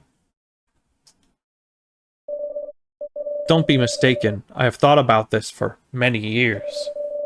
So many wanted to end their lives and didn't struggle. Even if they had asked me, I don't think I could have killed them. What are you talking about? You were the one that killed us! Oh, that's funny, they don't have their gems still. What? No, it was the doll.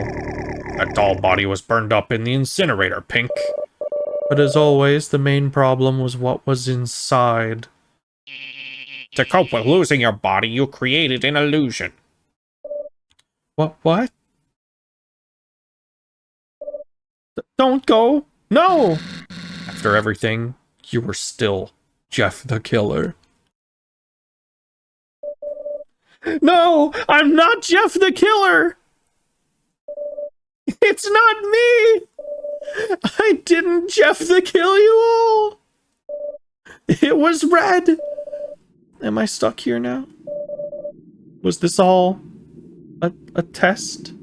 It's Jeff the not me!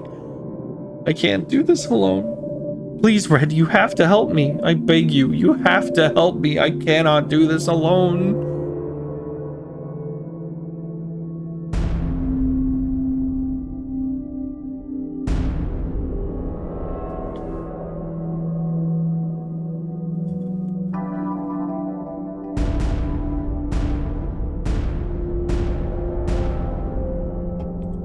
Oh, that's funny.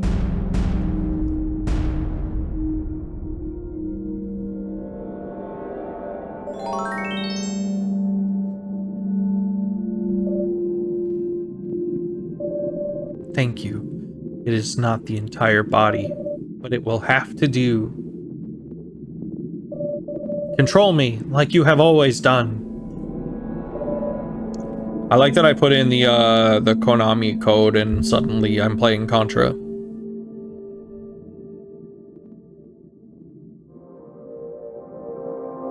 I'm trying to control them like I have always done. And it's not working. Was it really all in my head? No, it couldn't have been. I know you're out there. What if You'll be my eyes. I trust in you, human. Guide me out of this hellscape. It works! I can't believe it! Sorry, I'll remain silent.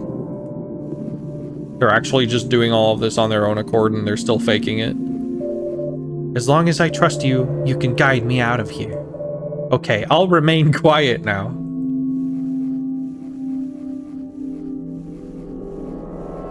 Yumeniki Snow World. Oh, it is snow.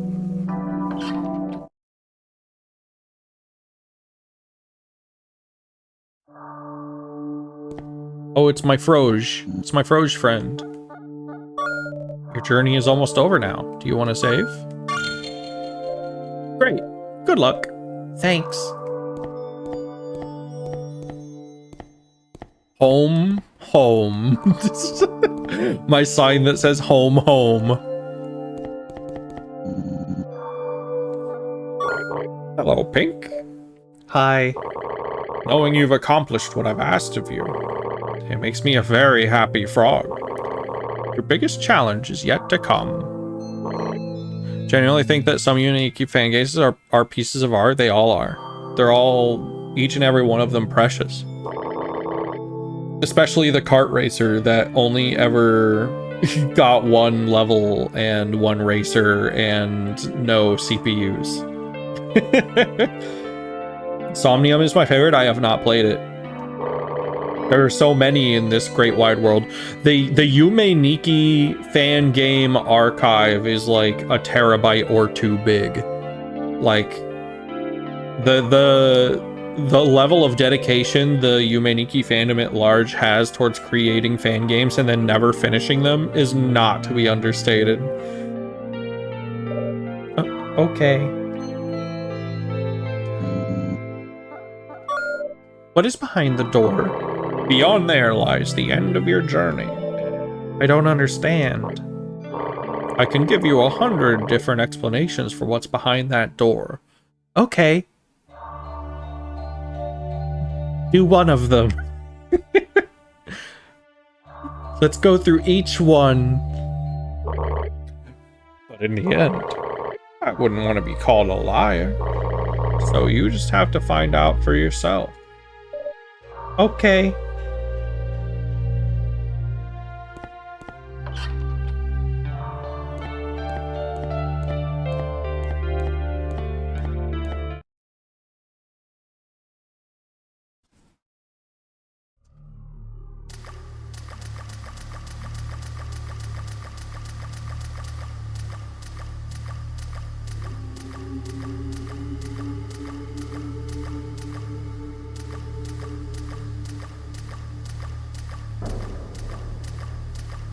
I am recommending it. It's from the creator of Me, and it's really good. Not a traditional fan game, though.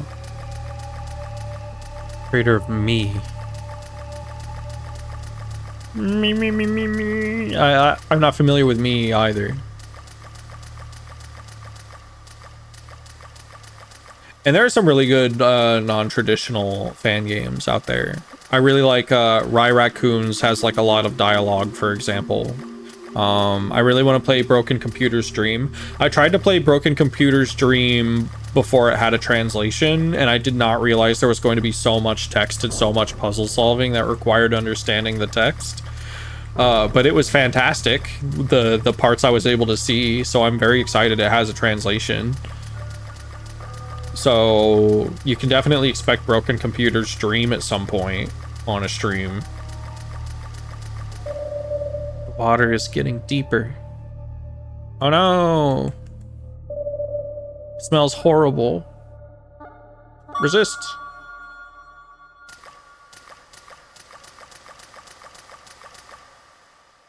I'll be honest. I've got conflicting feelings. I didn't want to die, but I think I was miserable.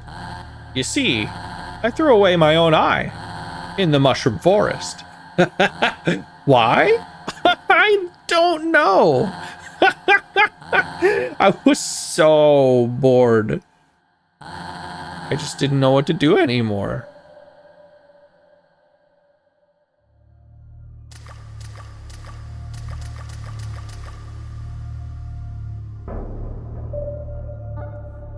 Let's resist each time.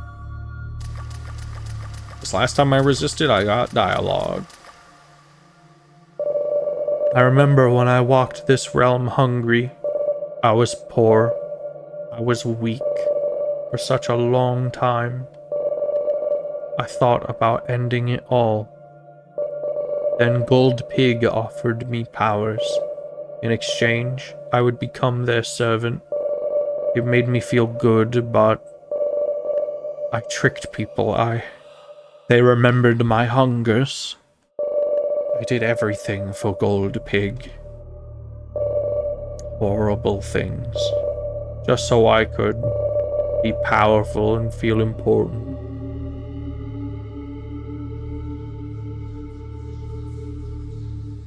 A brief vision of the zombies in case we forgot that Purple was a little fucked up. You could have used your powers to become anything you wanted. Instead, you chose to destroy everything. No, it was your greed that ruined everything, Gold Pig.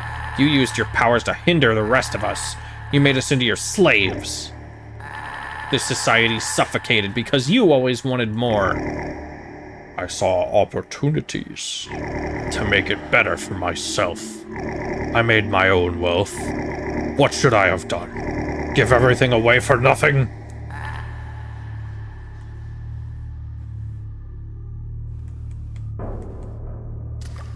Well, yes.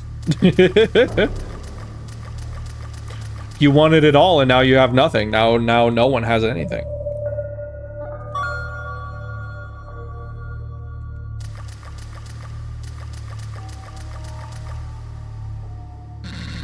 Pink was my friend, but they were sick. Pink asked for help, but no one could help them. Sometimes we would meet you, Red. Most days it was fine, but some days it killed.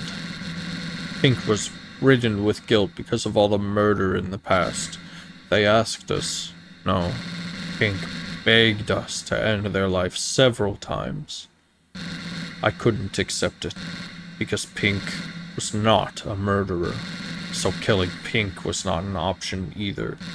I know Professor Orange tried anyway. I wish I could have helped Pink. Rasta Beast, always so helpful.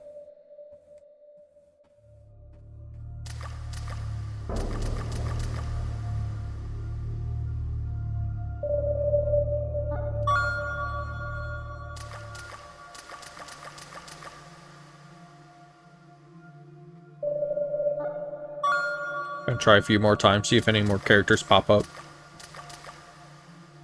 Yeah, there, you might have forgotten.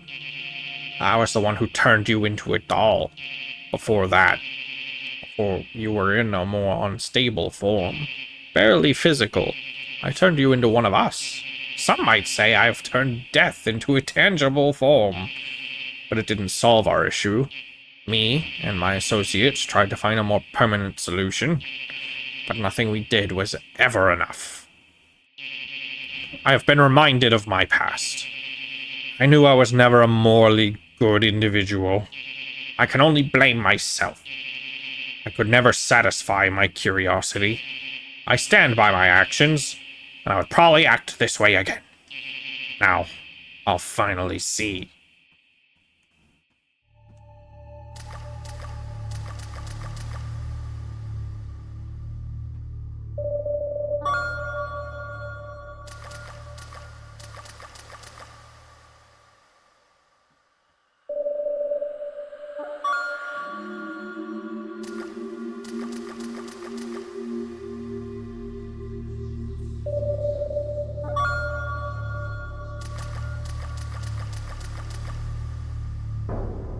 I think the game is telling me there's no more.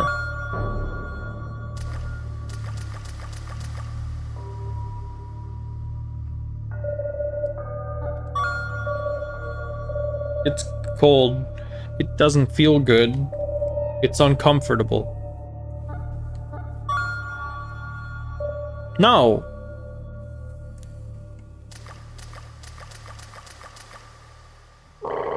Age will always get you, human. But some of us found a way out. But it requires immense determination. The only way out for you, Pink, is to surrender yourself. But I think you already knew that. Do you have what it takes to save Pink? Good. Good. You see things through. That is a good trait. But it is far from over. Look into the darkness. Face the abyss.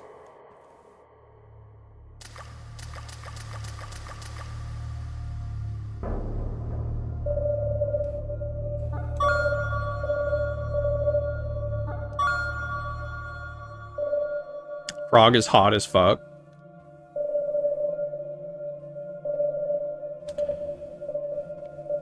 I think I would need dinner first.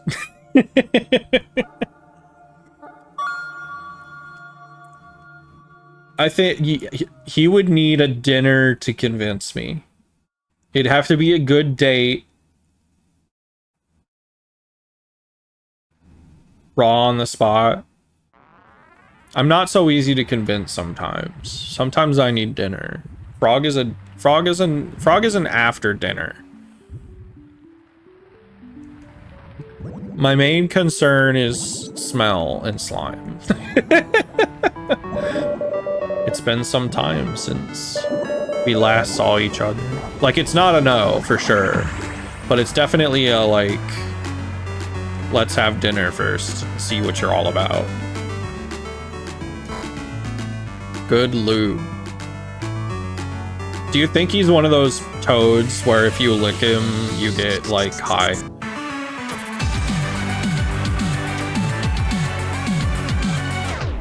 Oh, rough. Retry.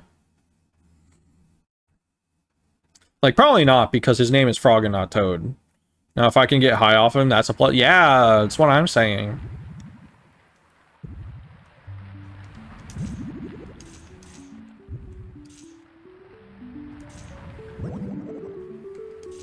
I mean, the game's kind of psychedelic. I wouldn't be, like, super surprised. Isn't it a myth? Maybe. I never questioned it, so maybe. But I'm pretty sure there's a frog that has, like, you know, it secretes a thing that has psychedelic properties.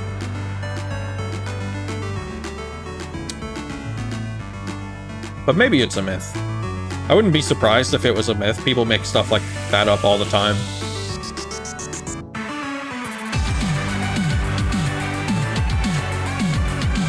Oh, it trapped me.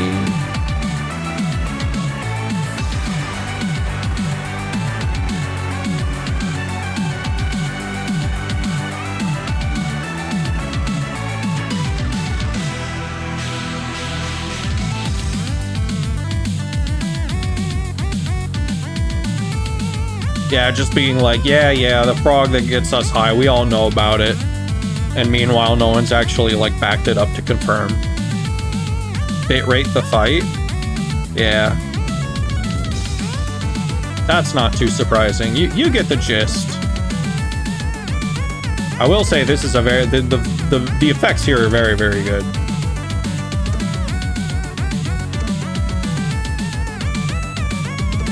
I wish I could look at them without dying. And it's not like I can go back and see a recording of it because it kills the bitrate.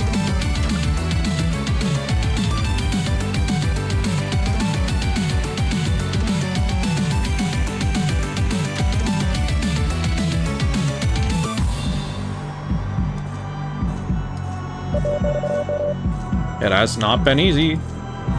You fucking said it. Yo, Jesus? Checkpoint.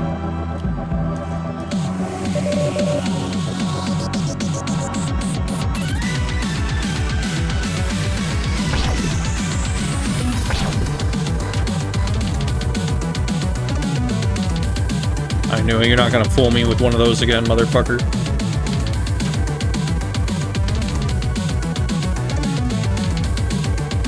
Jesus in my video game.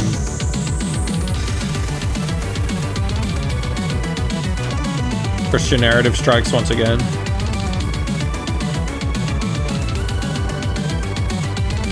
I mean, it's so ubiquitous and easy.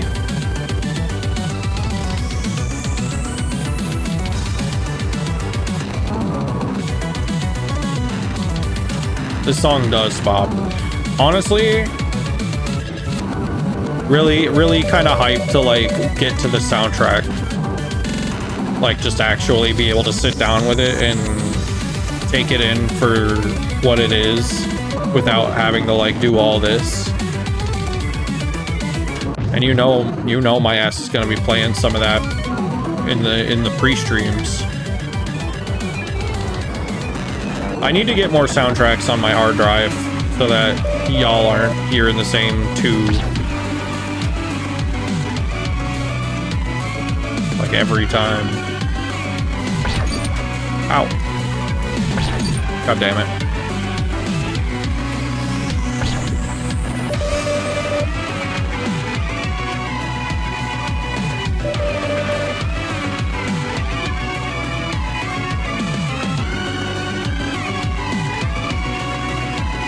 These are the kind of like full field visual effects that a lot of like raves in VR chat like assault you with.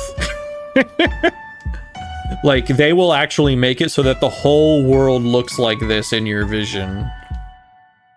And there's nothing you can really do about it. It's really funny.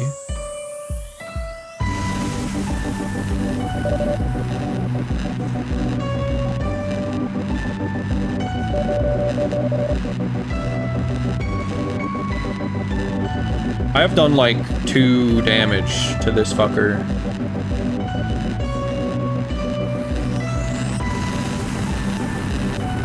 I had to turn one of the effect layers off for that one I popped it on. Yeah, that's the one that that really likes to layer them on kind of thick. A lot of the other ones don't do it as harshly as that place, but that rave world is probably one of my favorites to go to. The vibes there are always pretty decent.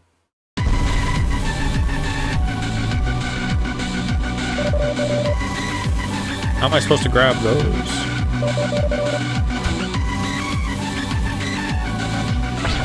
There we go.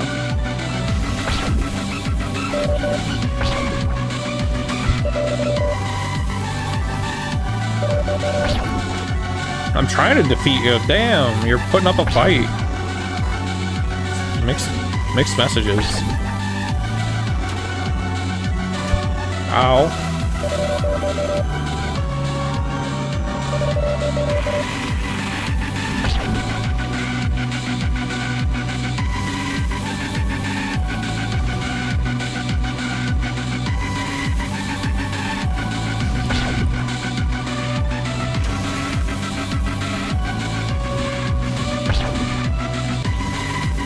Oh, I see. You can hear the loop point in this song, I think. Either that or that was just like a little one.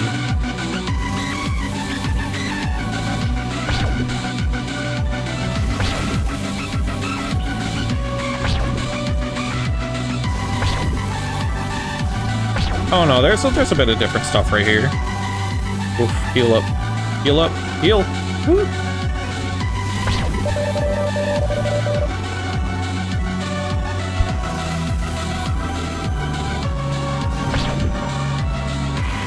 Maybe it's based on health or something.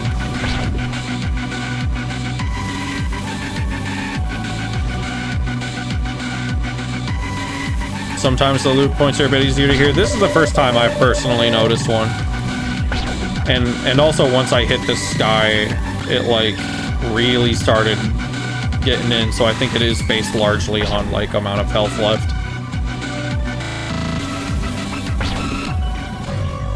Which would be harder to like, a lot harder to like loop correctly.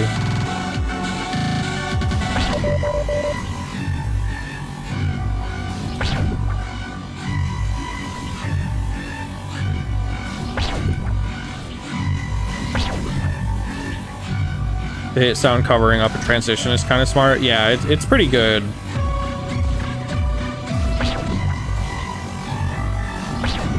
This kind of like visual feedback along with these notes getting like compressed into just these like colorful ones is also really good. Damn, I destroyed the whole dang world. Wow, it's really been like 5.5 hours. Damn. Ah, no. Don't attack me. I'm just a funny little guy. Don't attack me.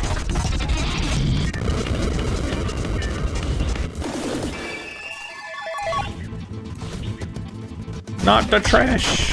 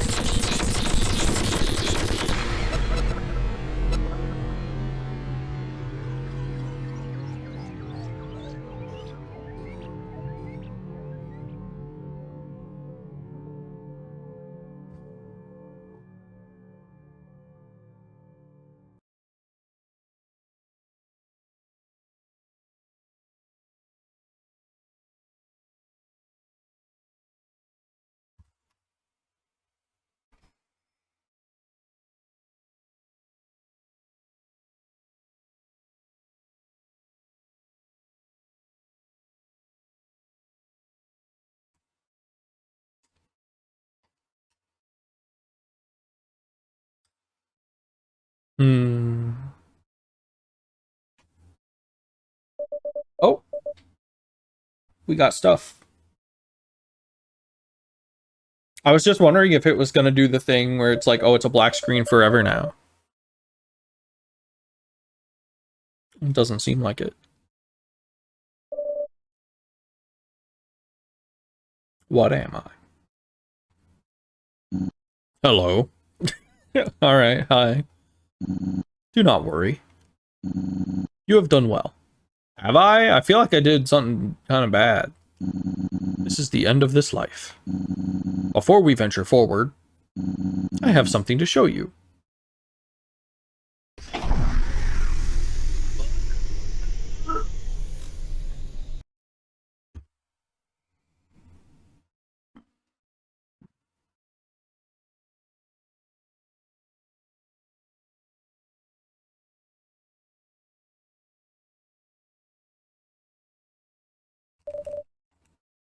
You are awake.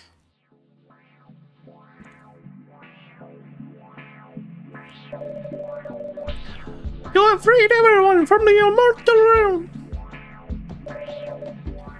Welcome to the waiting room. This is the place of reconciliation, the place after death. And the end of this game. Okay, so now we're just stuck in like a purgatory afterlife. Where it's all just the same shit again. It's been an absolute joyful experience to see you go on this journey. Some have waited for you here.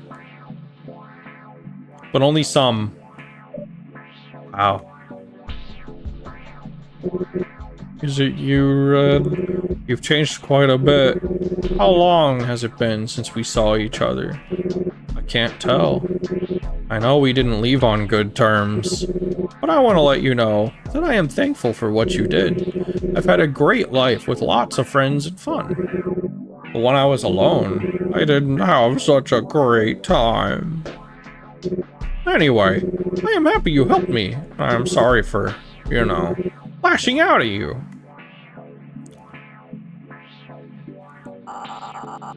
I was shocked with everything that has happened, but I am happy with how it all turned. Are you? Is this okay? Alright. You did well. We can finally know peace. It wouldn't have been possible without you.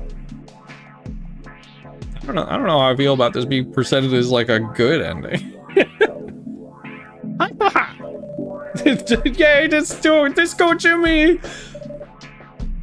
You can call me Fridge. No, wait, Tonby is better. When you killed me, I was like, this is where it all ends. But then it didn't. I am ready for something new. And he disappeared forever. I will be honest with you, Pink. I never expected the afterlife would look like this. It has been nice, but I do feel a bit sad. Are you sad? Yeah. Glad I'm not the only one. Bye. We'll talk to you last. You're like the angriest. I've had theories about there being additional layers of consciousness after death, but the rationalist and materialist in me couldn't let myself fully indulge in that fantasy. In any case, I am glad there is life beyond death. I am sorry for my actions of malice against you. I was tactless. Oh, I thought he was gonna like make a whole list of things that were wrong about it. I am thankful. Okay. I was hurt. You helped me out. Professor Orange, not so nice. To me. I feel like this game is weird about making the case for all this. Yeah, I'd say so. I mean, maybe I'd have to like look at some other people's thoughts. Like, yeah, everyone's lives being completely hollow after being alive so long. I get it. Like, if I were Red, this bit undermines stuff a bit tonally, a little bit. Maybe this is them trying to like kind of soften the blow, maybe be like, oh yeah, these people didn't want to die, but actually it turns out it was fine that you did it, yay. Which, yeah, maybe not the best. I feel like if I was Red, I would have just holed myself up somewhere, maybe tried to hang out, and then if someone came up to me and was like, this immortality shit sucks, I would have been like, okay. I've never got the chance to truly meet you. For so many years, no, for so many decades, I have been living in a world of terror. I was held prisoner by Professor Orange. They gave me things so I couldn't leave. I'm just happy it's all over now. But I do feel regret that I didn't take it into my own hands and free myself from Professor Orange. If I had just gathered courage, I could have. I don't know. But still, I am happy I am finally free now.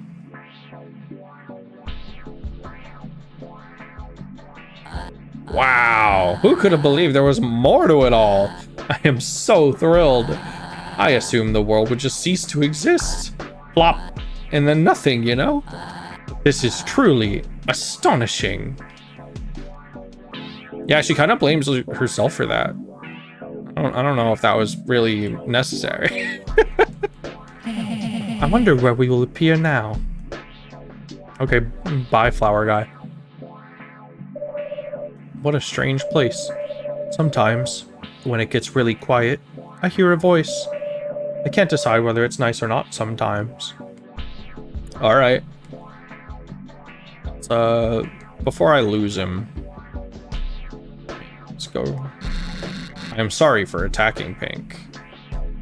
Yo, why is Sir Lancelot up there, like, still here? I thought I did the right thing. You did. It is both exciting and a bit melancholic that we're going to leave this realm. I have lived for so long, yet I feel like there is so much more to discover. Thank you for all the good times, Pink.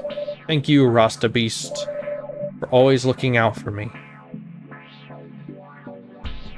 Yeah, let's go. Oh, I can't stay here? Well, I guess this is goodbye then. Thank you for all our encounters. We sure had a blast, did we? I kicked your ass a lot.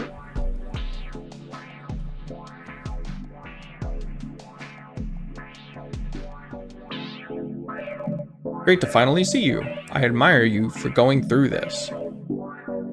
It wouldn't have felt right if there wasn't a physical reason for dying. He's still there? Thank you for everything. Do you want to save your progress? Yeah.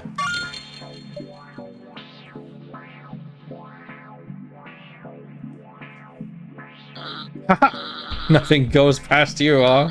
Alright, I'm out of here.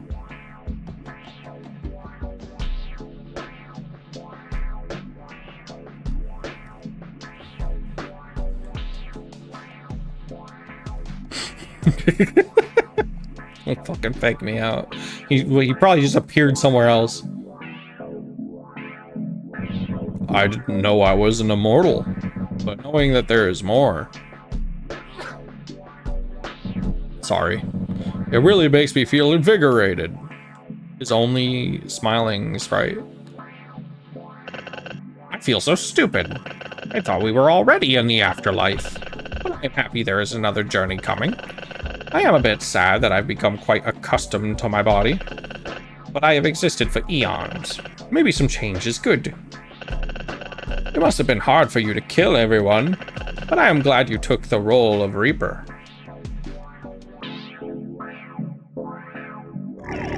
I have lost everything.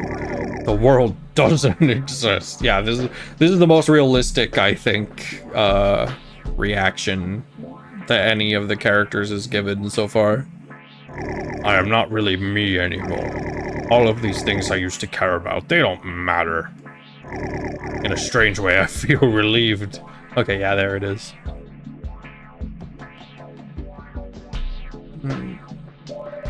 I can't believe there was another world after death. God, they're gonna make me talk to the sign?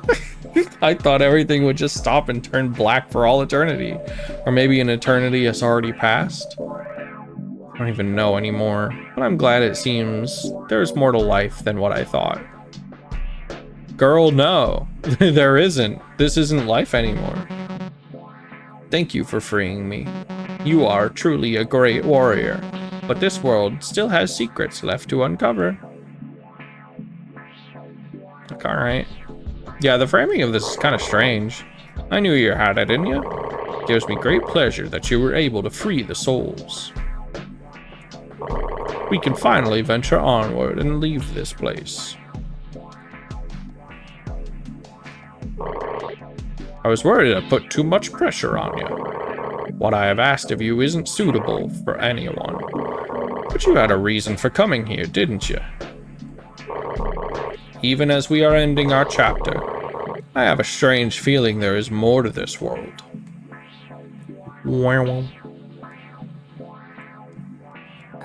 Red? Hi, Blue. I'm so happy to see you again. Once I died, it felt very cold and everything became dark and it got a bit scary. But after a while, that frightful feeling disappeared. And when I opened my eyes, I was here. I knew you weren't a bad guy. I did job good. Looking forward to reward. Man, horrible news about that reward. So this is it, huh? What was the point of it all? I got some thinking to do, Red. Or whoever you really are. You have done well, human. The inhabitants had been there a long time. It is great to finally see them come back. As for you, Pink, I hope you understood what needed to be done. It was a hard task, something no one should be forced to do. It is not good for the soul to be immortal. You need to come home. Yeah, so it seems. Can't believe the last character I get to talk to is this sign, maybe. You cross to the other realm, I see. It will be a pleasure showing you this world, Pink. Unfortunately for you, human, you will not be joining us tonight. But don't worry, your time will come. The mushrooms are weird. Sign reads, you've done well. What a strange place you have brought me to.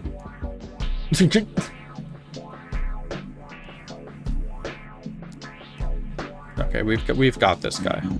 Hello, human. Are you ready to end the game? It has been a spectacle watching you. Let us say farewell. In a way, it deserves to end.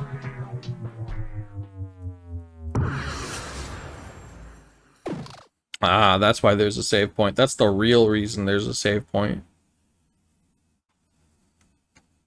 Is this a credit sequence fight? Or is this just like an actual fight?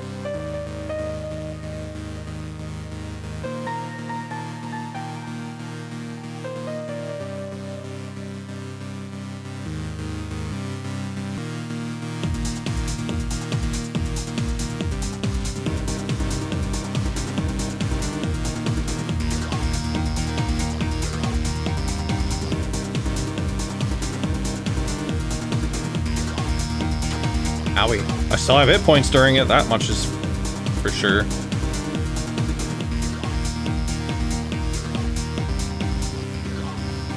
Have you ever looked up a video of what it actually takes to complete the credits fight in Undertale no hit?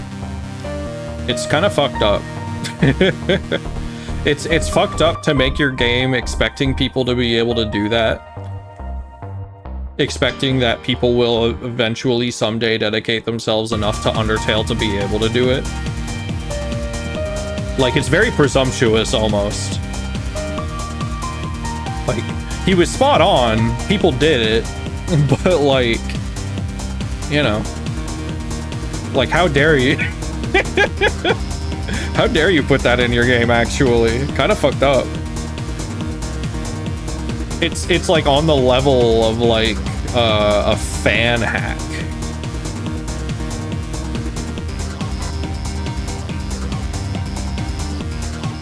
Shmups are pervert games, and that's the ultimate shmup pervert game to put in you. Yeah, but Undertale is very, like, obviously it's inspired by Toho Project, but it's, you know, it's been run under the tap a bit. It's a very easily digestible game.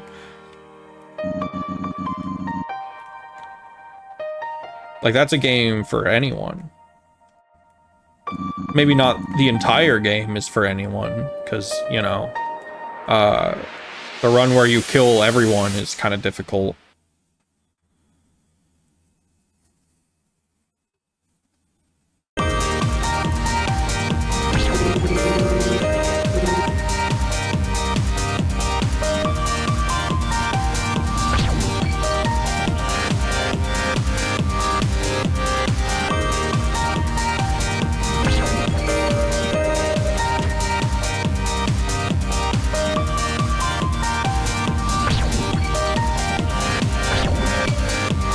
I guess this makes sense, but I feel like this is like,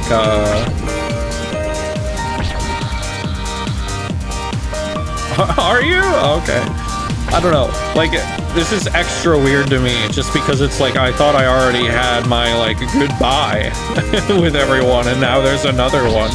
Like, actually, I thought I had, like, 3 goodbyes. I thought I said goodbye when I killed them. Send off to the game itself and the characters. Yeah, that's true, but they are going through each character being like, just so you know, you did the right thing, even if it feels a little weird. And it's like, I'm still not sure. I'm gonna have to, like, sit on this one and think about it. Think about how I feel about the way this ends. Like, I know it's just one ending. Or maybe it is the only ending, because the other ending I got was a fucking congratulations, you beat the boss.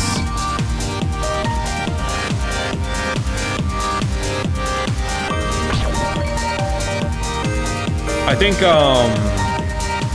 the other one might be closer to another real ending as well.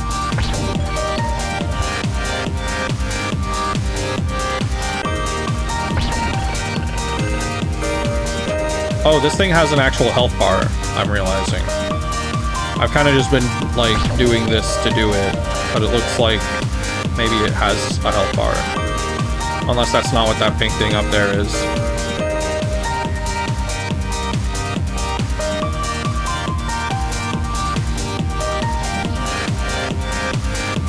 Fuck.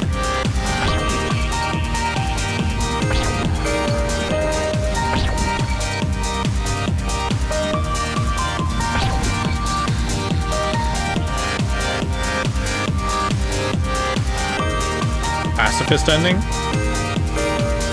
Yeah, I think I'll be going for that next.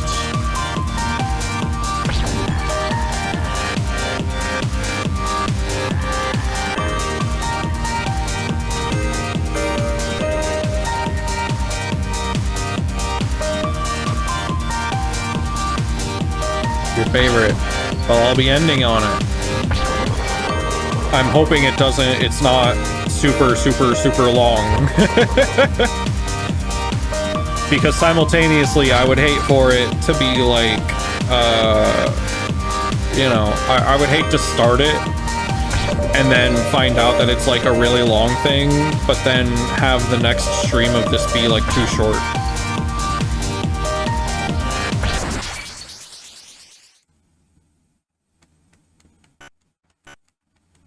Like, it'd be really, really unfortunate. Thank you for everything. What you did, I will never forget.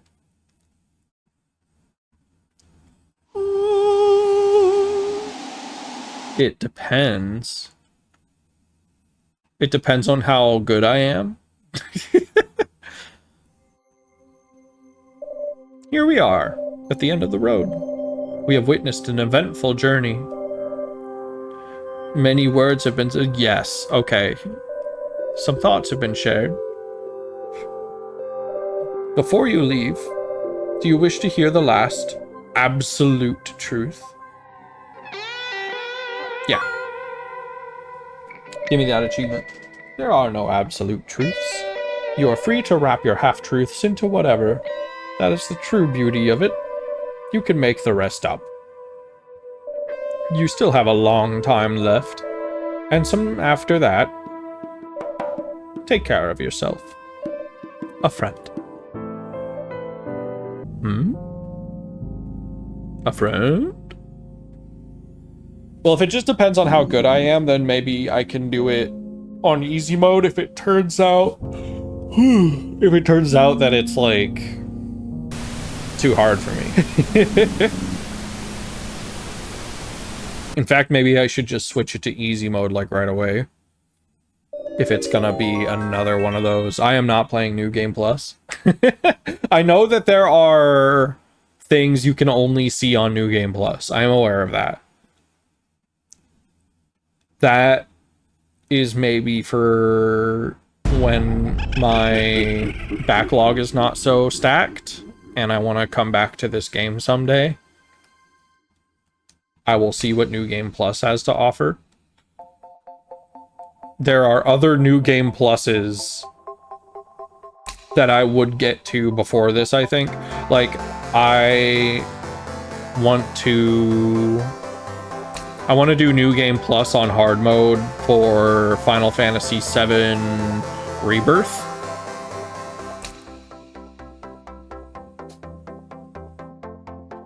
Because I had a lot of problems with Final Fantasy VII Rebirth, and I feel like most of it would be fixed by not trying to 100% that game as I went.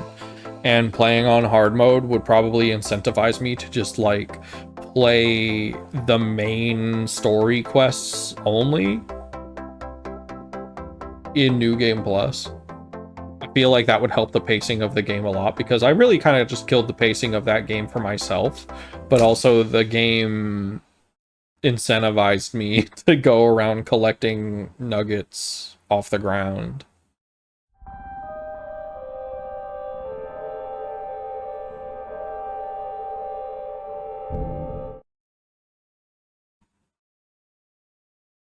That is just a game where you pick a bunch of stuff up off the ground. They all say New Game Plus now. I don't know how I feel about that.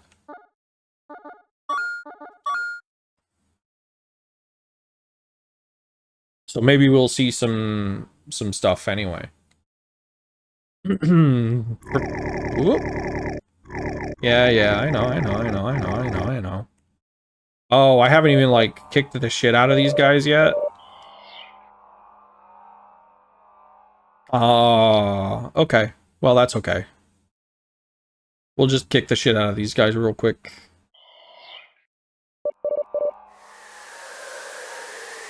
Oh, I haven't even kicked the shit out of this guy. I could see myself getting sick of having to hit every map point. Weird. Well, I just forgot to save. Like, I didn't go back and save. Yeah. Like, Final Fantasy VII Rebirth is kind of just messed up in a way where it's like, we have this big open world, and the whole point of open world games is to explore them and find things for yourself, but also Chadley is here, and he is going to just give you an itemized list of every single thing that is in this open world for you to find as if it were just a scavenger hunt.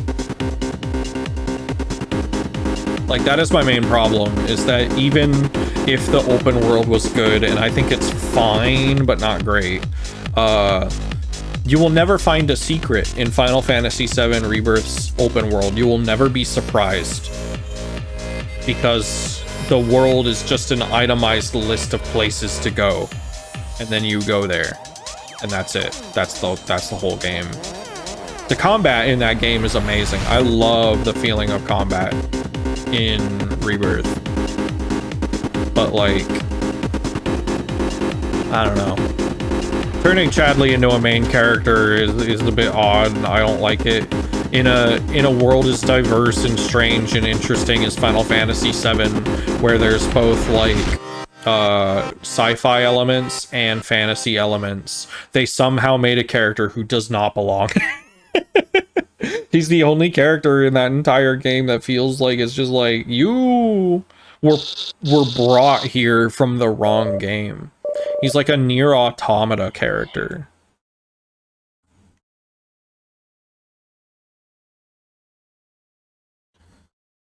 And it's like, I don't hate him, but he doesn't fit.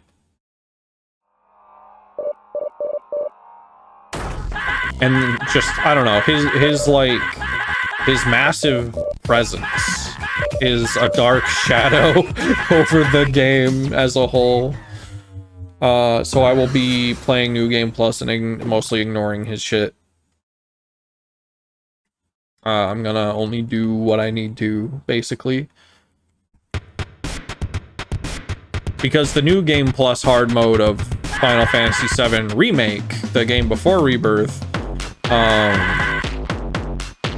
that also has a major impact on the pacing of the game for the better.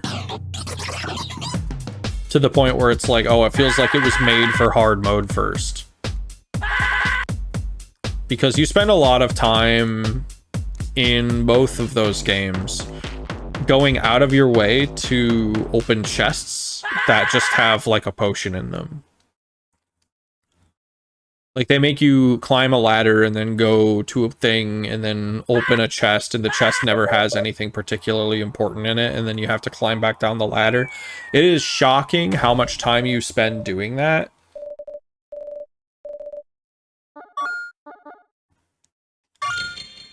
Everyone thinks, oh, you don't move down a hall, but they're fooled. It's a series of hallways. Yeah.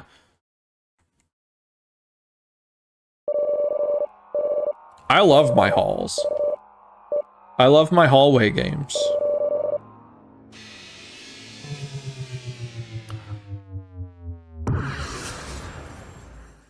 The open world in Final Fantasy VII Rebirth is just a big hallway. It's a big open hallway. I don't feel that way about, like, Breath of the Wild. Breath of the Wild was so well considered because it's like, at any place you're standing, they use mountains and valleys to draw your line of sight towards objects of interest, and they use, you know, they use the mountains to block others from you, so you have to like physically move around the world to explore it. And it's like, you can always see something in Breath of the Wild that's interesting to go to. Even if a lot of the space in between has like, you know, people are often criticize Breath of the Wild for having big empty fields. I love Breath of the Wild's big empty fields. Like, I get it, but oops. Does so much just by not telling you exactly where to go. Yeah, I agree. I think that's a big part of it. And that's kind of part of why I kind of bounced off of, like, I finished it, but I have very mixed feelings about Tears of the Kingdom. I think a lot of elements suffered a downgrade. It's not just that they reuse the map, it's that the map is completely disregarded in a lot of ways. Like, all that interesting stuff about, like, the way it forces you to explore the world, you can just drop in from anywhere now. You can just, like, show up somewhere with very little effort anywhere on the map, just by, like, gliding in. And so all the things that made that map good are kind of like really heavily nullified. I like that they added caves. The caves are good. The caves are really, really good. The Sky Islands should have been way more populated. There should have been way more Sky Islands. There should have been several Sky Islands the size of the tutorial one. Apparently, mid-development, they did used to have a lot of Sky Islands, and then they were told to, like, scale it back. And whoever said that is, wrong. Whoever convinced them to do that is wrong. Because the depths, like the depths get a lot of flack, and I think it's justified. I think the depths suck. Like, they're very cool when you discover them, and then as you explore them, you realize that this is all there is the depths. The depths should have just been really big caves, I think. Ouch. Like, the depths should have been linear to kind of, like, contrast a bit with the open world. That should have been, like, really big linear kind of dungeons, I think. Main issue with Breath of the Wild is there's not much friction, and TOTK has even less. Enough friction. I like the chasm a lot, all things considered. Enough friction. They were your favorite part. I don't know. I also play Breath of the Wild on Master Mode. So I feel some friction, but I also love it. I think Master Mode made Breath of the Wild one of my favorite games of all time. Because now you have to, like, Breath of the Wild introduces a lot of alternate strategies for defeating enemies and then never asks you to actually use them. Master Mode forces you to use them. Master Mode forces you to also try to figure out if a fight is even worth having. Having caves at all was real nice. Yeah, no, the caves are great.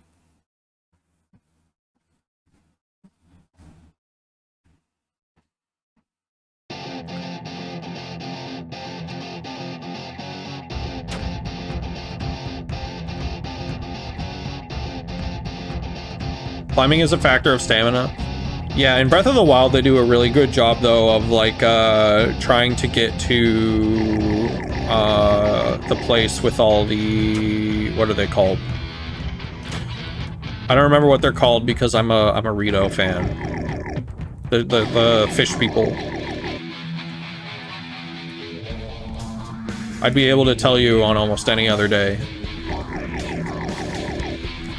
But, like, they use the rain in a way very intentionally there to make it so that you do actually have to go through, like, kind of a linear path in the middle of this open world. And, like, there's ways to cheese it, but there's a very natural path that they, like, you know, push you towards.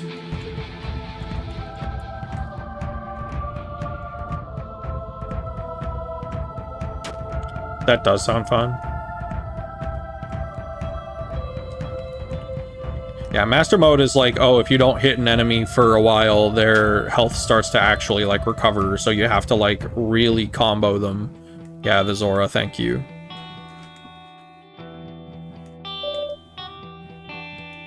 But yeah, enemies are also, like, strongly upgraded. Like, there is a fucking... in Master Mode, they put a... God, I'm forgetting all of the Zelda things now. They put one of those tars, the tar, that is a word I can't say. The tars. They put one of the tars, like, in the tutorial island. And it's just like, Jesus Christ. And it's not one of the basic ones either, last time I checked. It's like one of the stronger ones.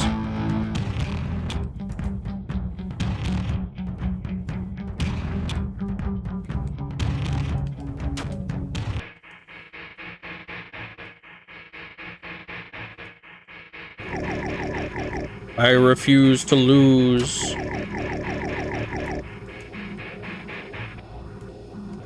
And yet I snooze.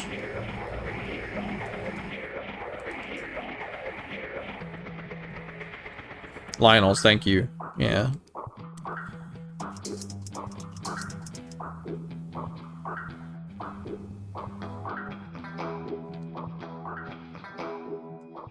God, everything feels so easy now.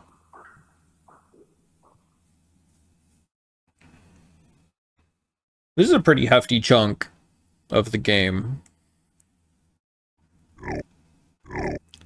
Let's see, we're approaching what time now? Oh yeah. It's almost 8:30.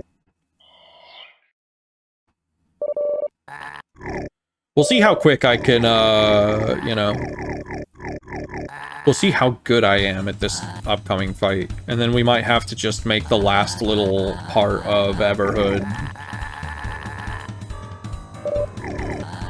kind of a quick one.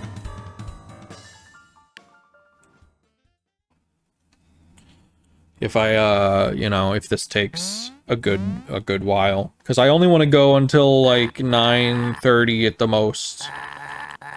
Ideally 9. So I can sit around a bit.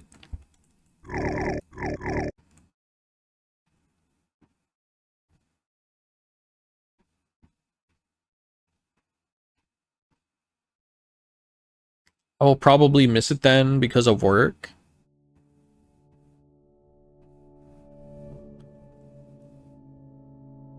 Oh, mushrooms and all the other stuff.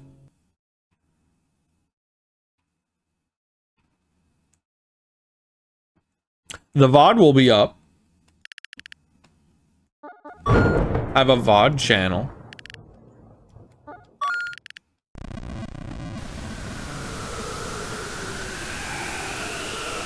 So at the very least, you'll get my impressions of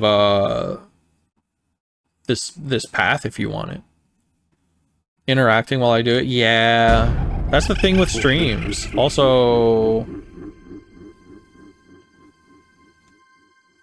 Alright, this whole thing. Forgot about this.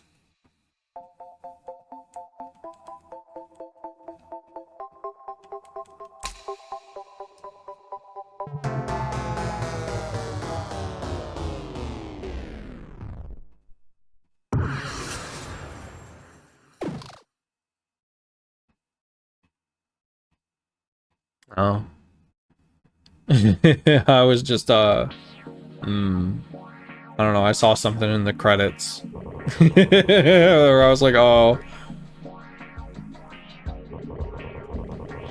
I was like, oh, okay. I didn't catch that before. I always like catching stuff live more. Yeah.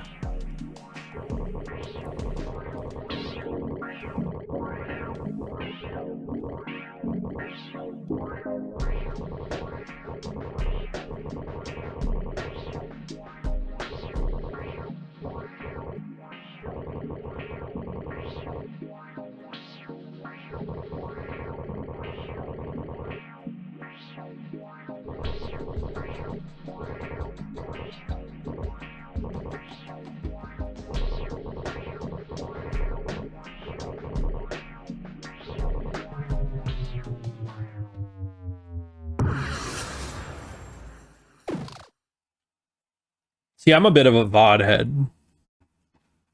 Unless it's like a big, major, like important stream, I'm a VOD head.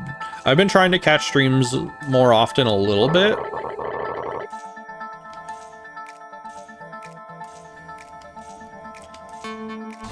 But I'm you know...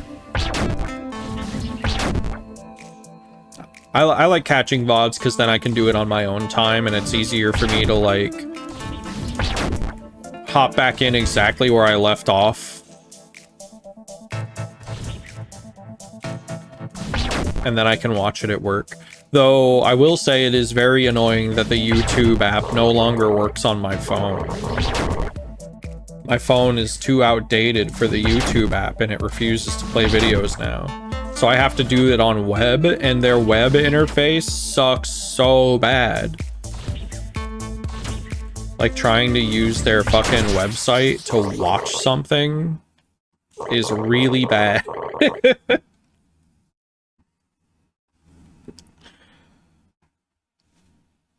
And, like, maybe it'd be better if I had an actual internet connection while I was at work, but...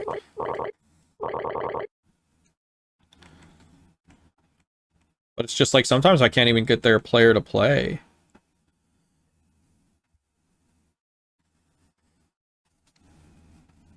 Alright, we got places to be. We have one specific person we need to talk to, and then I have no idea what happens after we talk to this person.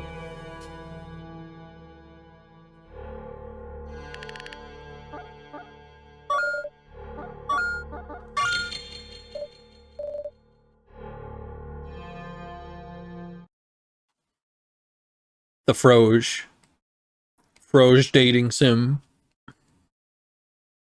Oh, hey, hello. Oh, right, you guys. Yeah, we know. You have a court. You have your own little room, and you hang out there, and you're all creepy. We're good. We're not doing that this time. We already did that. You saw that. That would be boring.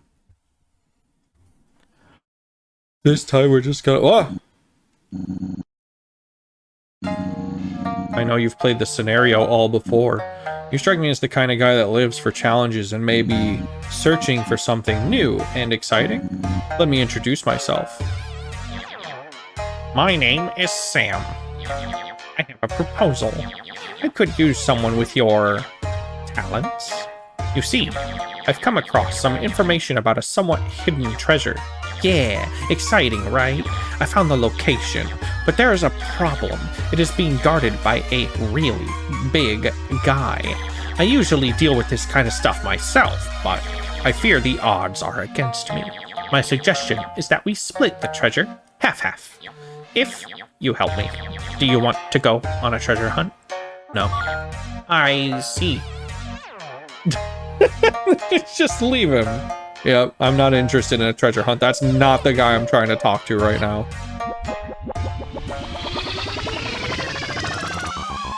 Whatever that is, I don't know, maybe I'll watch someone else play this, and I'll see if they do it.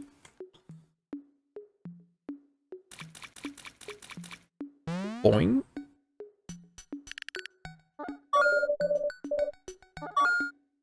Oops. Oh well. We can save there, it's fine. Not like I needed that save anymore.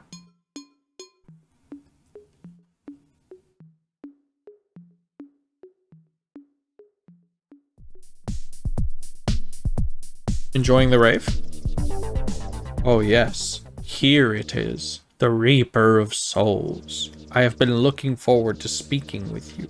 Have you come for my guidance, or for my soul?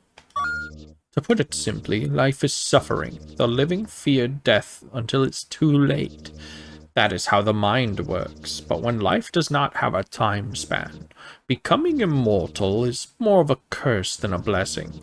It is torture for the soul. There is nothing to do with all this time. After thousands of years, you become docile. You become mute. There are so few things you can do in physical form. It is almost like a cruel joke. You must take great strides to realize what must be done. Do you understand what I want? Do you understand I want to die?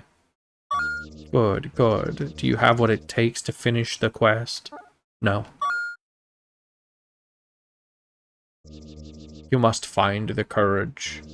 To be both judge and executioner is a heavy burden. I cannot wait another eternity for someone else. Now, shall we battle? I see. I cannot know your reasoning, but if you made it this far, I suppose you know what you are doing. You know what I desire. You are the only one that can give it to me. I am the guardian of the Mushroom Forest. Are you here to finish the quest?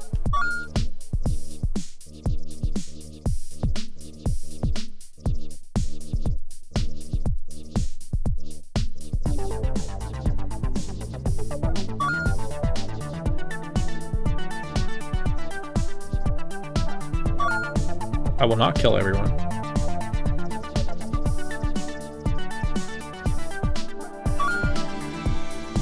Is this not...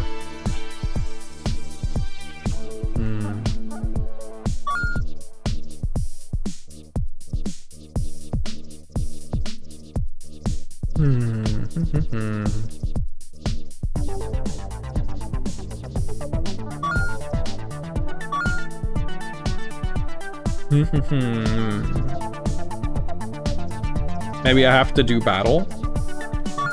Maybe I have to convince this character in battle that I'm not gonna kill them.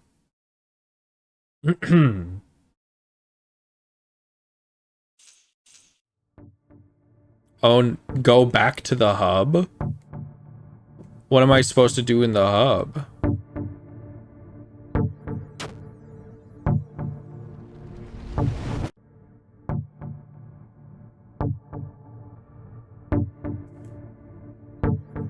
Owie. Owie. Owie.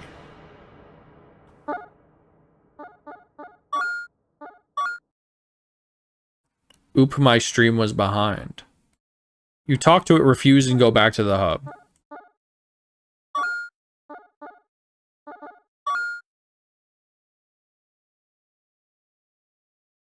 Got an ad on my stream for the first time.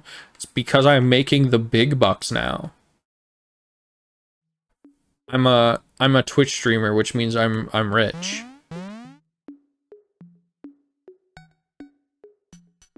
Welcome in, Cosmo.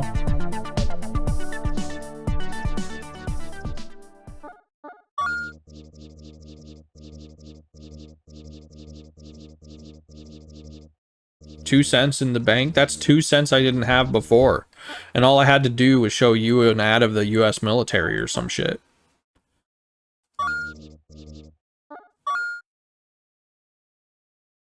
Turning Point USA ad.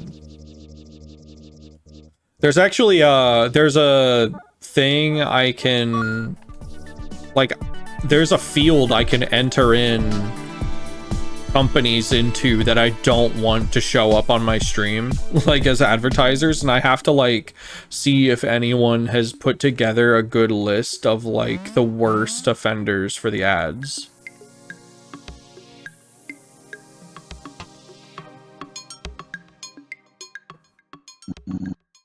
No, what are you doing? Go and kill the forest spirit.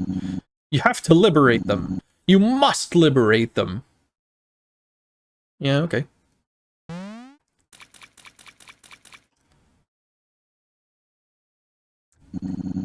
Why are you not helping? There is no other way. Why are you ignoring us?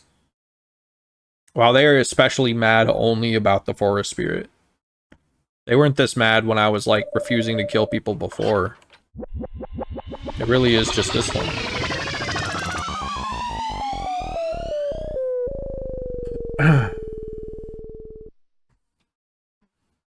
Mad Penny. Oh, secret door, secret door. Put all the companies in the blacklist and all that'll be left is local landscaping companies. True, I should do that. You can only put in so many. Like, there's a limit. You have to pick your 500 most hated companies or some shit. Going through this door, you will break your destiny. Are you sure? The cat's gone.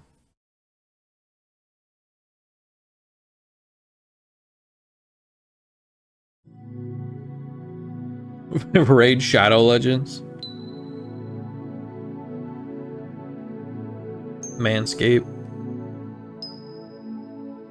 War Thunder. I mean, like, you know, if you get a Raid Shadow Legends ad, I'm not offended. Like, that's embarrassing, and I'm sorry. but like, you know, if it's like Turning Point USA, that's my concern. I don't want that here. You spoke with all the Guardians. You have seen this world for what it truly is, and you have decided not to do anything about it. You think you are such a saint. You're trying to be the good guy. I get it. You don't want to be a killer. But this is unnecessary evil. They are afraid of dying. Only you can help them. Do you understand they are suffering? So why aren't you doing anything about it? Are you too good to kill? Or are you curious to see what happens if you don't? I see. You don't care. You just want to see how far you can push me. Oh, I'll show you. I'll show you how far you can push me, human. I'll show you suffering.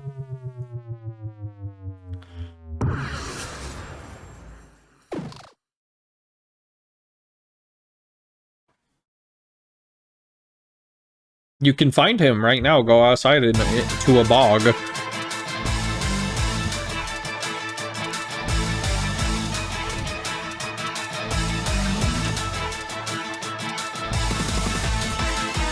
Go to your local bog. You will find him. Best song?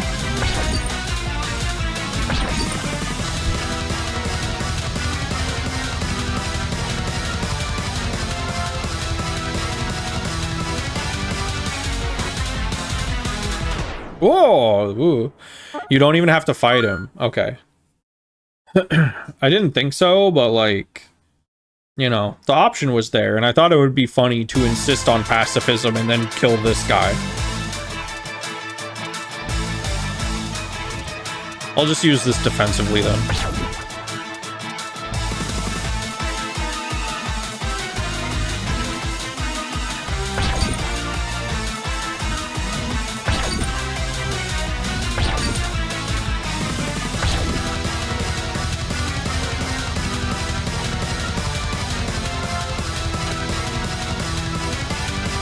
Oh, yeah, this looks like a this looks like a fight I might need like baby mode for eventually once I tire of losing. Partly also just because it's like I've been here for, you know, I've been sitting here for like a few hours at least. Stream is going on like 6 hours.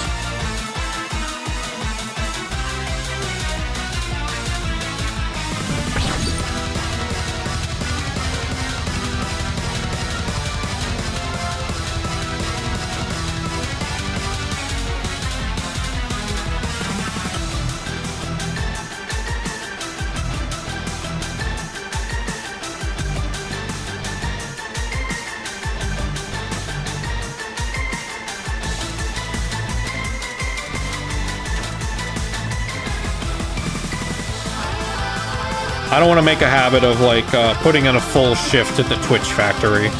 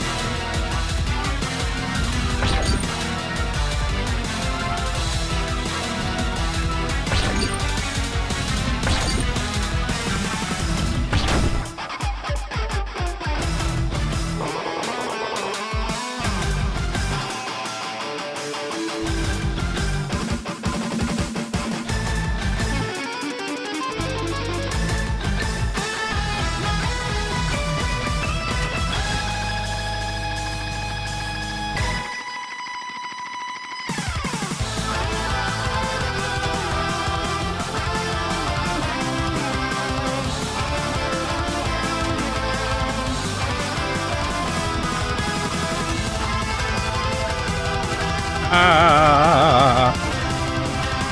Fuck. Oh, there's a checkpoint. There's a checkpoint somewhere? There was a checkpoint, maybe? Oh, wow. This fight has checkpoints. That's kind of crazy. Considering the other ones that didn't have checkpoints were so fucking brutal.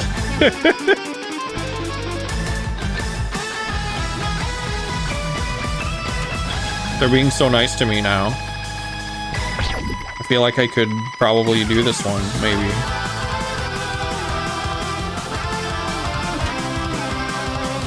keep this shit on hard.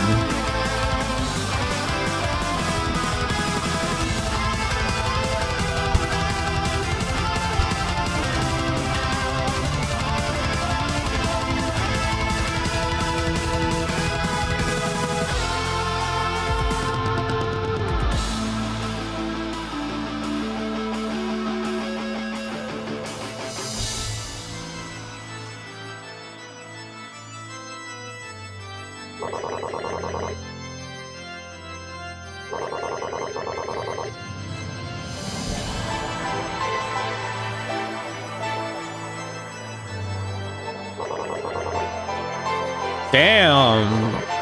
So mean for someone who's like, you know, asking me to do a big favor.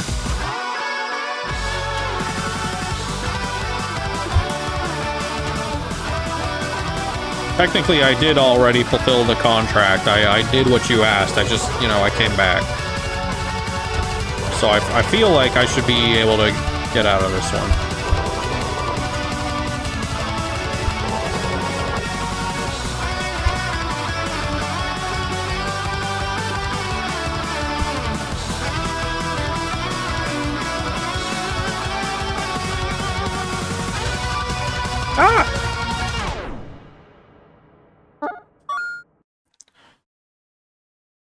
Please restart me from at least the organ section. Okay, hell yeah.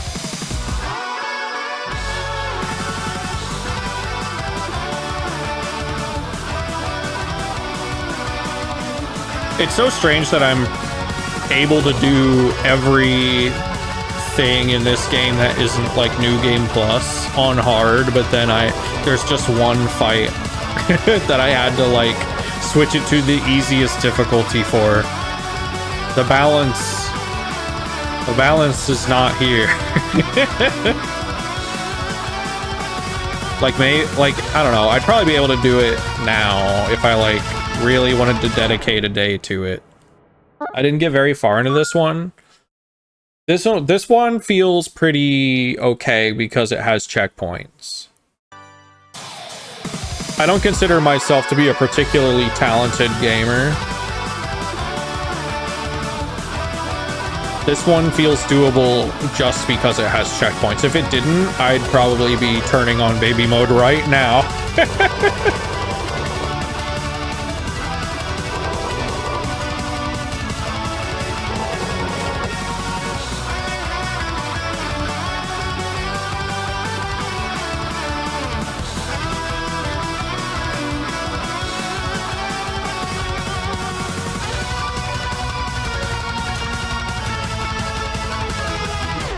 Damn.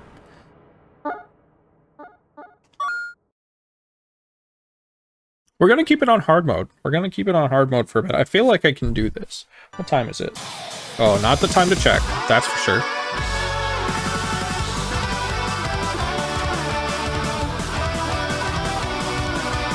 I don't think it's gonna go too long. Maybe I don't know. There's probably stuff after this fight, right? This feels like the fight, though, right? Like, they definitely are making this feel like this is the fight.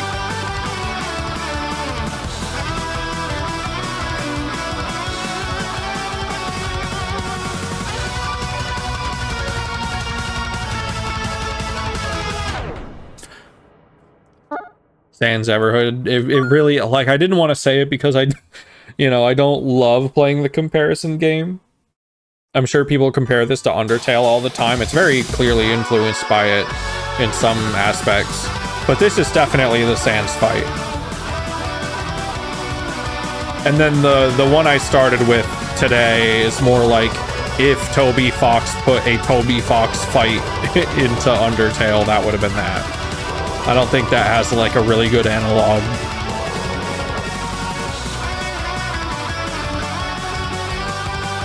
A Toby Fox fight that was like 10 times harder than Sans.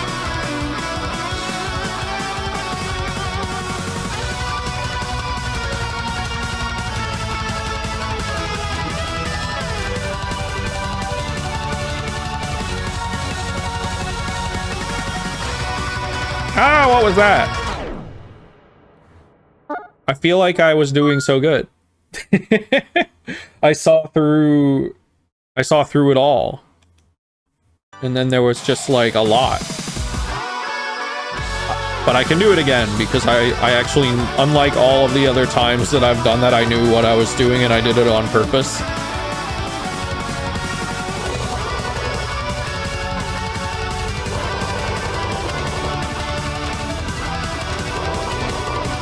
Oh, damn.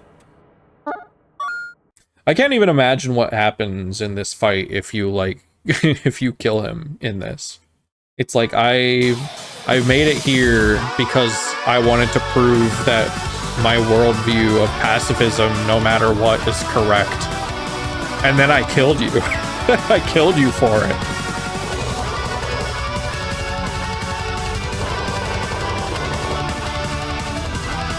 I should put a self-insert into a game. Well, I'll read that next time I die, or if I win. I should always assume that I'm gonna win.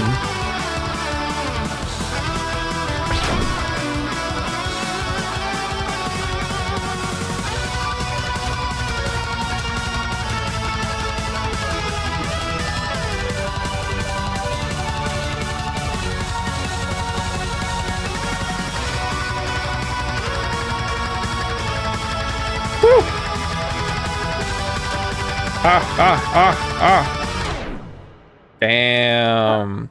I should put a self-insert into the game as an optional fight, but I just die instantly. I ain't that strong. That's good. That'd be really good.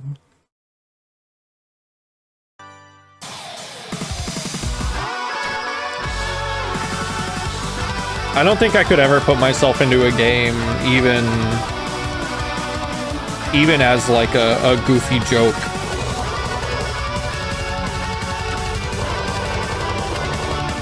Unless I was like directly addressing the player and being like, thank you for playing my game. But that'd probably be the only case I'd do it. At least that's how I feel at this exact second.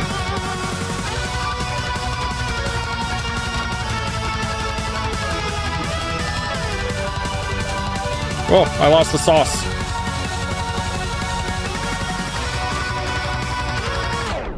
Damn.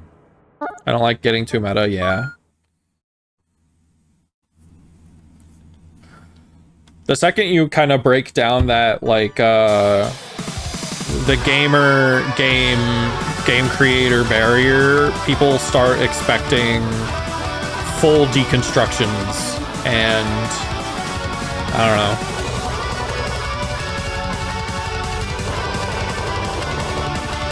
We're living in an era, too, where people very much expect your game to have, or at least a lot of, like, narrative games, they expect them to have those kinds of elements now. Like, just out the gate. Or at least with indies. That's probably not true of, like, RPGs and stuff that are, like, more well-known. Y'all already played Undertale? Yeah.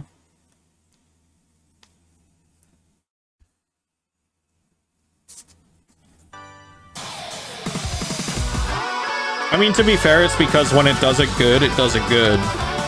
Like, it's extremely enticing when it's pulled off well.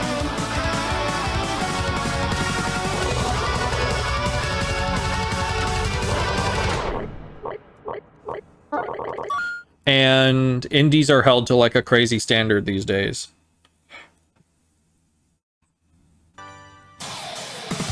Like, the standard for what an indie game made by a small team or one person is like ridiculous now. And then people expect you to charge very little for it.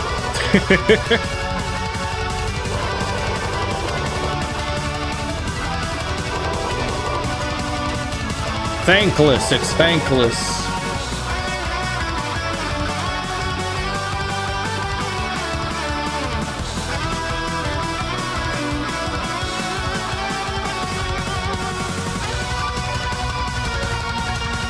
There's the sauce.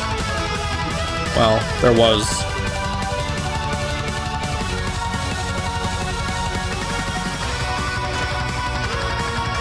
What am I looking at? Damn. Pacifism is actually bad and you will get awesome hard fight with Hot Frog.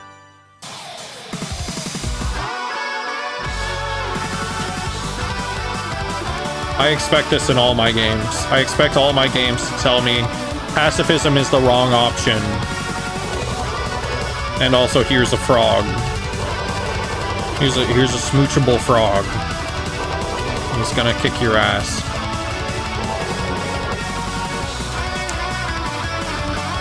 I really do wonder how much the decision to make a game where pacifism is the wrong option, or at the very least the game tells you it's the wrong option. I wonder how early that was decided. Because it feels like it was a very early decision and the rest of the game was kind of like built from that. Because they were like, oh, let's do inverse Undertale. But then you have to, like, find a way to justify such a thing.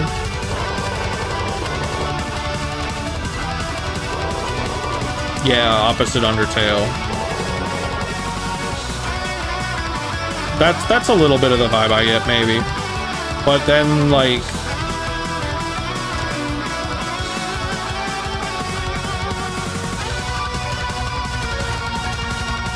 The thing is, though, is, like, those elements of Undertale are very much tied to, like, real things.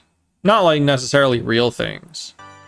But Undertale is the way it is because it is commenting on the specific ways that players interact with and play with their games.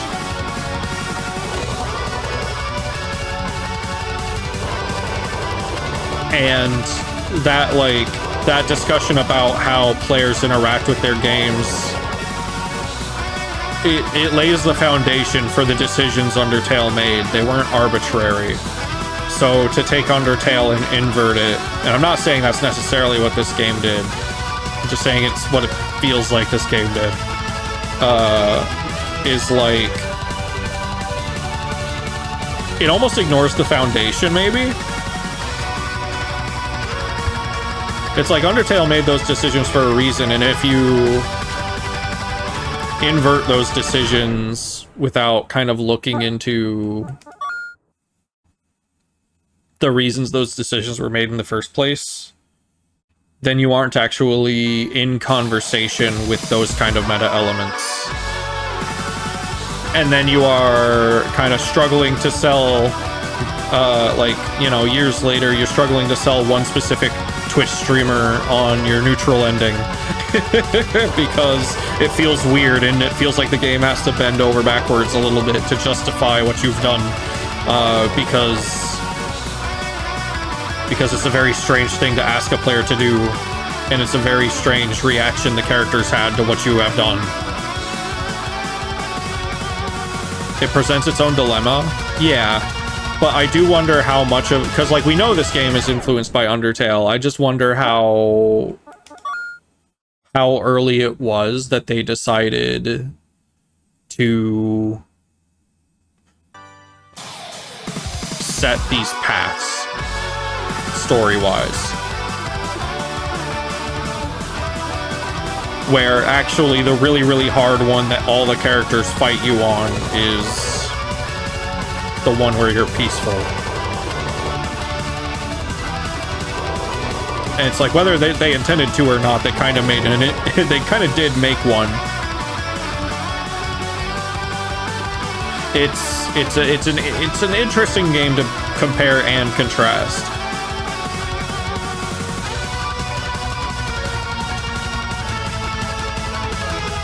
Even if it, you know, it deserves to be looked at on its own merits, obviously.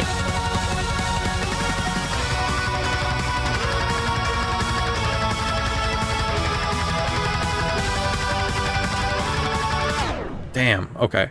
I need to grab those. I need to have my wits about me and grab those. Not interested in making an Undertale, and we'll have to hope people might... Yeah.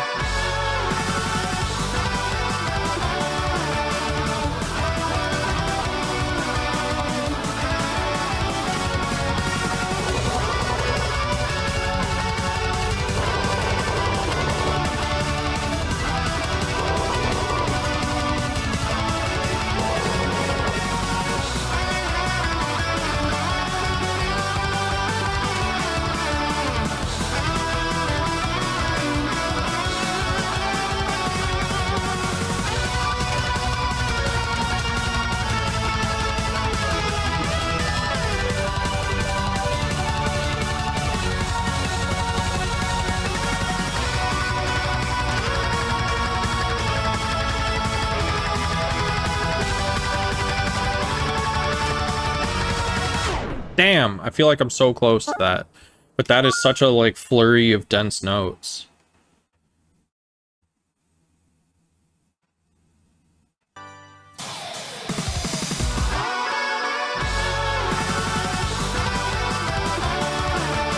Like, this one specific section of this song is, like, extremely a roadblock for me right now.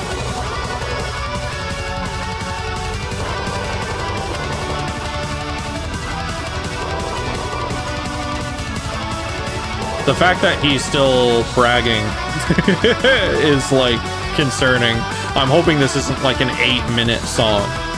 But I'm starting to think, because it's a power metal song, and he's still bragging that it might be an 8-minute song. And I'm starting to understand maybe now.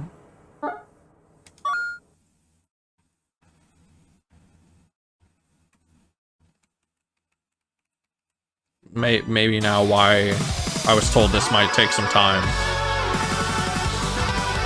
It's probably a fucking 10-minute epic. And that's why there has to be checkpoints.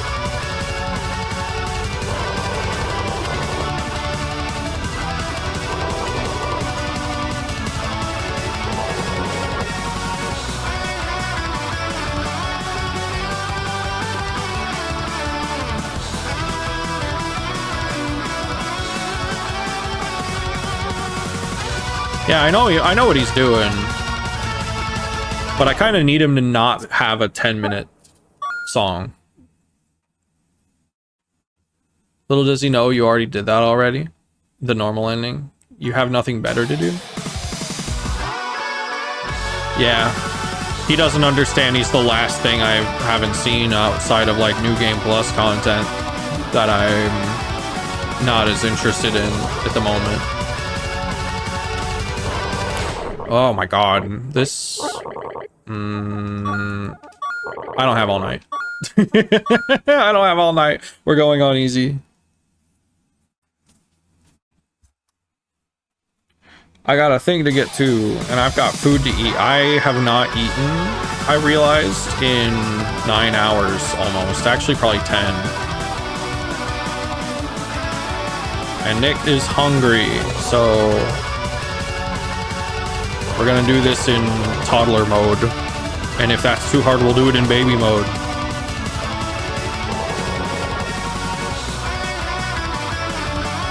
I just need to tank that one, like, really difficult part. If I remember the fight correctly, you died at the last second 3 times.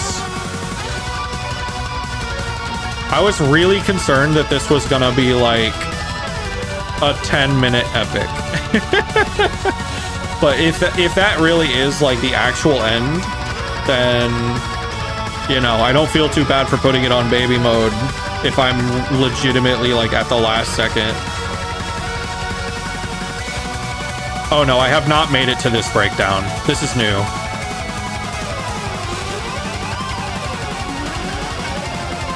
Ah! Also, welcome in. Hello. I am...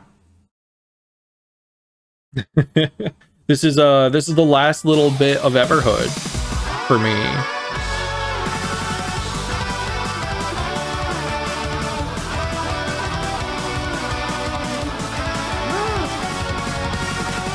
Owie.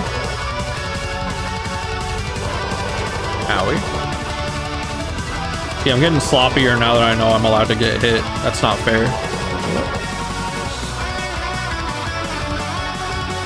This guy watching me, like, that definitely should have killed him.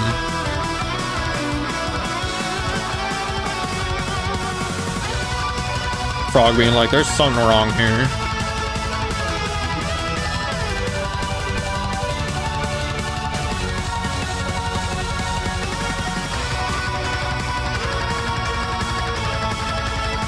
But it's also just like, you know, it's so hard to like comprehend what's even happening to you in this section.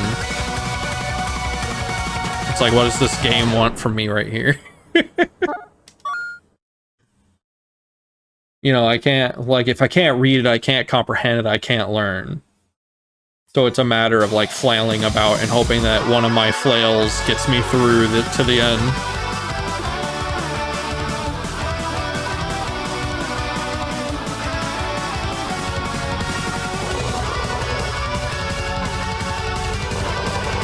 But I feel like this little endpoint that I keep reaching now does feel very, like, I can't imagine it actually getting heavier than that in a song like this. Can I grab the walls? What do you mean grab? Oh, grab? Yeah, I can.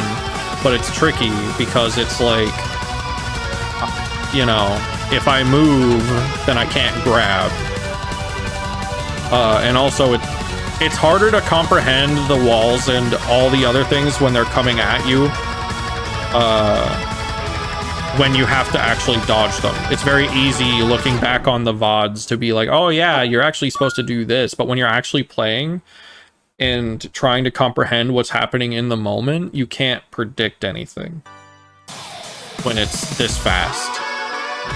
Like, I do not have the reaction time to say, hey, press the other button this time, and also stay in front of the wall instead of dodging it.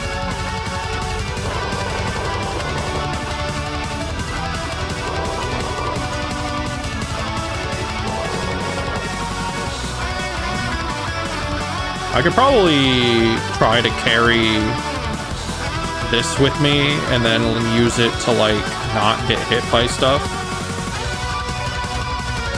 Except if you get hit, you drop it, so like, what's the point?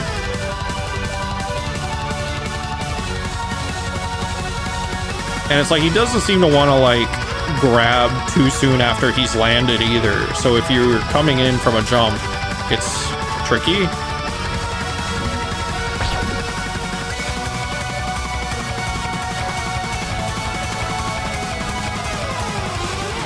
Ah, come the fuck on. It's so rough. But like, so close to the end. Oh my god, the screen said not responding for a second. That was scary. Ow. Ow.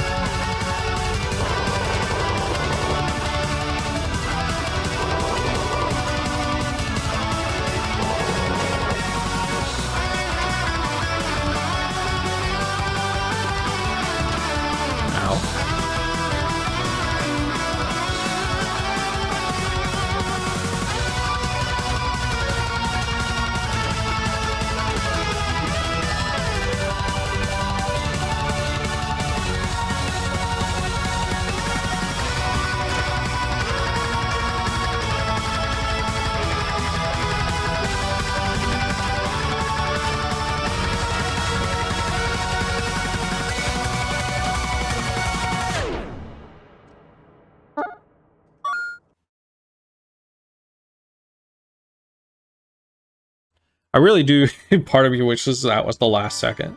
This section is like a lot harder and a lot longer than the parts that came before it. That's for sure.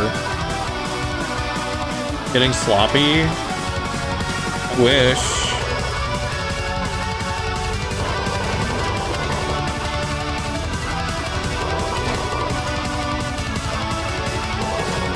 It's just that this section of the song kind of sucks ass. It's really, really good, but it's also like I would love to get through it. is my current reaction.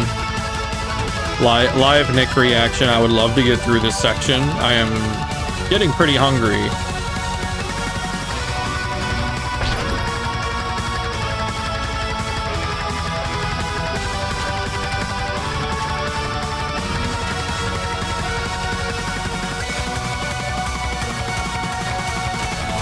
And like, you can only grab so fast.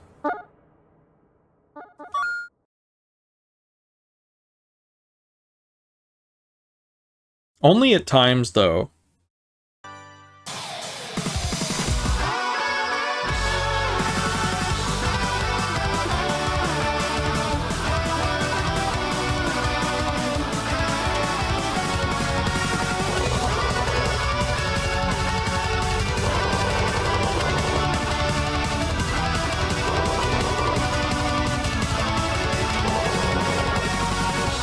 I was just reminded of, remember when Katy Perry made a song called You Are So Gay? This was before, like, I Kissed a Girl came out, I believe.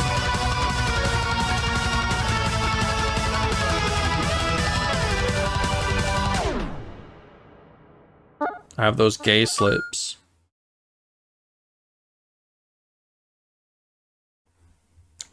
Always hug the left in this fight. I mean, the left was my, like, my special corner for some of the other fights. But, like, if I go to the left now, I'm gonna have to learn the entire left side. And then what will all of this have been for?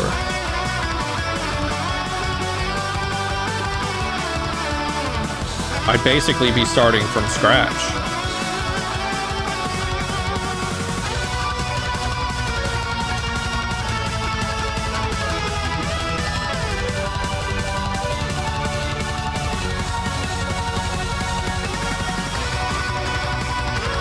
I mean, maybe it's easier over there.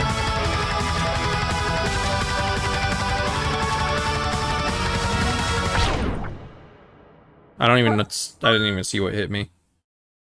I thought I jumped. I yumped.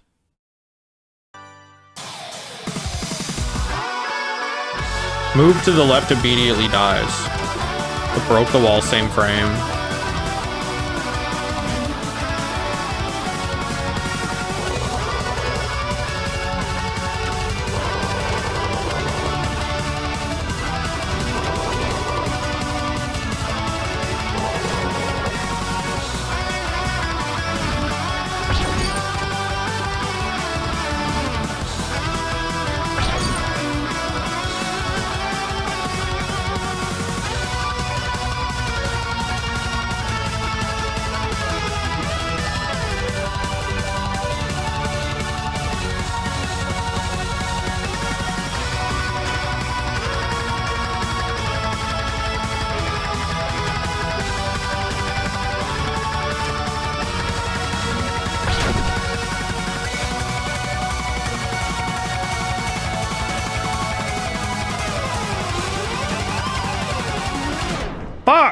I pressed right.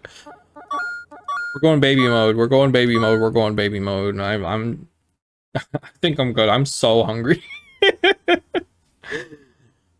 think I'm you know, I think I've seen it. I've seen it many, many times. I've seen this part. I'm no longer fascinated by this part. Baby shutter. They're saying it every day. See, this is what Frog could not have predicted. Frog did not predict that I had a backdoor into just let me play the game mode by playing a lot less of the game. We're even going to try the left side.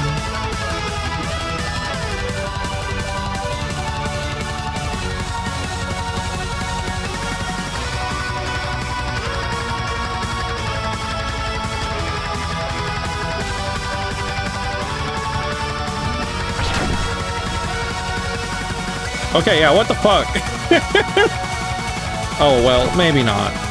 Eat, eat, ooh, eat, ooh, eat,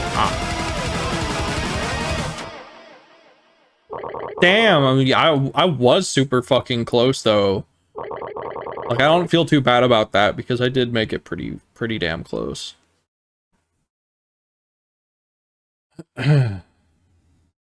Sorry, Frog, you have to live in purgatory forever with the rest of us, but at least there's a mushroom rave.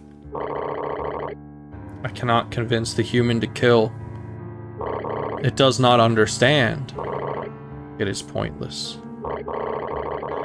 Please, I don't want to punish their incompetence. My incompetence. Damn.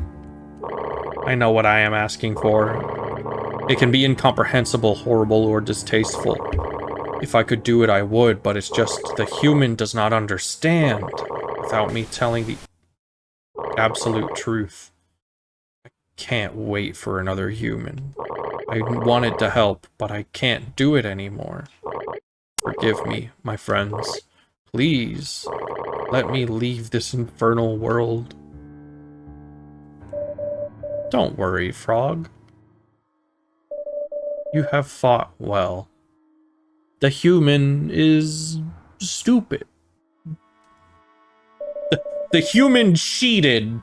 The human cheated by turning on baby mode. Aww. But as you know, you can never return here again. I understand. Let me come home. He fought so well. Hello, human. You done fucked up. You are free to leave whenever you want. The others will continue to live their lives through eternity in their egos as it has been. Only death can release them. It is how it was intended. If you have come here to receive an ending, I can't give it to you, as you are the ending. You are free to leave, but you can return any time you like to finish Frog's request. I hope you enjoyed your time here. It has been great watching you. Until next time.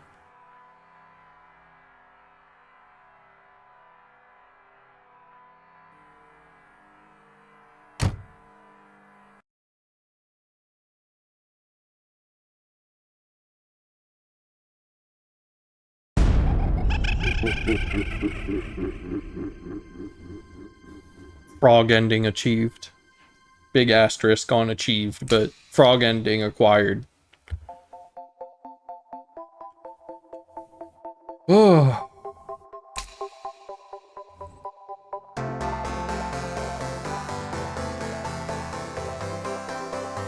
That's gonna be Everhood. That is, I think, final Everhood stream. That was a doozy. That was... It says recording for 6 hours, 50 minutes. Cut a half hour out of that for the pre-stream.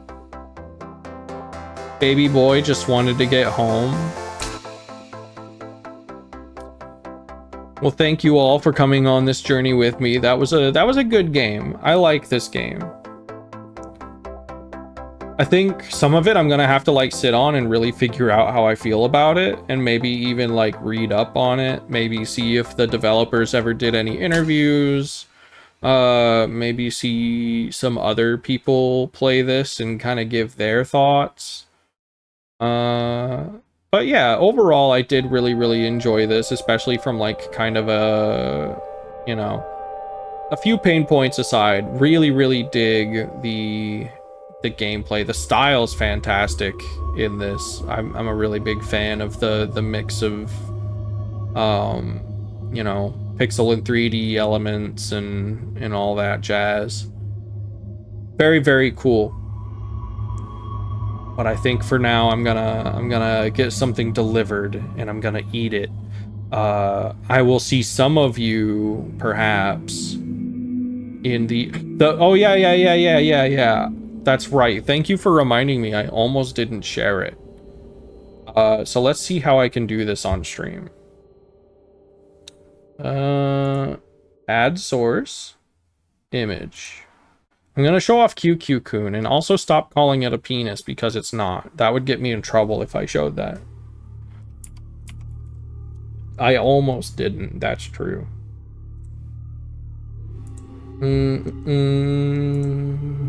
Art. Gallery. Safer work. I would have drawn that, I think, 2010s. No, I'm joking. I'm a little bit joking.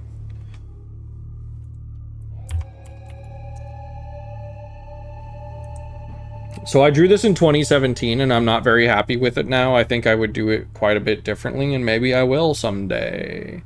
I've drawn several pieces of Yume Nikki fan art over the years. This is one of them.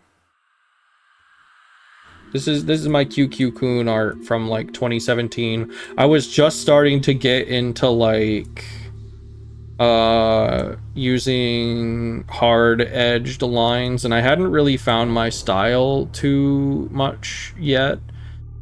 God, I can't believe I made this when I was in college, because in my brain I was like, yeah, that was a piece I made in high school. This is like this is not at the college level. But then I remember that it's like, you know, I'm a hobbyist.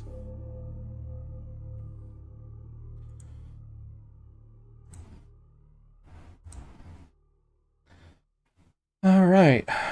Well, have a good night, everyone. I am going to see who's all streaming. Maybe drop you off somewhere.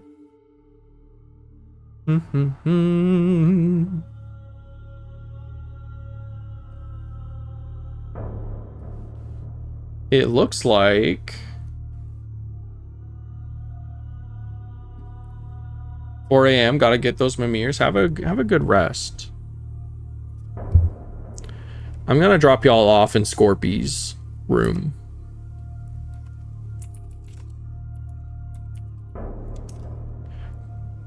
Oh, Scorpy doesn't allow raids. So I'm going to drop you off instead in Markatoto's room. Let's go say hi to Mar. Mar is doing art.